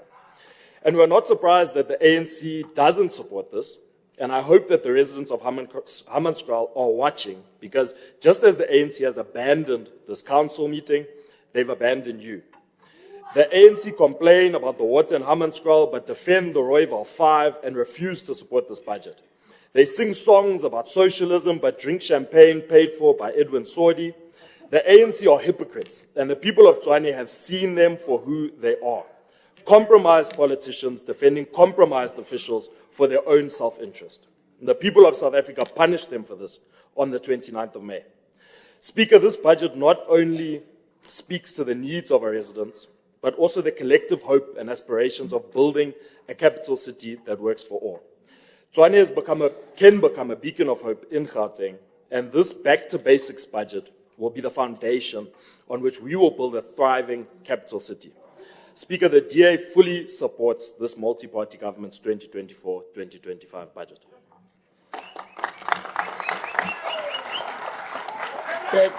Thank you very much. Councillor Miklubek, I was supposed to be calling you. Can I call Councillor Makhaleni because I skipped him by mistake? Councillor Makhaleni, can you come in? Your 4 minutes starts now. Speaker, thank you very much for the opportunity. I would like to visit the wise words of Abba Eban.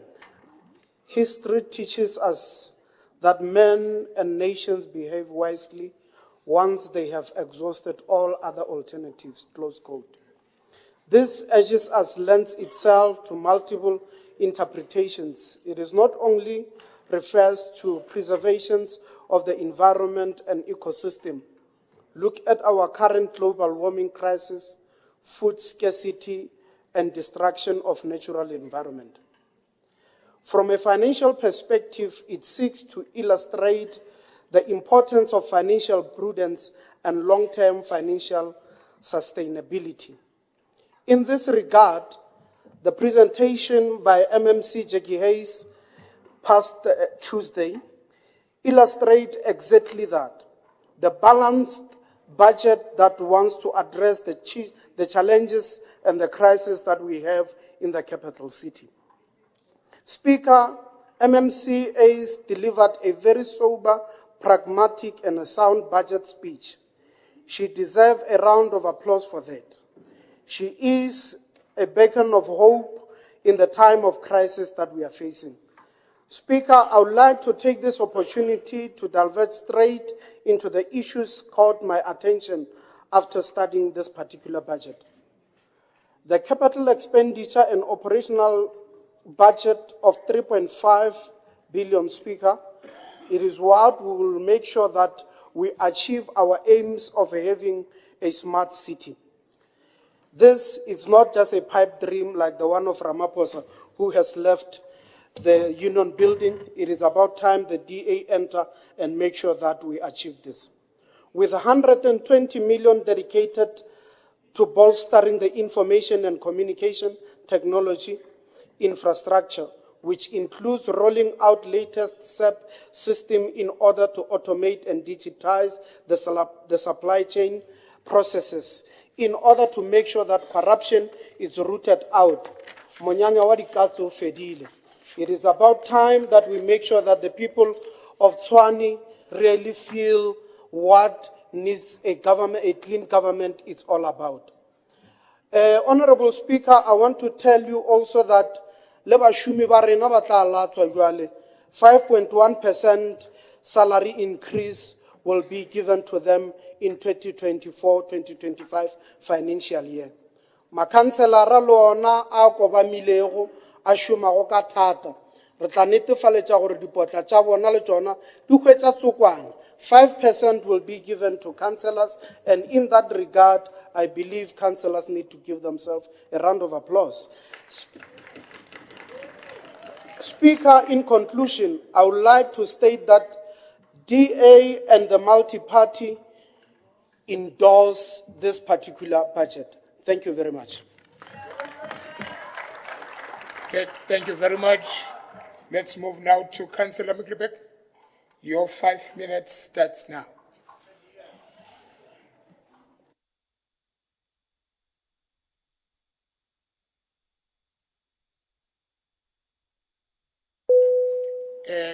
Councillor Makhaleni, did you turn off your mic? Yes.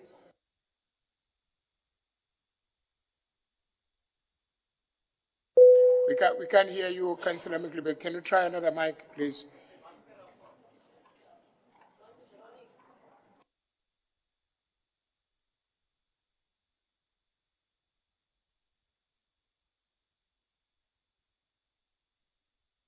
Can I be assistant with those mics at the back row, please?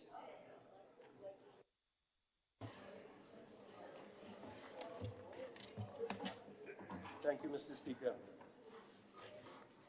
When we consider any budget, the point of departure is always the financial position at the start of the budget period.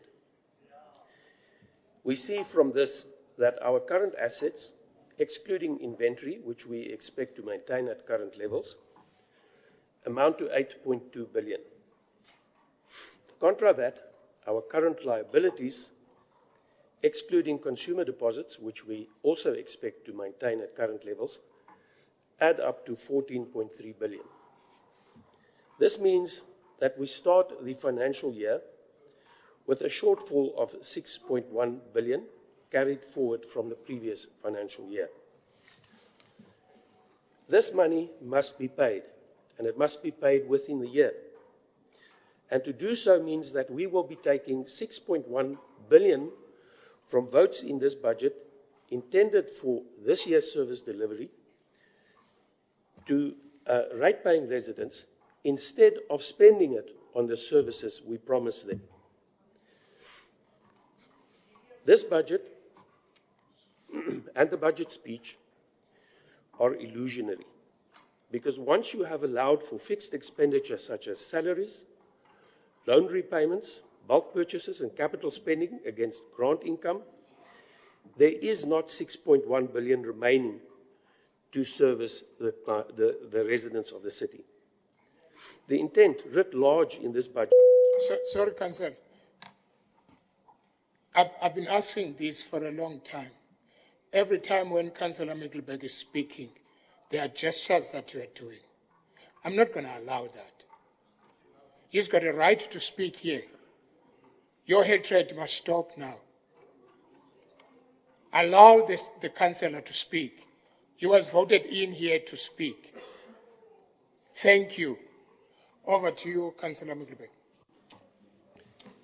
Thank you, Mr. Speaker. The intent writ large in this budget for all to see is that the coalition will do what they did last year. That is to incur huge debt that they know they will not be able to repay during this financial year, to carry forward to the next financial year. This they have done last year and they've done it the year before. Every year we have done this, the accrued liability had significantly increased. And we see from the outer years of this budget that the anticipated accrued current liabilities at the end of the budget year will be increased by 2 billion, up from 15 billion at the start of this budget year to 17 billion at the start of the next financial year, while the net current assets available is anticipated to increase by a rather paltry 500 million only. That is not an improvement in our financial position that has been claimed. We should also be mindful that this budget year we are debating now is the third year of the funding plan initiated by the previous MMC for Finance as part of his budget in 2022. At the time, he said that the lead time for a turnaround in the city's financial fortunes would be 3 years. Well, it is 3 years, and there is not the slightest hint of real improvements in this budget. Evidently, the funding plan in its original form was flawed. I note that the funding plan that accompanies this budget has been substantially reviewed and is altogether an improved presentation. However, it is still premised on a number of false assumptions and unrealistic timelines. The principal focus of the plan remains to enhance the total revenue to be paid by ratepayers through various schemes. The intended effect is that ratepayers will pay more without receiving more or even better services. For instance, the purpose of the revision of the general valuation role is to adjust relative values between ratepayers to ensure a fair distribution of the burdens of taxation. But in terms of this budget and this funding plan, the purpose is to increase taxation of residents on the sly. If the plan is, as it appears from this document, to increase revenue, then it becomes superinflationary as a hidden rates increase. The assumption of the funding plan seeks to the assumption that the funding plan seeks to address is an expected budget deficit of 4 billion. As pointed out, we start off with a deficit of 6.1 billion brought forward from the previous year, and to this must be added an expected deficit from our operational activities and based on previous year revenue collection patterns. The real deficit here is closer to 8 billion than the stated 4 billion. For that reason, this is a fundamentally flawed budget. We have seen this playbook before. It is simply last year's failed budget to which an adjustment had been made for inflation in the belief that the ratepayers have an inexhaustible capacity to pay. That is a fallacy. Ratepayers' income inflation has not kept pace with the cost of living, and the city's rates adjustment will place more pressure on an already constrained capacity of ratepayers to pay in a depressed economy. To conclude, this budget is a hall of mirrors. There is more that is illusion here than substance. The budget will leave the city worse off than before. It will further impoverish our ratepayers like the budget before it and the budget before that did. The outer years projection of this budget admit to that fact. The budget shows no commitment from the coalition to govern more efficiently and effectively. It only demands more for much the same that they have to offer. I will be voting against this budget, and I request that my vote will be specially minuted. Thank you, Mr. Speaker. Thank you very much. Now I'll call Councillor Morake, ACDP. 5 minutes starts now.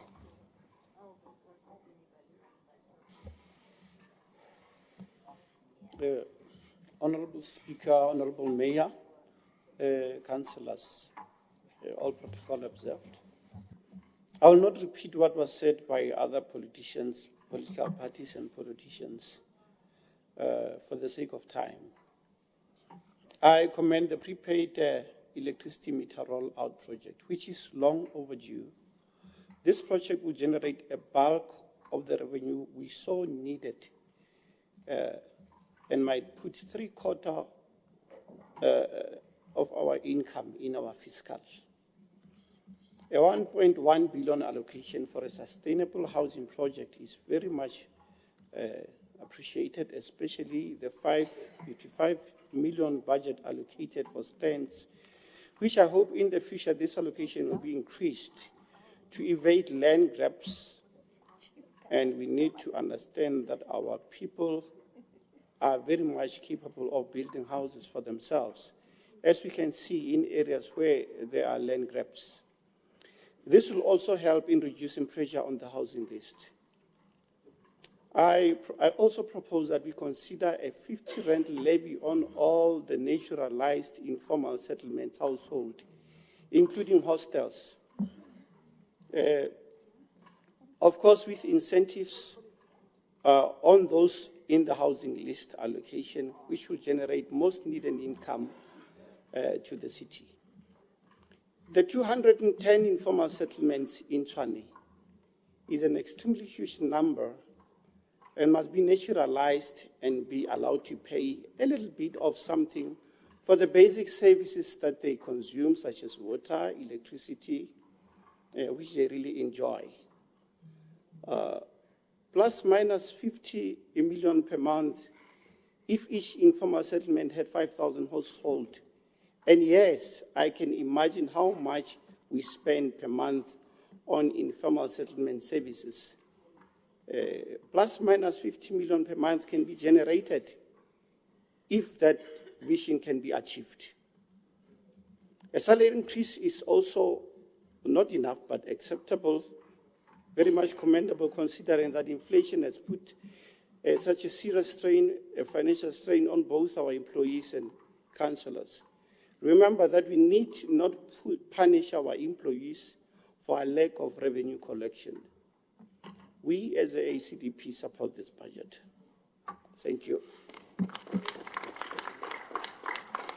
Thank you very much. I will now call upon the Executive Mayor to close the debate. Thank you very much, Speaker. A consistent theme in many of the contributions was that there isn't enough. There isn't enough for roads, there isn't enough for sanitation, there isn't enough for stormwater. And to that I can say certainly that is true. Unfortunately, a budget is not a statement of infinite needs and resources to meet those needs. A budget is a prioritization of what you can do now, at this particular point in time, with what you have. In that budget must be a plan to increase your resources, to increase your financial situation, so that in outer years and the years that come, you can spend more on infrastructure. And that is key. In order for us to spend more on infrastructure, which is at the heart of improving service delivery, we have to improve the financial position of the city. We have to rebuild the tax administration system brick by brick. And so if I can start with a response to Councillor Mabotsa, who said there are no measures here to improve the financial situation of the city that speak to the financial rescue. Well, in fact, there are. There is significant money allocated to credit control, to disconnecting illegal connections, to rebuilding the other aspects of our revenue value chain by rolling out prepaid meters. It is there. My colleague, the MMC for Finance, did reach out to Councillor Mabotsa to discuss these issues. Unfortunately, there wasn't time to discuss those things. But it is there, just like there is significant money to act on land grabs. It's there.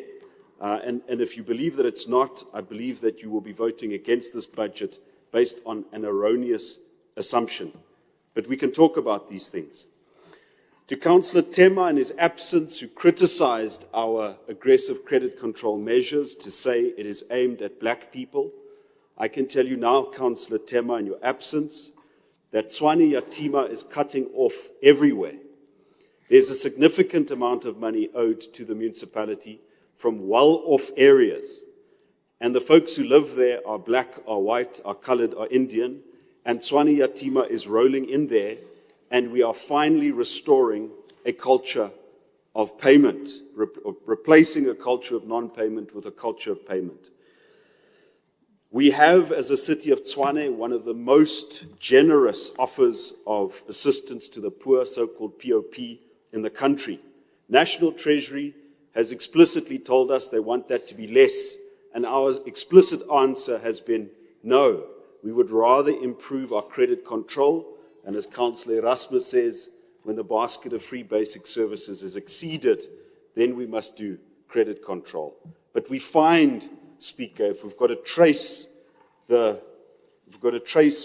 geolocate where money is owed to us, where the biggest money is owed to us, it's not in fact in the poorest of the poor areas. It stretches across some very, very wealthy areas. And the principle of fairness is that if you can afford to pay, you must pay. I take the criticism also expressed by Councillor Moses that what about the billing system? What about assisting folks that have got billing problems? That is the essence of the project management unit we are putting together, dealing with every aspect of the revenue value chain. I might just add that in Mawiga, where Councillor Tema is a ward councillor, we have now improved meter reading instead of estimation up to 95%. So certainly, not perfect. We're not perfect, we're not angels. We didn't inherit a brilliant situation, but we are improving little by little. Because if we want to get into that space, we've got the credit worthiness and the savings to invest in service infrastructure, we've got to improve the finances. We're also reaching out. MMC ACE and by the way, I've got a lot of respect and admiration for a strong woman who can stand up to the kind of abuse that we saw in this chamber. And she dedicates many of her weekends not to have billing days in the suburbs, but to have billing days in Ga-Rankuwa, in Shoshanguve, and Attridgeville. And that shows, I believe, where the heart of this multi-party coalition is. To Councillor Modise also, in her absence, she refers to adverse opinions upon adverse opinions. I think she tried to deliver last year's speech. Because, in fact, as we've stated here, we've had an improvement of the audit outcome. And I think that is really the only thing I need to say in response to her.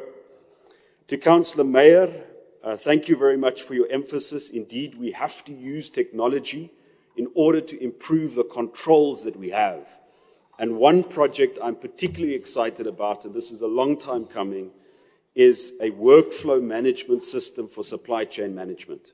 We've got to get that in place so that we can see which official has sat on which tender for how long, who's responsible when tenders expire, and then services come to an end. We need far more accountability of our warehouses, far more accountability of our supply chain management system, and we'll do it with technology. But technology will also tell us who are the people who refuse to implement that technology, because that would be the red flag of those who have been doing wrong things. To Councillor Mashabela, who speaks about insourcing, of course, Councillor Mashabela's party is in government in Ekurhuleni. And there they gave a 2 billion rand security contract, certainly not 100% insourcing. Now, I just want to say to the EFF, it's one thing to disrupt the council meetings in this city, make promises to people, demand everybody gets insourced, but where you are in power, where you govern, you give massive multi-billion rand security contracts. Now, I can't speculate who the beneficiaries are, but what I do want to say is in the city of Tshwane, we don't want to give these massive security contracts out anymore. We want to assess our situation to see what works best in protecting infrastructure. And that will obviously be a mix of different considerations. But the days when big security contracts are given out to a few companies with connected individuals, that will certainly come to an end in the city of Tshwane. Now, if I can move to Councillor Matabate, and I appreciate the words of encouragement on the financial recovery, and I did want to emphasize, we are committed to bringing clean water in the taps of the people of Hammanskraal. And we thank each and every one, including the work done by the Deputy Executive Mayor in running the meter audits in that part of Hammanskraal, so that when the package plant that we envisage to come online, and it doesn't matter who the new Minister of Water and Sanitation is going to be, we will still cooperate with national government. We'll still give our full support to the package plant so that the people of Hammanskraal can get their water in the taps and not from the tankers. That is very, very important to us as a government. A second point made by Councillor Matabate and other councillors is on the 5.1% allocation for salaries. As the MMC for Finance said, we have to understand that this year we are not applying for exemption. In other words, we will be bound by the collective agreement that is negotiated. The collective agreement that is applied for the past 3 years came to an end last year. And so parties are currently negotiating. It's not to say that it is 5.1%. That will depend on collective negotiations at national level. It could be more than 5.1%. It could be less than 5.1%. But at least we have said that seeking an exemption from salary increases was an exceptional decision. It's not a routine decision. This city certainly doesn't want to punish our workforce or to pretend that this is the kind of thing that becomes a standard decision year after year after year. I just also want to thank Councillor Matabate for his contribution to the discussion on establishing in-house capacity, and the Mayoral Committee is certainly considering the contents of that report. We are bringing in the University of Pretoria to help us do an assessment on our security, on cleaners, on other services, so that we can determine how quickly and how easily we can build in-house capacity and actively reduce our reliance on contracted services, which is also expressed in this budget. Speaker, I agree, Councillor Erasmus, you are quite right. This budget is not the product of the MMC for Finance. This budget is not the product of the executive mayor or any one party. It is the product of deliberations in this coalition, as well as deliberations at the mayoral committee, where certain issues have been flagged over and over again, and where there has been an insistence that we don't accept a bureaucratic budget. It's not going to be a story of officials putting a budget together and then telling us, oh, elected leaders, this is how things go. We will actively, to use the words of the MMC for Finance, disrupt and insist that the priorities identified in the IDP and in the manifesto of the governing party gets expression, and the governing coalition gets expression in the budget. I want to thank Councillor Erasmus and his colleagues in the FF Plus for the constructive contribution and the suggestion to extend the application for pensioner rebate so that pensioners don't have to reapply every year, that we have a 3-year application, because certainly, unless your pensioner has won the lotto or something extraordinary has happened, the chances are that in year 3, you'll probably be in the same financial situation as in year 1. It also reduces the administrative burden on the city. We have indeed tried to keep the increases in tariffs and charges as low as possible. We want to be in a situation where we can absorb increases from Eskom and Rand Water, but due to our financial position, we cannot. We have to pass those along and keep the other increases as low as possible, because we understand people are suffering, and we know that we cannot tax ourselves into financial recovery. Then, Speaker, I've listened carefully to the suggestions made by Councillor Erasmus and like the suggestions made by Councillor Morake as well. These are issues that we can discuss and deliberate further in the coalition structures, including suggestions about a business unit, business desk, and treating potential investors in a differentiated way so that we can allow their money to create jobs for our people in this city. Speaker, then I want to also thank Councillor Randall for her thoughtful contribution and the test of the 3 R's that she has set up for us. That last test of resilience is where we need a lot of work, because we are fragile. We are still in a very precarious financial position. We depend almost entirely for our capital budget on intergovernmental transfers. We've got a national government who's moving closer and closer to a fiscal edge. And so if it drops off of that fiscal edge or that fiscal cliff, we will be in a seriously compromised position.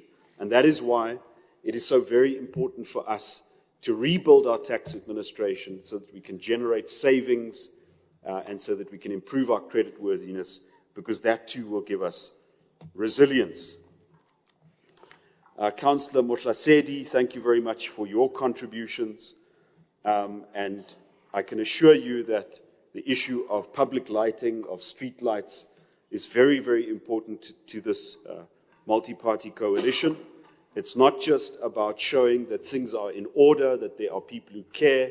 It's also about public safety. It's about road safety. It's about the safety of people who have got to use public transport and have to travel in the dark. And that is why there's significant allocation to streetlights, but also non-budget intervention, such as establishing a dedicated streetlight unit, which never existed before, but will also consider public-private partnerships, such as the one that you've suggested, using the real estate of streetlights to potentially install cameras and so forth. Obviously, that will depend on a great many details, but we have to leverage those public-private partnerships for all they're worth. Councillor Williams-Moses, thank you again for your contribution. Even though you criticized us and told us how useless we are, we still listen to what you have to say. We take the contributions of each and every one here very seriously, and the issues that you've also raised streetlights. You asked about the community upliftment precincts. It is not a budget-related issue, so to speak, but I'm very happy to share with you the details of those community upliftment precincts and how more and more people can get involved. As I've said, it's not an abdication of government's responsibility. It's just a taking of a hand that's already been offered. And we have to understand that the days where government exercises all of the power and makes all of the decisions are over. We have to tap into private resources. And I've made notes of the other contributions that you've made. I just need to say the following, though, that Councillor Williams-Moses, it is also important to look at the places governed by your party, the Patriotic Alliance. And usually it's done in coalition with the ANC and the EFF. And, you know, it's easy to give food parcels on the eve of an election. It's difficult to make a place work consistently over time. And sometimes it's also easy to ruin a place, like Knysna, completely ruined. You'd go there now, you think there's a strike. We had a strike in the city. We know what a strike looks like. But our strike is over. There's no strike in Knysna. And yet everything is collapsing to the extent that the Patriotic Alliance government in Knysna has to be assisted by the DA Freedom Front government in George just to go and collect the waste. Imagine that. And I think that the people of Beaufort West, having experienced the kind of leadership by Gayton McKenzie, they also expressed in the election how they absolutely reject the kind of patronage politics, the lining of your pocket politics at the expense of the poor. But nonetheless, I think we can avert and avoid that kind of a situation here. And I still believe we can be friends, Councillor Williams-Moses. Councillor Moloto, thank you very much for your contributions. I can only say to that, amen and amandla.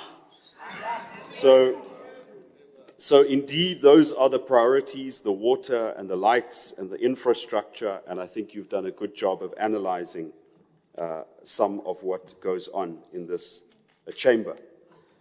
To Councillor Middelburg, I was delighted to hear a compliment. And I made a note of this, and I think well done, MMC and colleagues. And the compliment was that our funding plan this year is more credible than last year. And Councillor Middelburg, I think I can agree with you. I can agree with you, it is more credible. And just like your criticism last year of that funding plan was taken into account, I certainly had listened to what you had to say. And where you can make constructive contributions, we'll certainly take that on board. Just to make it clear, Councillor Middelburg, the valuation roll is a separate process from the budget. So yes, the assumption in the funding plan is that an updated valuation roll will probably yield higher valuations because time has elapsed. It is an assumption, it could be proved wrong, but it doesn't represent higher taxes. The taxing part of it is the 5% that is included for property rates in this budget. That's the assessment rate. But there's no idea of raising taxes via a means other than the budget. And I think it's just important that you keep that in mind. Councillor Middelburg, we are in a difficult situation. We've never been in denial about it. The key question is just, what do you do about it? What do you do as an alternative to the allocations that we've made? Do you wind up the municipality? No, we can't do that. We're in government. We've got a constitutional obligation. Do you retrench everybody? No, we can't do that. We can't afford to do that. We can only try and use the productive capacity of people in a more effective way to reduce contracted services so that we can employ the productive talents and resources of people who already work for us. But as much as you are a doomster, Councillor Middelburg, I had to look up to see if that word exists. I think you are a doomster. As much as you are, my door is still open. My door is still open as ever to you to say, if there is a specific thing that you want us to do, that you can tell to us, if you do this, you'll be in a far better situation. Councillor Middelburg, I promise you, I will entertain it.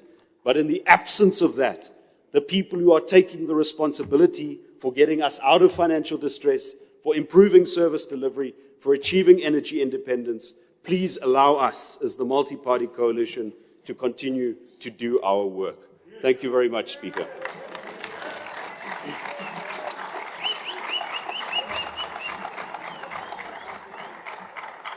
Thank you very much. Thank you very much, Executive Mayor.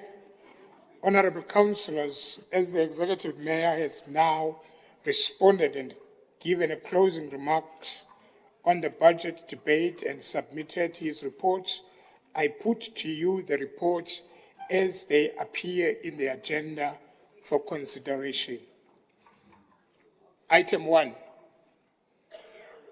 reference number 54101/1, City Strategy and Organizational Performance Department, tabling of this City of Tshwane 2024-2025 review of the 2022-2026 Integrated Development Plan. From the Executive Committee, 20th May 2024. As recommended. Item 2, reference. Okay, MMCAs. Apologies, Speaker. I don't want to take us back, but a budget needs to be passed with a 108 vote. We are not here there. We are going there. That is item number 2. Yes. The next item is the one that has to be voted on with 108 votes. Reference number, it's 81291/1, Group Financial Services Budget Office Division, 2024-2025 Medium-Term Revenue and Expenditure Framework for the City of Tshwane. From the Mayoral Committee, 15 May 2024.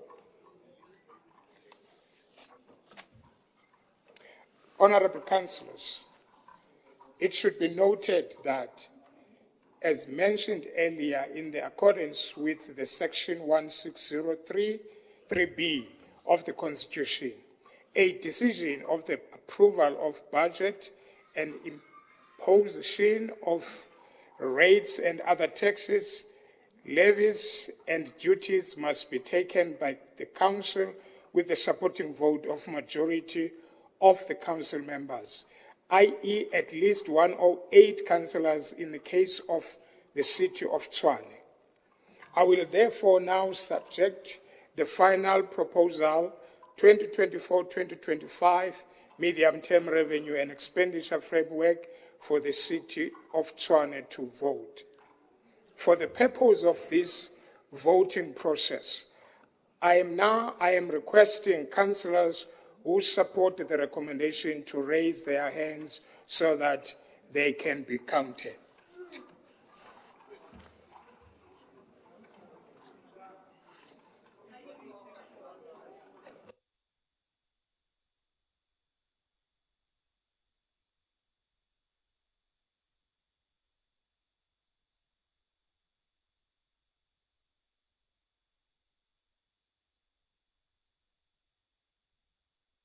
Speaker, raise your hand.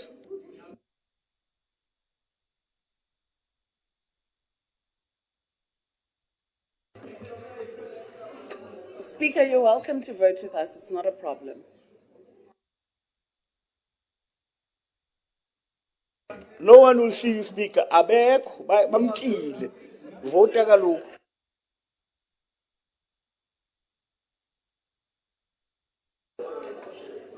Speaker, you can see when the other side of the House is not here that things move smoothly, so just as well. Zimkile inkomo, Speaker.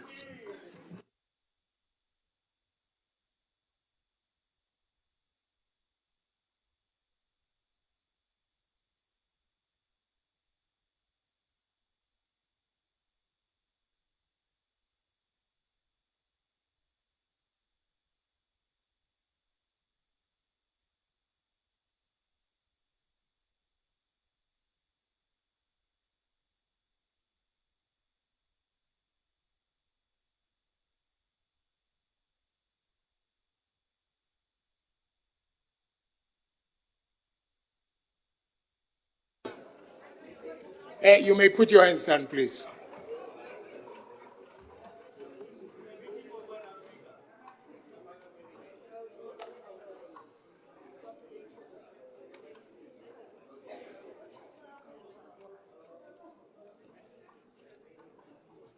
Okay, may I ask?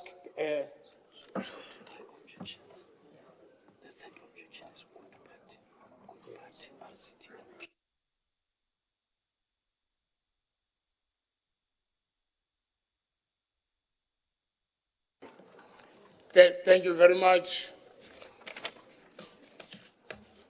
I hope you don't have chest pains. We have got 3 objections, which are recorded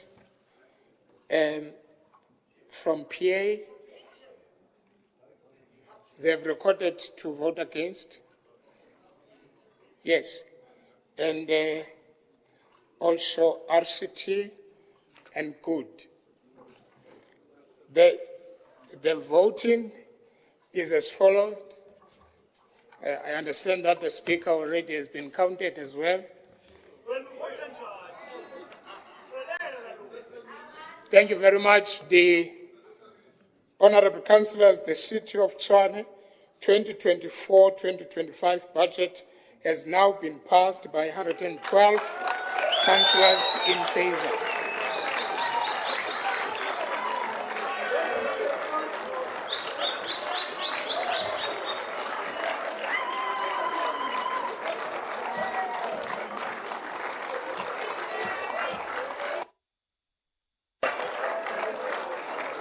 Thank you very much. Thank you, thank you, thank you.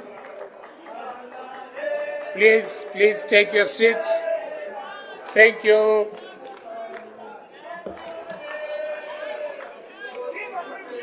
Take your seats, please. Honorable Councillors, I thank you for attending this special council meeting. Did you do the continuation vote of the That's where I'm going. That's where I'm going. But I'd like to remind you that we are not yet done. I again remind you of the continuation council meeting that will commence immediately after the conclusion of the special council meeting. So that means we are going to leave the chamber for 30 minutes. You sign your attendance register for the next meeting. We are dealing, councillors, we've got only 3 items on this meeting to deal with. Then we go home. Thank you. This meeting is adjourned.